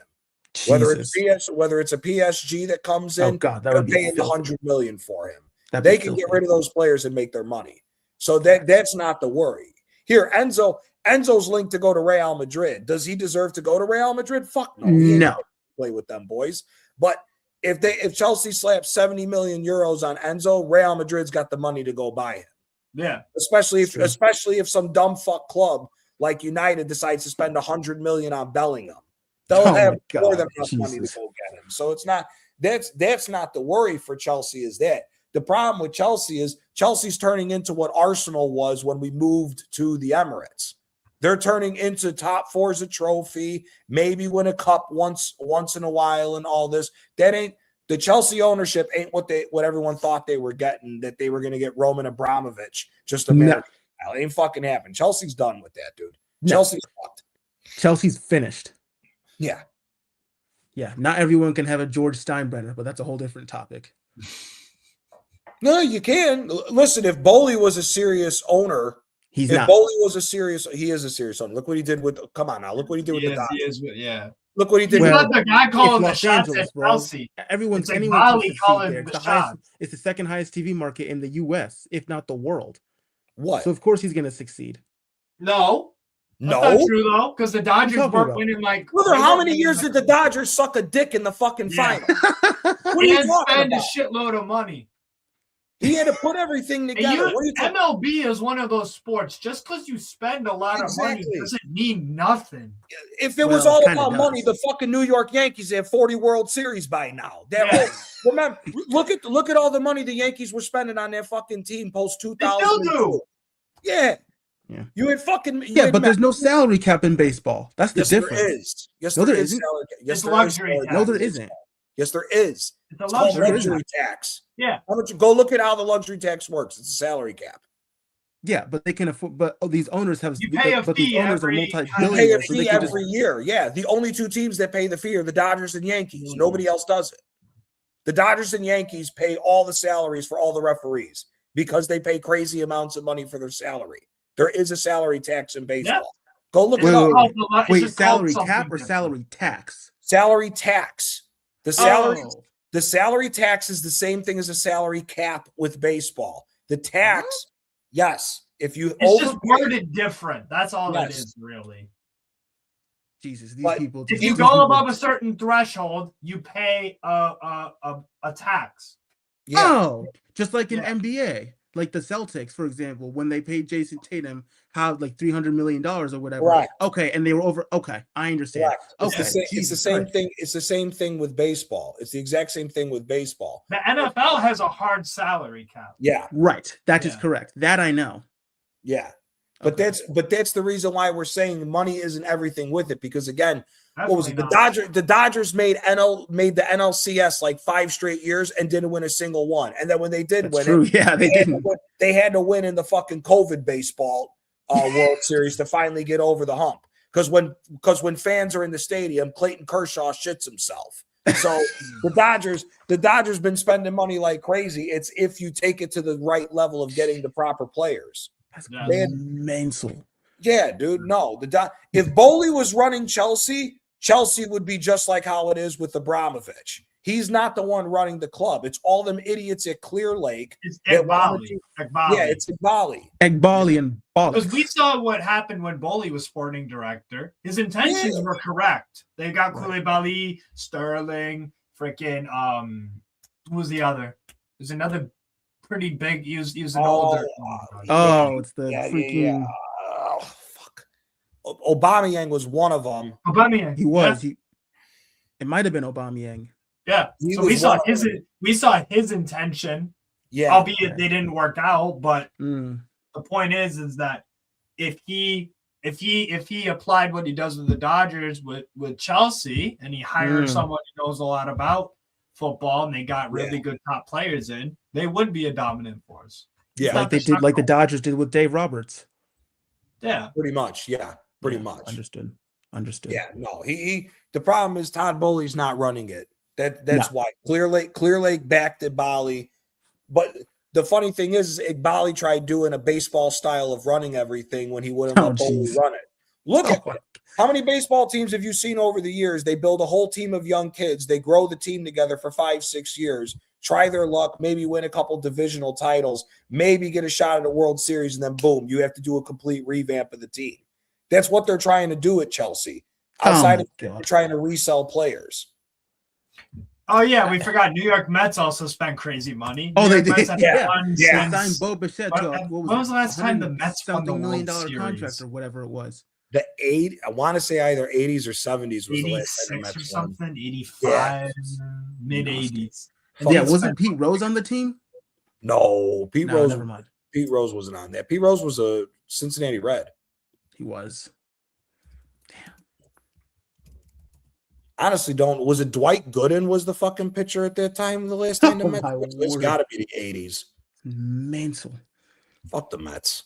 Yeah, fuck the Mets. Fuck the Dodgers. Fuck the Mets. Yeah, 86.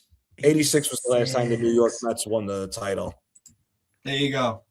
Yeah. And they spent money. And like also, crazy. sorry, even the Toronto Maple Leafs. Look at the Maple Leafs in hockey when they got. They haven't won a Stanley Cup since the 60s. Yeah, but look at the amount of money that they spent to put their team together when they got John Tavares added to the team with Austin Matthews. Everybody said that the Maple Leafs are going to run everybody over, and they got smacked out in the first round again. Yeah. So it's just because, and again, like I said, the Yankees. Money doesn't mean you're automatically going to win. You have to know what you're doing with the money. Because Chelsea spend money. They do. They just don't spend it correctly. That's the problem. Yeah.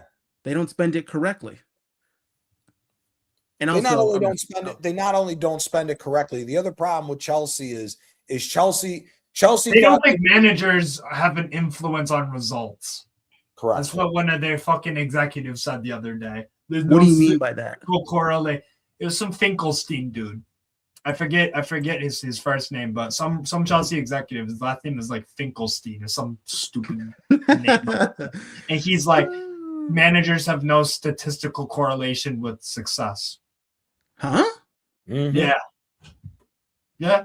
Statistical correlation with success. He don't think managers are important. They don't think managers should be running the show the way they do. That's why you see like the youth academy and everything, the youth coaches, the fucking health guys and everything else getting involved in picking the fucking teams and shit. That's the health whole guys. Yeah, dude, you need to look into all the nonsense that led to Maresca walking away from that fucking team. Oh my god! If I do, I would lose my. Maresca walked away because I think it was the trainer? Was it the head medical guy was like helping him pick the team because he was saying certain shit? Oh, don't risk the injury because we're trying to flip him for this money. With Reece James and Escobar and Palmer and bro.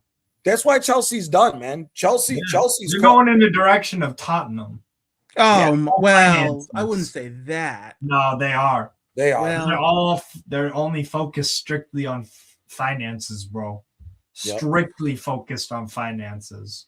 Strictly.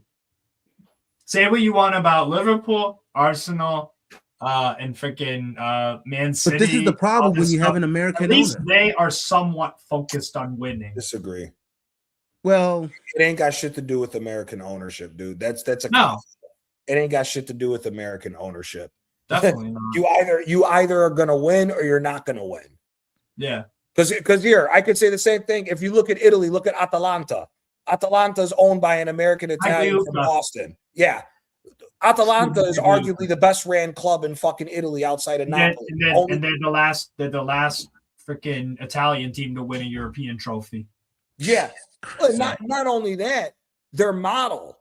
They run the business as a business, but their team is constantly decent.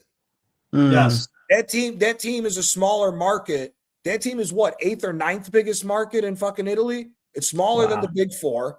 It's smaller than Rome. Smaller than Lazio, Napoli, Roma, Milan, Inter, Juve. It's smaller than Fiorentina. Fiorentina's a bigger market than Fiorentina have a bigger fan base. It's not. It's a small team. What they Genoa and Sampdoria. Even Bologna's got a larger market than them. Yeah. What? Atalanta's one of the best ran clubs in all of Europe. Yeah. And they have an Italian. Oh, go ahead.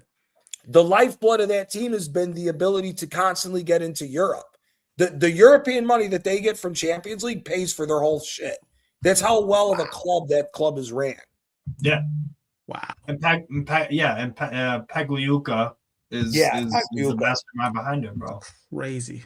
100%. Like what we were saying earlier with Steve about Lazio, if the ownership of Atalanta was the ownership of Lazio would be fighting for a Scudetto every year. Yes. With that bigger market. Wow. Yes. That's how well Atalanta is ran as a club.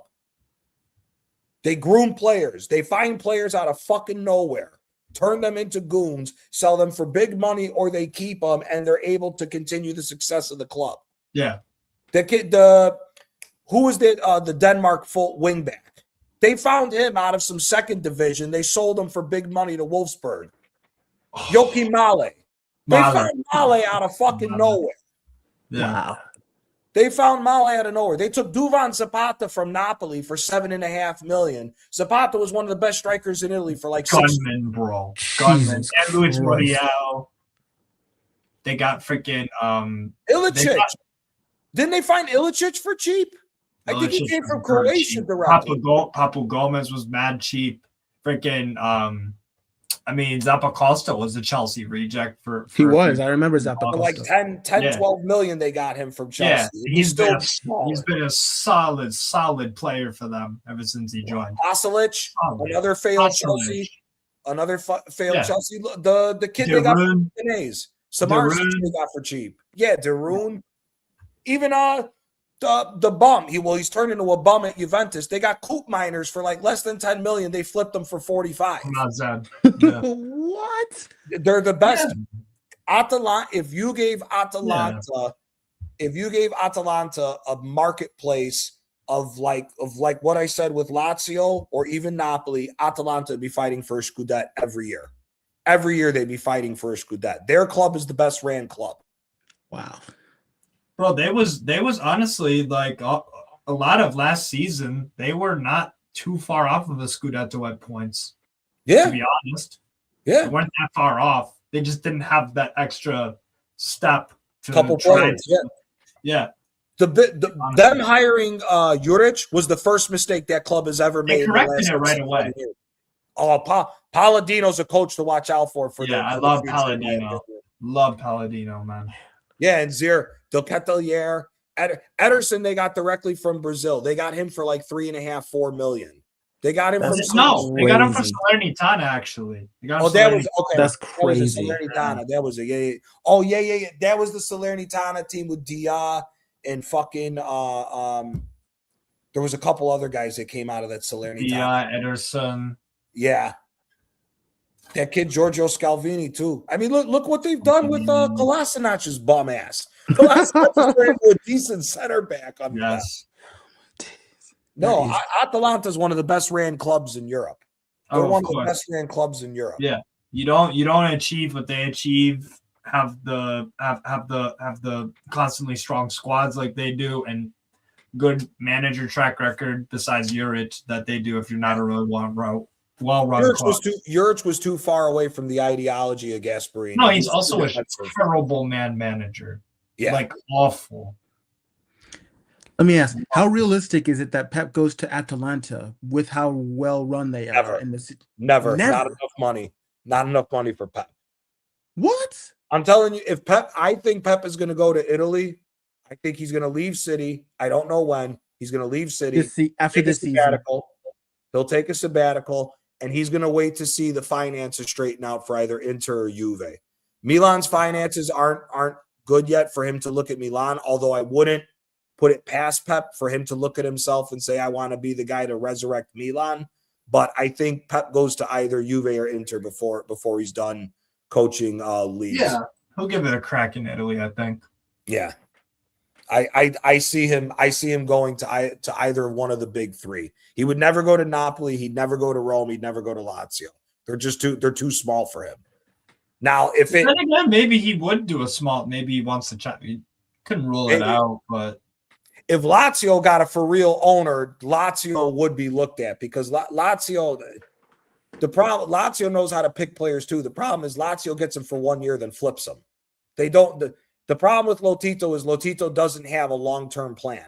Lotito goes by the season and how much money he can put in his pocket. That's all it is. Yes. Because if he was a common sense owner, you would have gave the 3-4 players that Simone Inzaghi was asking for in his time there, because they could have realistically won a Scudetto with him and the team that he built as a foundation. Then, like what Steve was saying, when Sarri came in, again, Napoli was lucky that the forward line of Lazio was injury riddled for the first, 10, 15 games that year? Because after that, Lazio was smoking everybody. Sarri and that team was on bullshit with everything. They bullied. Didn't you guys beat Inter like 4-0 at the Olimpico that year? You guys embarrassed Inter with Sarri. I know that. Jesus Christ. Yeah. So this guy's almost like this. So this owner is almost like the Chicago Bulls or is the Chicago Bears owner. Yes, exactly. Yeah. Exactly. I don't know too much about fucking McCaskey, bro. Are you from Chicago, brother? Yes. White Sox, Bears, Blackhawks. Where are you from in Chicago? Aurora. Okay. Born in Naperville. Yeah, okay. That's where I'm from. I'm at 33rd and Wells. As soon as I walk out of my house, I see Comiskey Park. We say Comiskey. We don't say guaranteed rate field. I say U.S. Cellular. That's why Sells cool too. Sells cool too. I was watching y'all while I was away. You're all good. No, Pep could realistically join my Saudi team. I think Pep. I think he can. I'll tell you what. If Inzaghi doesn't succeed enough and we get rid of him, I'm telling you, our fans, when we ask for his player, bro, Walid bin Talal, he's gonna try to get the job done, bro. He's gonna try to get the job done. Do you think if you guys sack Inzaghi would take over Atletico after Simeone? I wouldn't be shocked, to be fair. I think Felipe Luis is the natural successor to Simeone. Played under him. Knows club legend. But the thing is, to be fair, we just made a cup final already, and if he wins that cup, who knows what happens to that guy? So, it's true. Very, very true. So, like his style of play worked in a cup semi-final. Way against Mahrez FC, Gunners hold that. You know what the problem was with Inzaghi? The problem with Inzaghi at Inter was I don't know. Stepping up to Inter isn't the right thing to say about Inzaghi. I think there were too many players that Inter signed that were the older, already over the hump, and weren't enough to get him to where they needed to be. Because the problem with Inzaghi at Inter was he had the best team in Italy, but they just fucked up. Realistically, no team. Yeah, but bro, there was so much going on politically, Gianni. There was so much going on politically with the whole Hilal saga. That's the last season. The 3 seasons prior to that, Inter should have won 3 straight. Mm-hmm. Yeah, The year Milan won, the first Napoli won, Inter should have won 3 straight like with the team that they low had. key, bro. Low You key, I can't don't. lose it. You can't bro. lose the title race to Pioli. Yeah, I understand. Yeah, bro. He's a Last fucking season, bum too. Yeah, Fuck he's that. awful. I think last season, if we didn't want Inzaghi, I generally think they would have a better case for themselves and like getting something out of the season. But because we got involved in the saga, and he's like, you know what, I'll take the money. It caused a whole shift in the dressing room, and boom. Yeah, I agree. Bro, that's why to this day, when I look at the 5-0 loss in the final, I don't look like I get a PSG play amazing football, but bro, you have to have a shit mentality to lose 5-0 in a final. Yeah, so like, But that's also the history of Inter. Yeah. Inter is the club in Italy that's known for fucking up. Yeah, but so is Juve. 9 I'd finals. say Inter. No. I'd say Inter. But 9 finals in history of Champions League. They've lost like 9 finals. That's okay. That's across their history as far as that in Champions League. I'm talking about year in, year out. Inter is known to fuck up. Yeah. Look at the Cinque Maggio. Cinque Maggio. Inter was in first place. All they needed to do was beat Lazio. Lazio smoke them 4-2, and Juve ends up winning. Inter goes from first to third on the last day of the year. They're Maybe no 2002. I'm looking Champions League 2002. perspective. Yeah. 2002. Wow, 2002. 2002. I'm looking Champions League perspective, honestly, because like, yeah, 9 finals. Yeah, allow me, man. Oh, fuck Juve. Fuck that team. Yeah, fuck Juve. Hopefully they'll never win. Hopefully they'll never win another Champions League again. Fuck that. How happy, by the Or way, be in another how Champions League. happy were you when we pulled off the remontada in 2016? Be honest. I was jumping through. I was jumping for joy. I can't stand that fucking team. Fuck them. Wait, don't you mean 2015? No, 2015 they lost the final. 2016. No, 2015 they lost the final. 2016. Yeah, right. Yeah, we did the remontada on Juve when they were 2-0 up, and then 2017 is Real Madrid final. Yep. Oh yeah. I remember both of those. And then 2018 is that whole Buffon red card thing, and 2019 we don't need to talk about that. That Fuck was that team. Fuck you. Fuck that team. Hope that Fuck team Real never- Madrid. hope that team I never hate wins you again. guys so much, man. Huh? Real Madrid, yeah. Brother, You're brother, about to tell do me about belt to brother. We got ass on screwed in Real Madrid. 2017, bro. Trust me, we can talk all about 2017. Trust me. Yeah. No, Nah, fuck you. Zier, you're just I doing hope belt that to team. ass to I Real hope that Madrid. team doesn't win another Scudetto as long as I live. Fuck that team. I fucking hate Juventus. I fucking hate Real They Madrid. ain't doing nothing. Zier, though. you're about to do They're a belt to terribly ass run club. on Real Madrid. I'm calling it now. Real Madrid are going to win. Bayern are going to win the A first fellow leg Juve 3-0. team. Fuck you. I know. Bayern are going to win the first leg. All this 3-0. because I'm of calling it now. the scandal in 06. Y'all hate these, man. No, because fucking No. Juventus has been doing that longer than 06. Yeah. They've been doing that for decades before that. Juve's been game fixing since the 70s. I was about to say Their decades fans before. don't talk. Their fans don't like to talk about it or anything else. But that's the history of Juve. They may not like to talk about it, but it is what it is.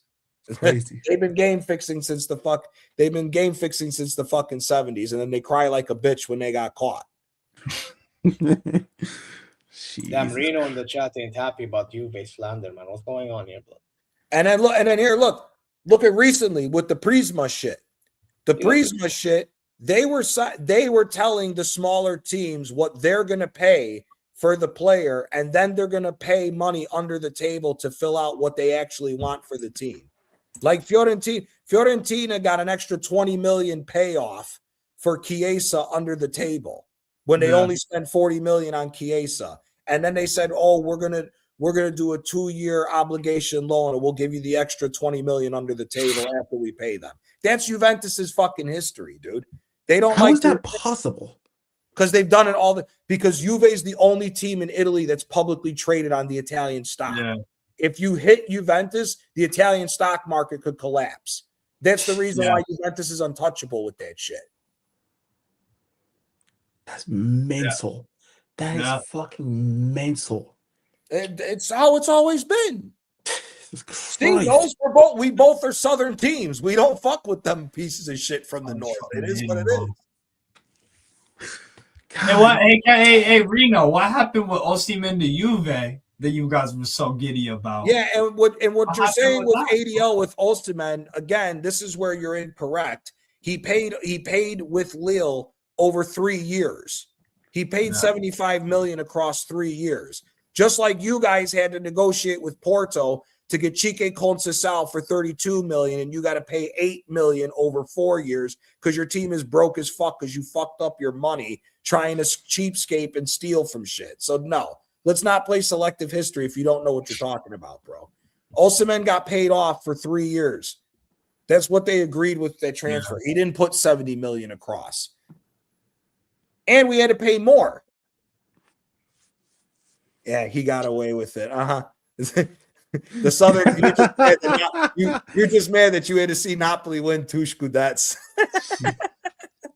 That's insane that Napoli have won 2 Scudettos more recently than Juve have won a Scudetto. That's insane, yo. It's not because look at how they fell apart. Yeah. They thought They're they horribly were run, bro. They're They horrible. thought they were too big to fail. Yeah. You signed Aaron Ramsey. You paid Aaron. What was Aaron Ramsey on? Like 240,000 euros or some stupid amount of fucking money. Bernardeschi had 2 good years at Fiorentina. He was damn near making 200,000 a week. They were paying these stupid amounts of money. They signed Di Maria on a free and gave him a bag full of money. Yeah. What? They paid 100 million in total for fucking Higuain. Yeah. Wait, That was nonsense. no. Then That you striker. What was The guy what who was couldn't even finish his dinner at some point. Oh, no way. And then you had what was it? 110, 120 million for Ronaldo plus the crazy contract. And they couldn't even get out of the second round of the knockout stages of the Champions League. Well, part of that is down to they had to play full Ronaldo because Juventus was a defensive team, and when they got Ronaldo, Completely incorrect. The problem is Ronaldo's a selfish piece of shit and didn't switch the way that he needed to at the time when he was with Juventus. Well, that's the point though. They didn't adjust to him. They didn't adjust to him. That was they had to adjust to him. That's why they didn't win. No. It's more of Gianni's right. They chose to adjust him. That's what I'm saying. They chose to play Ronaldo style. Ronaldo didn't do what was best for the team. No, that's what I mean. Here's what you got to remember. Ronaldo's first title with Allegri, Juventus, miles ahead of every single team when you look at the squad. Second year when they won, the other team started on the come up and started getting better. Third year when they blew it, Inter was a way better team. Plus Conte finally got through to Inter for them to be able to win. If Ronaldo would played lone striker with Sarri and would have went along with Sarri's style with the players that they had, they would have never sacked Sarri, and Inter would have never won the league with Conte. That was the problem. Well, what did Ronaldo want the style to be?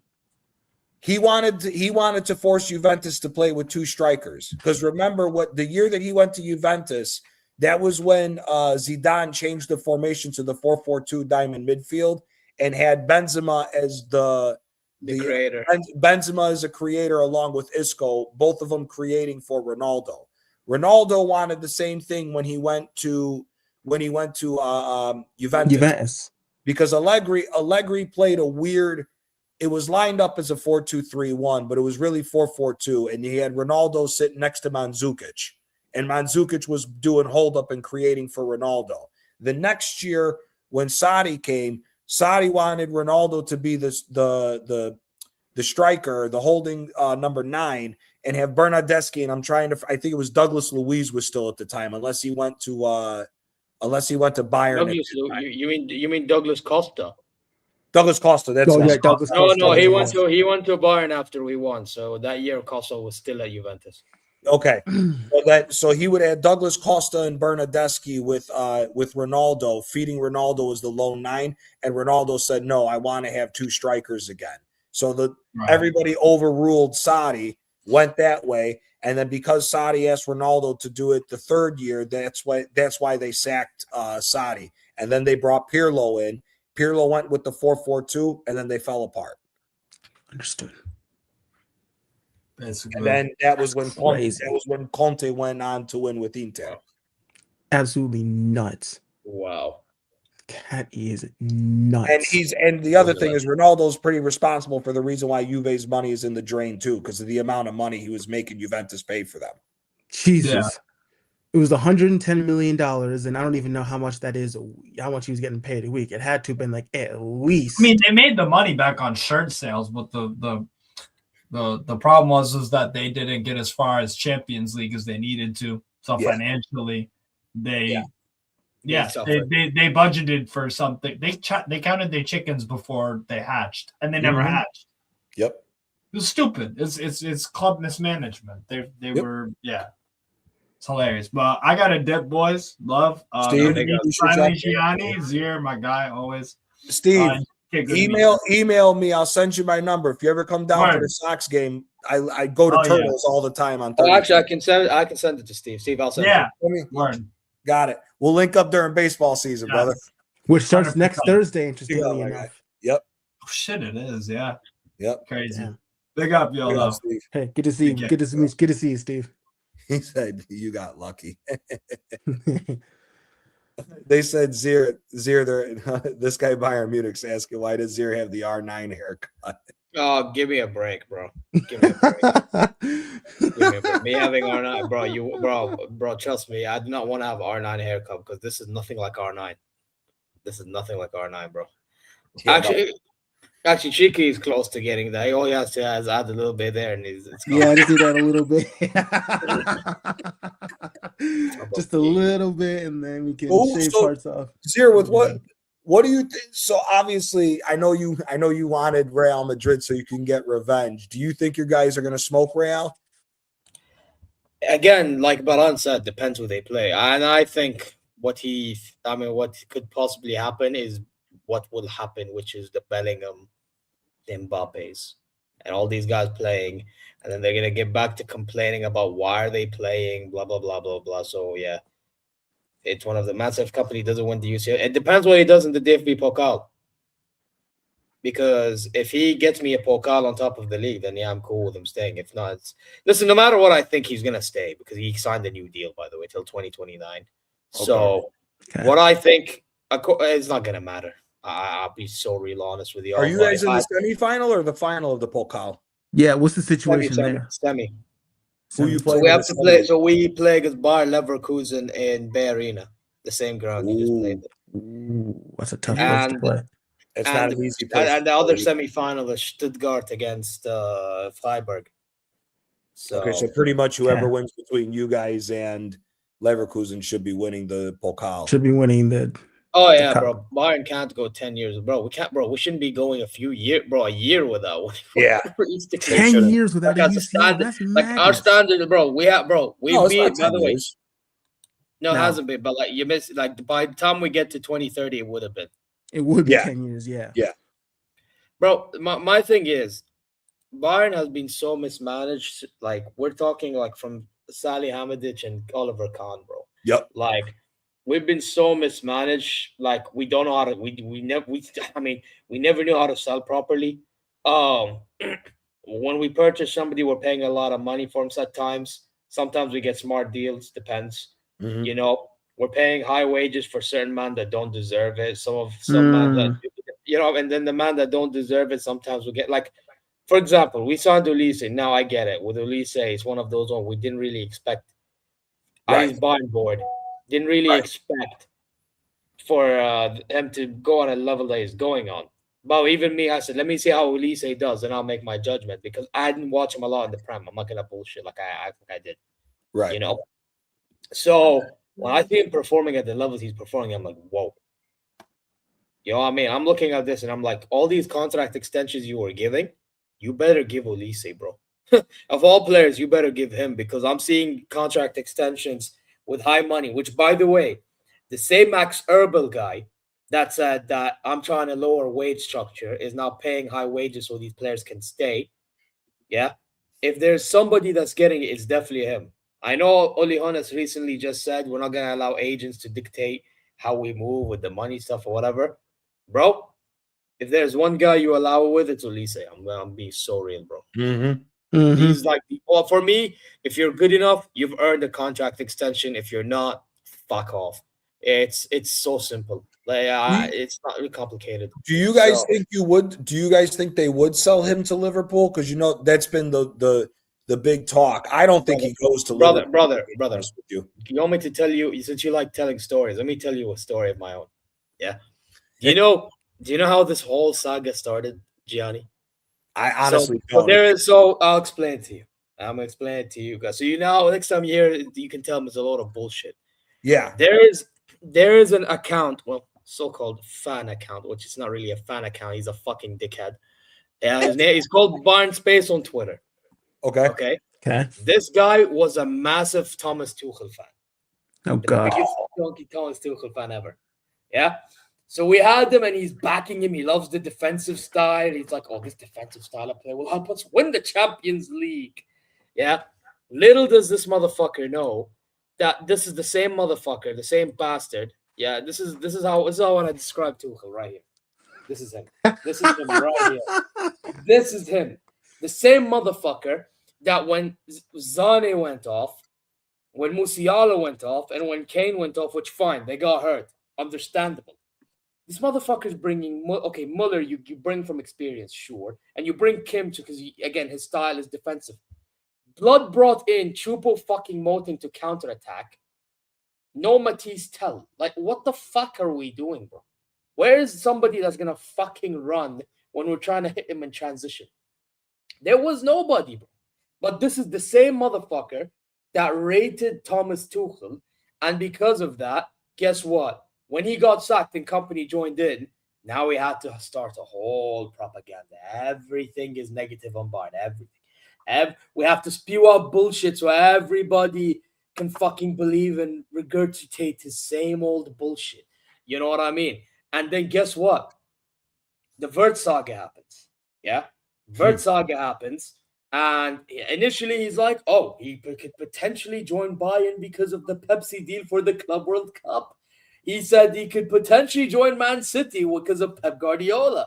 He said, wait. Few days before he wanted Liverpool, he's like, guys, I don't want to be the bearer of bad news, but I've heard murmurs of how Wirtz has decided he wants to go to Liverpool. Then the news comes up. He's going to Liverpool. What happens then? What happens then now? Liverpool fans, these cucks, what they do, they believe him based on that news. So you know where I'm going with this now, yeah? Mm-hmm. This Bayern Space guy is a month or two later said that there's a release clause on Olise's contract, which Bild, Sky Germany, Plattenberg, they all debunked that shit like real quick. Yeah. Then you have Liverpool fans, and now you have reporters in England reporting that Liverpool are intrigued and they're pushing to get Michael Olise. Which, yes, there is truth that Liverpool may have intrigue, but they're acting like they're easily going to get him off us, thinking that we're a fucking selling club, all because of Bayern Space starting this whole bullshit. And they're like, oh, well, Bayern Space said the same thing about Florian Wirtz, so surely he should be correct about Olise. How the fuck? How's that working? What are Olise signing? So if you are correct about the PSG game, I hope so, bro. I hope you're correct about the PSG game, because fuck Liverpool. They're all cucks. Yeah.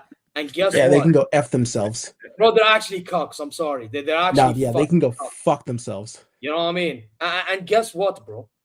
I'm not joking when I say this, bro. Like, this whole Olise thing, thinking that they're thinking now they can sell Salah, get the money, go for Olise. No, motherfucker. You're going to go for Yan Diomande. You ain't going for fucking Olise.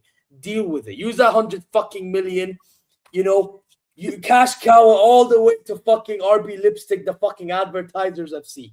Go all the way over there, milk that shit. Go get Diomande from there. He ain't fucking joining up Liverpool. I'm sorry, he's staying.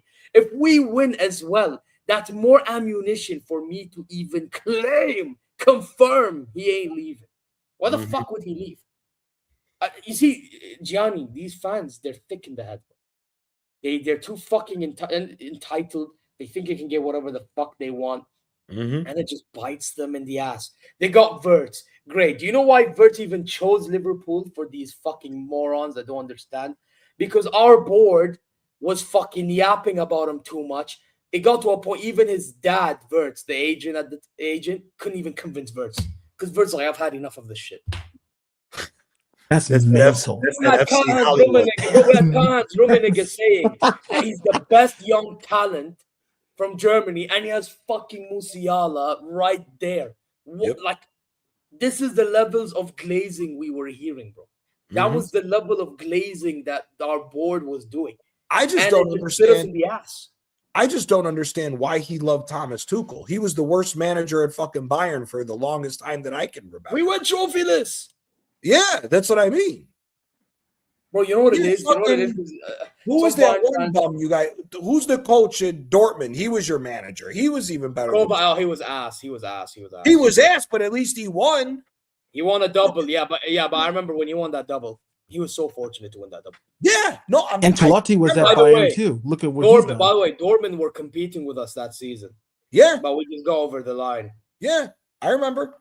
The thing with And Tuchel then was Leipzig Tuchel game, we didn't won win you. 3-1. was Tuchel one of didn't those- win you the league. Dortmund fucked up. That's why you guys won the league Yeah. under Tuchel. And by the way, the only reason why Kovac did good with Frankfurt in the Pokal final against us, because again, we were out of it, we were out of legs, and bro, these man, they played an insane game for a final, Yeah, Yeah. yeah. bro. Like it's one of them ones, isn't it? And then he did it with us because again, same shit, bro. Mhm. If you go look at our goals against Leipzig that game, counterattacks. Yep. And by the way, some fans, yeah, and Bayern Space, yeah, we call him LFC Space. He doesn't even deserve to be called Bayern Space. Fuck him. He's deriding. He's throwing Bro, when we were having that win run, by the way, that bastard, just to prove a point, when we had that winning run this season, not one fucking word from this fucking asshole on Twitter about it. But he was more concerned defending Florian Wirtz and his shit run than he was actually praising us, right? And then, guess what? This motherfucker, at the same fucking time, when we lose to you guys, 3-1, now he wants to start talking. When we lose to Augsburg, now he wants to start talking. Shit, bro, he just, by the way, a good buddy of mine, answer, big up. Man said to me combined 11 for Bayern and Real Madrid. Do you want me to read it to you? No. Oh, I'm going to read it anyway, because you know what? Please. I want to. Because I'll end up losing it. Courtois over Neuer. You know what fares? Okay, that's fair. This is, all right. Well, actually, Now, guys, keep it in mind. We're talking this season, yeah? Oh, I was about to say. What? I'm talking about this I was season. about to say Courtois ain't better than Neuer all time. I thought that's No what- way. Yeah, no. We're talking this season. We're talking. This Yeah, I season. was about to say Yeah, bro. You think I'm not defending Neuer all the time? You got to be fucking kidding me. Neuer's top 3 greatest goalies of all Bro, time. I think he's the. I mean, in my opinion, he's Facts. the greatest. But I know why you will say Buffon, but I'm saying Neuer. or Casillas. Anyway. But anyway. Nah, Casillas Casillas shot stopping was unreal, Yes. but shot stopping is Casillas' shot unreal, stopping was ridiculous. Yeah, but Buffon and Neuer are above Casillas. I'm trying I to. can hear that. About Neuer's shot stopping is so underrated when we start Yeah. having these conversations. I have Yeah, to say. dude, because everybody likes to discredit Neuer and say, "Oh, Neuer's the whole reason why every single goalie plays like this." No, it's because Pep. Yeah, No, yeah, it's but not. it's just everybody can't play like Neuer. It's one of them Exactly. ones, isn't it? Exactly. But anyway, right Anyway, back. continue. Again, this season, no. Brother, put Trent Alexander-Arnold. Give me a fucking break. Stasic and Limer's been better than him. Center backs. Again, generally, I would have heard it. Now, no. Man said Rudiger and Huijsen. Brother, Upa and Ta combined done better. Yeah? I could even make an argument for Kim low-key. Have some fucking shame. Wait a Seriously. minute. He said Huijsen's better than fucking Ta. Ta Upa this season, yeah. Bro, the only let me put it to you like this: the only bar players he had in this whole 11 is Olise and Kane. So we're not even having Kimmich, Pavlovic. Actually, Pavlovic has dropped a little bit, but like Pablo, He's got to put. yeah, he didn't even Please. put Luis Diaz. He put Vini and Mbappe. Man put Chouameni and Valverde and Carreras. First of all, Limer gets in as the right back because Trent Yeah, this season at Alexander-Arnold's right back, been yeah. dog shit.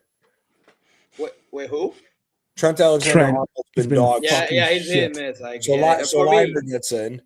If we're talking about left backs, I mean, if he's healthy, Davies walks in.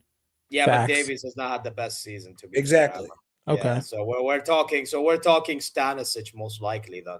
Yeah, Carreras hasn't been better than Stanisic. Bro, Stanisic, to be fair, he had a shit game against Arsenal, but that's about it, really. That's And it. Some bad games, Yeah, and then that's some one bad game. games, and some bad games after Arsenal. And then he stepped up recently. Okay, but Pavlovic has been better than Chouameni for most of the season. Yeah. No, Pavlovic, Kimmich for me. Yeah. And then he put Luis. Bro, I'm sorry. Our attack as a whole this season has been better. I know Luis Diaz finishing can be annoying, but bro, his finishing even regardless has improved. By the way, in the start of the season, I said Mbappe better, but bro, Valverde, Tchouaméni has been very good. I hear you, Omar, with Tchouaméni being very good, but the thing is that Pavlovic has been the main reason why Bayern's been so fucking dominant from the early going. The problem is Pavlovic.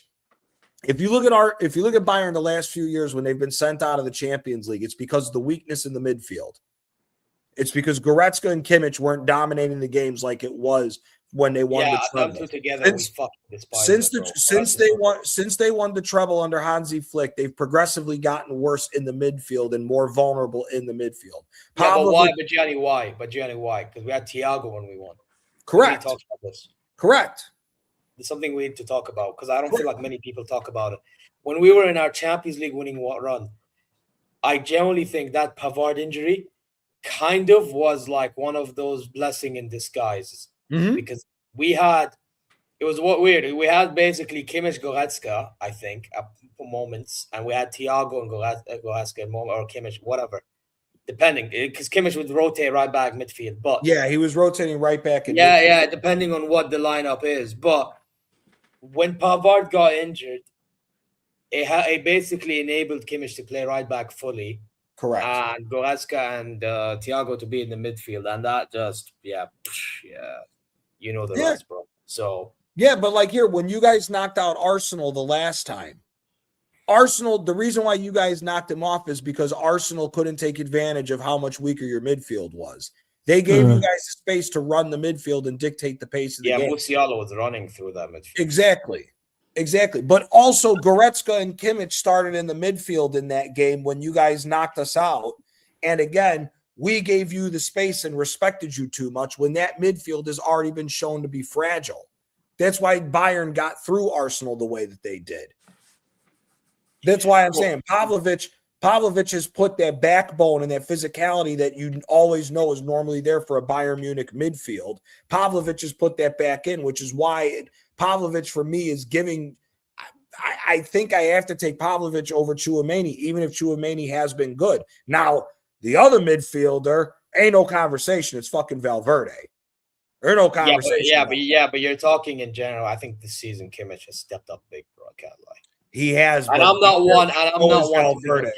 If Valverde would have been, if you swap Valverde with Camavinga on the injuries, I don't think Real keep it close to Barcelona. But if we're going based on like this season, then I have to. And by the way, I was being a Pavlovic before Arsenal, but bro, Kimmich is.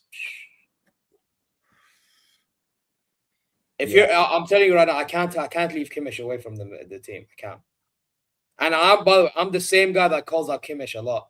Yeah, you do. You do. I'm not one of those guys that's gonna, bro. Last season I called him a pussy for crying out loud. So I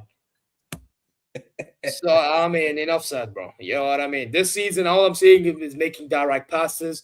His defending is somewhat there, manageable. You can tell he's more on it. You know what I mean? He's less passive, and I like to see that. You know what I mean? So, yeah. But I will say at the start of the season, he did look a little bit spooky. I'm not going to cap. But since Arsenal, yeah. I noticed like a switch 180 between them two, bro. It's weird. Pablo's hit and miss these days, you know? Like one time you'll see him do a job, another time I will tell you this. Pablo, weirdly enough, he's actually at his best when Kimmich is not next to him. Because he just takes the Kimmich role very well. What he does. I know it's odd to say, but it's true. Like that Atalanta game, he was not playing Kimmich because he got suspended, right? Wow. And I'm seeing him actually carry Goretzka's bags. Yeah, I don't. Bro, because you know the problem is with Pablo and Kimmich, they're the same profile. It's just that Pavlovic can do a bit more like on the ball. And defensive work too, Pavlovic when on the eye is better, but Kimmich is elite at those passes that he makes and crosses. unless you give him corners. Don't give him corners. Yeah, don't. But other than that, he's actually elite at those that it actually helps the team. You know what I'm saying? Mhm. And defensively, he's improved compared to previous years. Yeah, because that was his weak point in the midfield was the defense. Yeah. He was just So running the show. Yeah. He's just improved. Like Kimmich is not the typical player I would enjoy watching in a Right. sense, like on the ball. I'd enjoy watching his passing, but that's about it. I enjoy watching his passing, and that's good for by me. Yeah, Yeah. take Kimmich passing and then put it on somebody else that has technical ability. We're sorted, bro. We're sorted. You know what I mean? That's why like I feel like so here's the thing with Kimmich, yeah. I think he's not in conversations of like best midfielders a lot of the time because of that aspect. And that's why our fans underrate him a lot. Our fans underrate him because of that exact issue.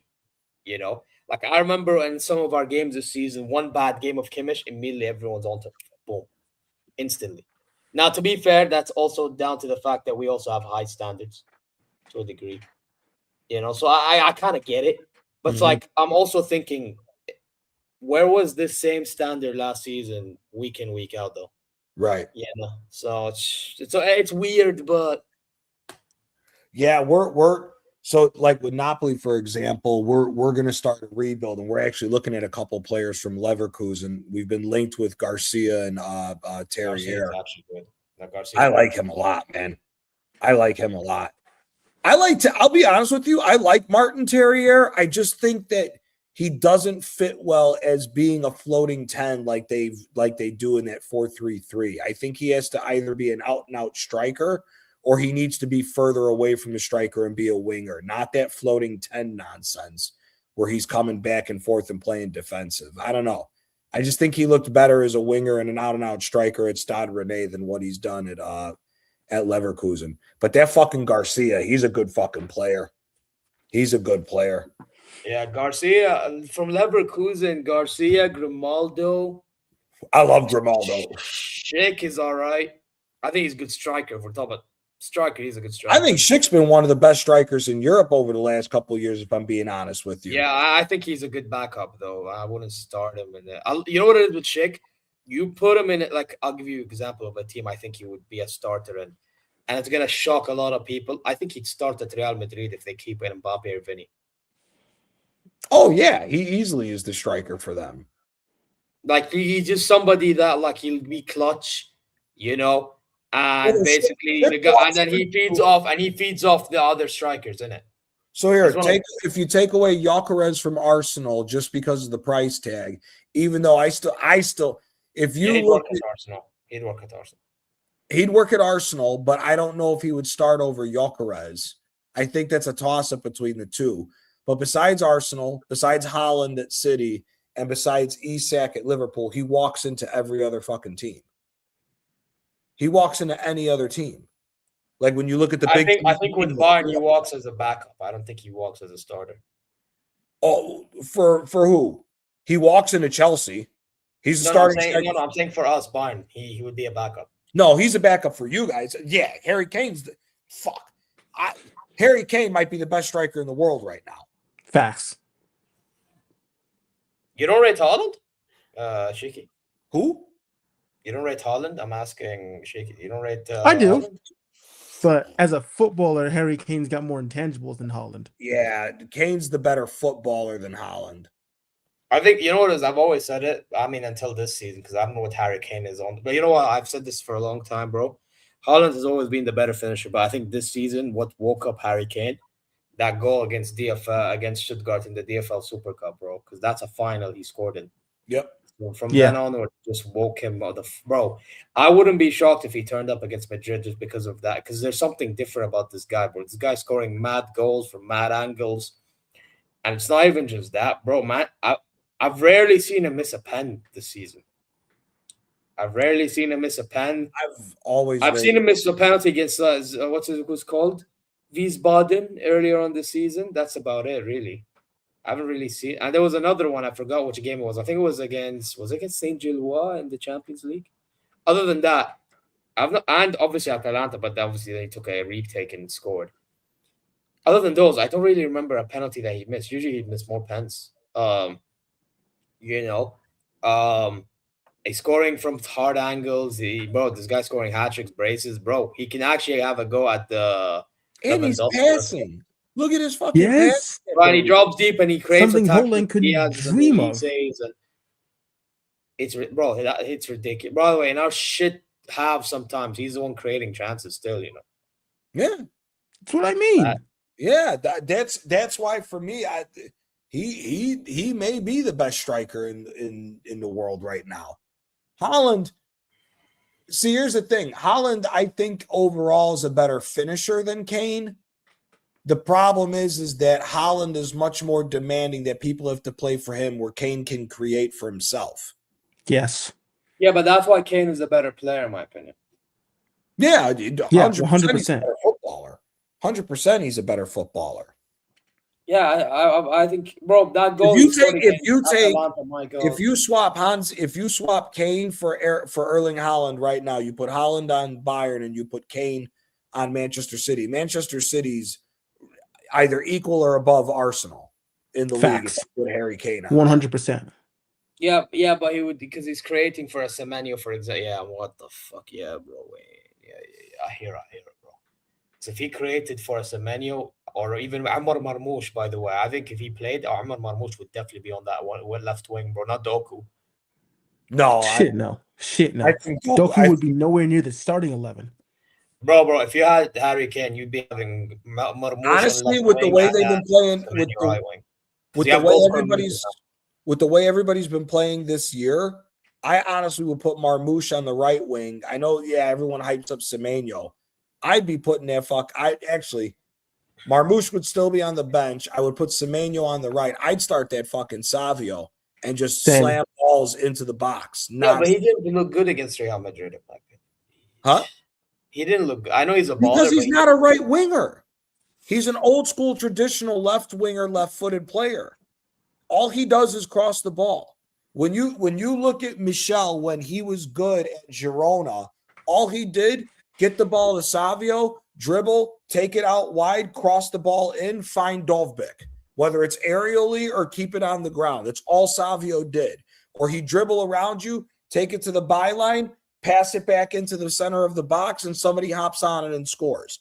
He was never that inverted winger like that. He was never an inverted winger like that at Girona. He's an old school traditional left winger who's left-footed. That's why I think Savio doesn't play that well at Manchester City. Like I would take Savio tomorrow in a heartbeat at Napoli. Take him in a heartbeat and throw him on the left wing. Because if I can get a guy who can open up the play like that, just dribbling, he's just going to be passing balls. He'll be getting 20 assists in the Serie A all day with his pace. All day with his pace. He'd be destroying Serie A. Just getting passes in the box. Whether you dribble it, you lay the pass back off, you got McTominay blitzing into the box, or you have hopefully a new striker because this fucking Højlund I don't want, and Lukaku needs to fucking retire. So big up, Waha. Yeah, we're still going. We're still going for a little bit longer. But I like that Savio. I just hope, not to go to Napoli, but I just hope we get rid of Conte. I hope we make some moves. Politano, Kevin De Bruyne, and Lukaku gotta fucking go. Yeah, KDB's old, man. We tried it for one season, it didn't work. He's got to go. Yeah, not for the amount of money that we paid that we're paying him. Fuck that. Didn't you get him on a free transfer? It's not that we're paying him 220,000 euros a week. Oh hell no! You know how much Napoli's barely worth 600 million euros. That's a lot of money to be spending. Jesus Christ! And Lukaku's like 185,000 a week. They're not worth 400,000. Yeah, dude, they're worth 400,000 a week. No, they gotta go. Jeez.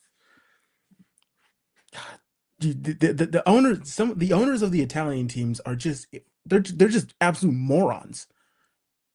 No, he tried winning.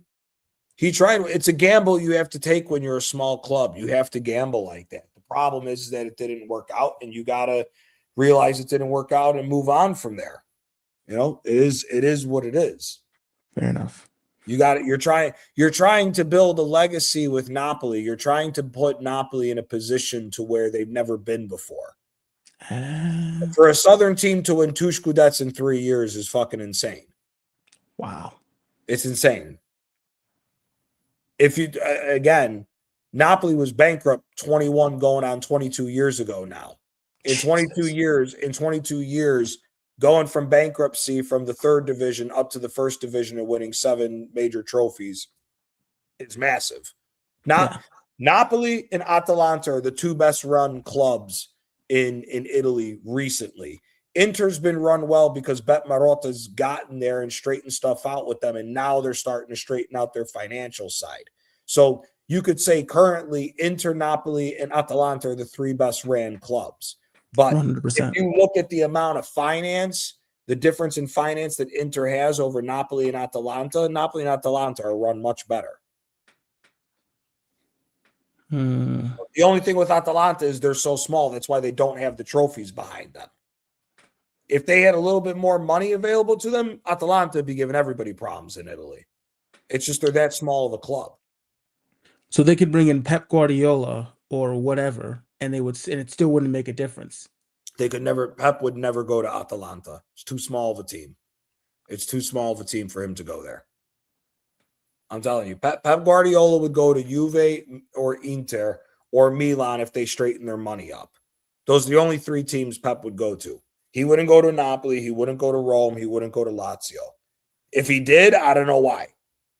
Because Pep doesn't strike me as the type of guy that's going to take a chance on a project that they can't get players that he wants. Pep's never had to do an apprentice job because he's that elite of a manager.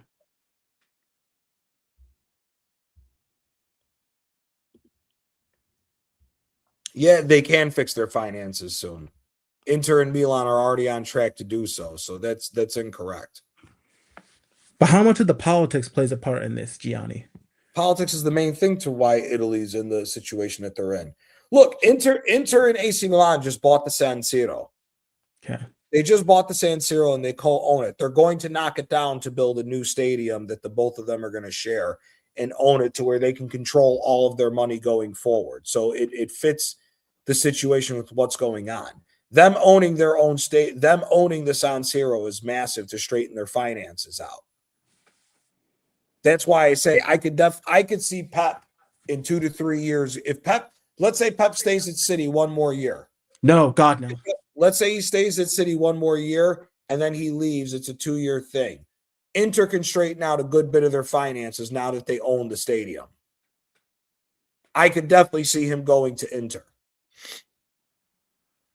Because them owning, again, if they sell Bastoni and they sell Barella and they maybe sign 3 guys for half the money that they sold them for, you put that much money back in, plus whatever money you're going to make throughout the year because now you own your own stadium.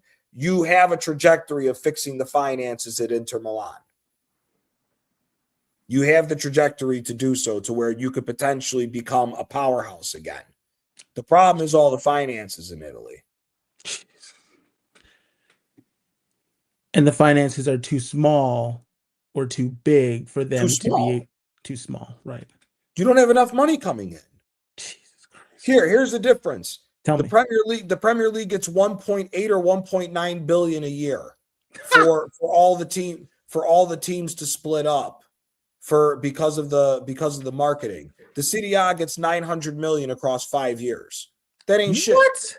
Yeah, that ain't 900 million over 5 years. Over 5 years. And then divvy that up by 20 teams. Oh, that's 45 million over exactly. What? There's no fucking money. There's no fucking money in the league like that. That's why. All the money is soaked up by the Premier League. That's why it's imperative that you own your own stadium in Italy. That's why Juventus was able to pull so far ahead of everybody in 2012-13, because they finally had, once they were on the project of getting out of the Stadio da Alpi and went into the Allianz Arena, the finances is what changed everything for them. They just fucked up the finances. Jesus. So, Prof. But 1.9. Sorry, yeah. Before you wrap up, 1.9 billion. That's madness. And the PR Premier League is horrendous. Yeah, Brother, don't get me started about the Prem. I was Mental. working here a long time. Yeah, it's the Premier League. That's why I said earlier in the show, I go, the Premier League, because the referee said they're not pulling that corner kick shit, all the teams got exposed. The only reason Liverpool went through against Galatasaray is because Osimhen didn't take his chances at Anfield, and because Galatasaray didn't destroy them in Turkey. If Galatasaray, their fans were not allowed to enter as well. Oh yeah, they weren't allowed to. I heard that. Yeah, their fans weren't allowed in Anfield due to the. I think it's But due to some the war. snuck in and still couldn't. They can't generate now. Yeah, Liverpool were. That's madness. Yeah, no, dude. Liverpool won because of Anfield. Yeah. If Galatasaray would have took their chances like they did against Juventus, Anfield wouldn't have made a fucking difference. They would have got knocked out. Yeah. Galatasaray just didn't take their chances. It is what it is. Listen, Liverpool's getting smoked by PSG. Facts. And I'm going to call it now. I can't wait. I told you why I wait. can't wait now. So PSG, like I said, I think PSG is going to be putting anywhere between 6 to 8 goals past fucking Liverpool. I was about to say. You know what? By the way, I listen. Dembele, just spin up Van Dijk or Konate. VAR is going to have the smoke for all them boys. VAR is going to do some damage. My guy. Well, are you one of the Napoli fans that don't like Vara? I love Vara. I love Vara. I love Vara. So also, you didn't mind when he left you, man, to win Champions League? No, I understood it. Aye. Because that other Napoli fan that I was chatting to, he didn't like him at all. Brother, see, here's the problem with some of these fucking Napoli fans is their head gets too big and they don't realize where you actually are in the fucking pecking order. If you go by finances, we're the 5th biggest team in Italy. Rome is bigger than us when it comes to the financial situation. When you go by fan base size, we're 4th. We're still smaller than Inter Milan and Juve. You brought in that fucking look at Vara as a player. You just destroyed everybody in Serie A with Spalletti. Your owner said something stupid to force Spalletti out. You go and sign Rudy Garcia, who hasn't been a good manager in 10 fucking years since he was at Rome. So that wasn't going to work out, especially because he changed the whole way to get pragmatic. Then you bring Conte in. Conte tries playing that bullshit 3-4-3. It doesn't work. Conte then goes to the 4-5-1 defensive and wants Vara tracking back. Vara don't track back. The kid 2 straight seasons got double digits assists and goals. Why are we forcing this kid to play defense? That's why he left. He didn't want to play under Conte's system, and I get it. Yeah, I hear it. Apparently, he was forcing the move or something. But he was forcing the move. And that's why there was a release clause on, or not release clause, there was like a less pay for PSG to do. Yeah. That's why I'm not mad at Vara for forcing it out. It is what it is. What are you going to do? Yeah, but hey, don't you think there's an element of like snaking your club a little bit, maybe? Did he say anything like no about Napoli? Like, yeah, then maybe it's different. He never talks shit about Napoli. He still has love for us. That's why it's like I don't get whenever you see something happening with Napoli on social media, Vara's liking it. It's not like he abandoned Napoli and said, fuck that club and all that other shit. He didn't do nothing of the sort. Again, you have to understand where you are in the pecking order. We are the next tier down of clubs. Your elite clubs, you have the elite clubs, then you have the next tier down. You are by far next tier down. It is what it is. You have to realize that. If you can't realize that, then you're too fucking big-headed and swollen in the head to think that Napoli's at that same level. Maybe if the owner wasn't a fucking idiot at certain times with his decisions of when to invest in players and when not to, we'd be further along and have a better opportunity of holding on to players because we would consistently win more. But that's not the case. So it is what it is. You came to Napoli, you ended the 30-year Scudette. You had back-to-back years of 10 goals and 10 assists. The first year, it was like 20-something goals and like 15 assists. He was balling out. Then you had another manager come in, change the entire style of play, want to play more defensive. No, fuck no. I completely understand why. Yeah, I'm not gonna lie. Serie A, the one I see that's retaining their players more than anyone is Inter Milan, really. Yeah, because they're starting to develop their money again. Yeah. If Inter Milan and AC Milan bought the stadium, they're projected that within 5 years they should be done building the new San Siro. It's going to be a 70,000 stadium again, and going to be brand new and going to be co-owned by both the teams, which means they'll both get full amount of their money, and they're not and neither one of the teams are risking their finances going solely on their own for their own stadium. Inter Milan over the last few years have grown their revenue streams to where Inter Milan's earning anywhere between 675 to 750 million euros a year now. They're growing their revenue like fucking crazy. If Inter Milan can develop more money to be saved in the bank once they put a big enough dent in the debt that they have, Inter Milan could be a powerhouse amongst Europe again. Yeah. No, I hear it. The problem is the stadiums. But listen, guys, we've been going for 4 hours, nearly 4 hours and 45 minutes. I got to hop off because I got an early day at work tomorrow. I will be back tomorrow on BBK's channel. We will be doing the Around the League show. Yes. We'll be touching everything, American sports, football. Real quick, Chike. March Madness, hopefully. We'll be talking about March Madness. What's your predicted score for the League Cup final this weekend? 3-0 Arsenal. 3-0 Arsenal. I'm going for disrespect just because I want to talk shit. I'm got Arsenal 4-1. Wow. I think City's in a bad place.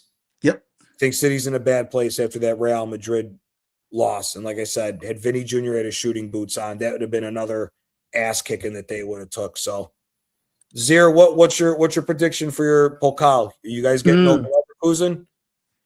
I mean, we don't play them till April, but if I had to give an early prediction, I'll just say 3-2 win. But to predict your game, because your game is soon, Arsenal, I'll say Arsenal 2-0. 2-0? 2-1. Okay. I can. So, big up to you guys. Zier, do you want to shout your channel out? Yeah, I have 3 channels. Zier Talks FCB, the Bayern one. Bayern content, previews, watch-alongs, reactions, video streams, shows, whatever that's Bayern related. Zier Talks Football, anything football related. I do cover my Saudi club there too, Al Hilal. And sometimes I'll do Saudi League stuff depending on if the situation, if that makes sense. And then other leagues, you know what I mean? And then obviously the wrestling content. Anyone interested in AEW, WWE, New Japan? I do like wrestling. I don't do New Japan, but like I have an idea. But I cover WWE and AEW sometimes. Like if you guys interested, yeah, Zier Talks Wrestling, and yeah, that's it really. Those are the 3 channels I have in it. So go check it out if you're interested. Chike, I know you said you haven't gotten your channel up started yet, but you need to do it soon and start talking some March Madness and everything else. I will. Trust me. When I get my channel up, oh my God, I'm going to be talking football. We're going to be talking March Madness, NBA, NFL. Yeah, dude, NBA, you better not be talking if you're saying LeBron's still not top 10, but that's a conversation for another day. That's a barbershop conversation. We're gonna have to do a debate on that because I don't believe that. But we should debate that tomorrow with what's his name? We'll see. But big up to everybody who stopped by for the conversation. Everybody, Wahaha, Toronto Gunnar, Omar, everybody who stopped by. Appreciate the raids from Northside and of Shane as well. And yeah, we'll be back tomorrow with BBK. Hope for everybody who is Muslim, happy Eid. Hope everybody has a good Eid tomorrow. Yeah, Eid Mubarak. Happy Eid for everyone that celebrates. Have a good Eid for everybody who celebrates. So big up to everybody. Appreciate everybody stopping by for the conversation. And we're out. We are out.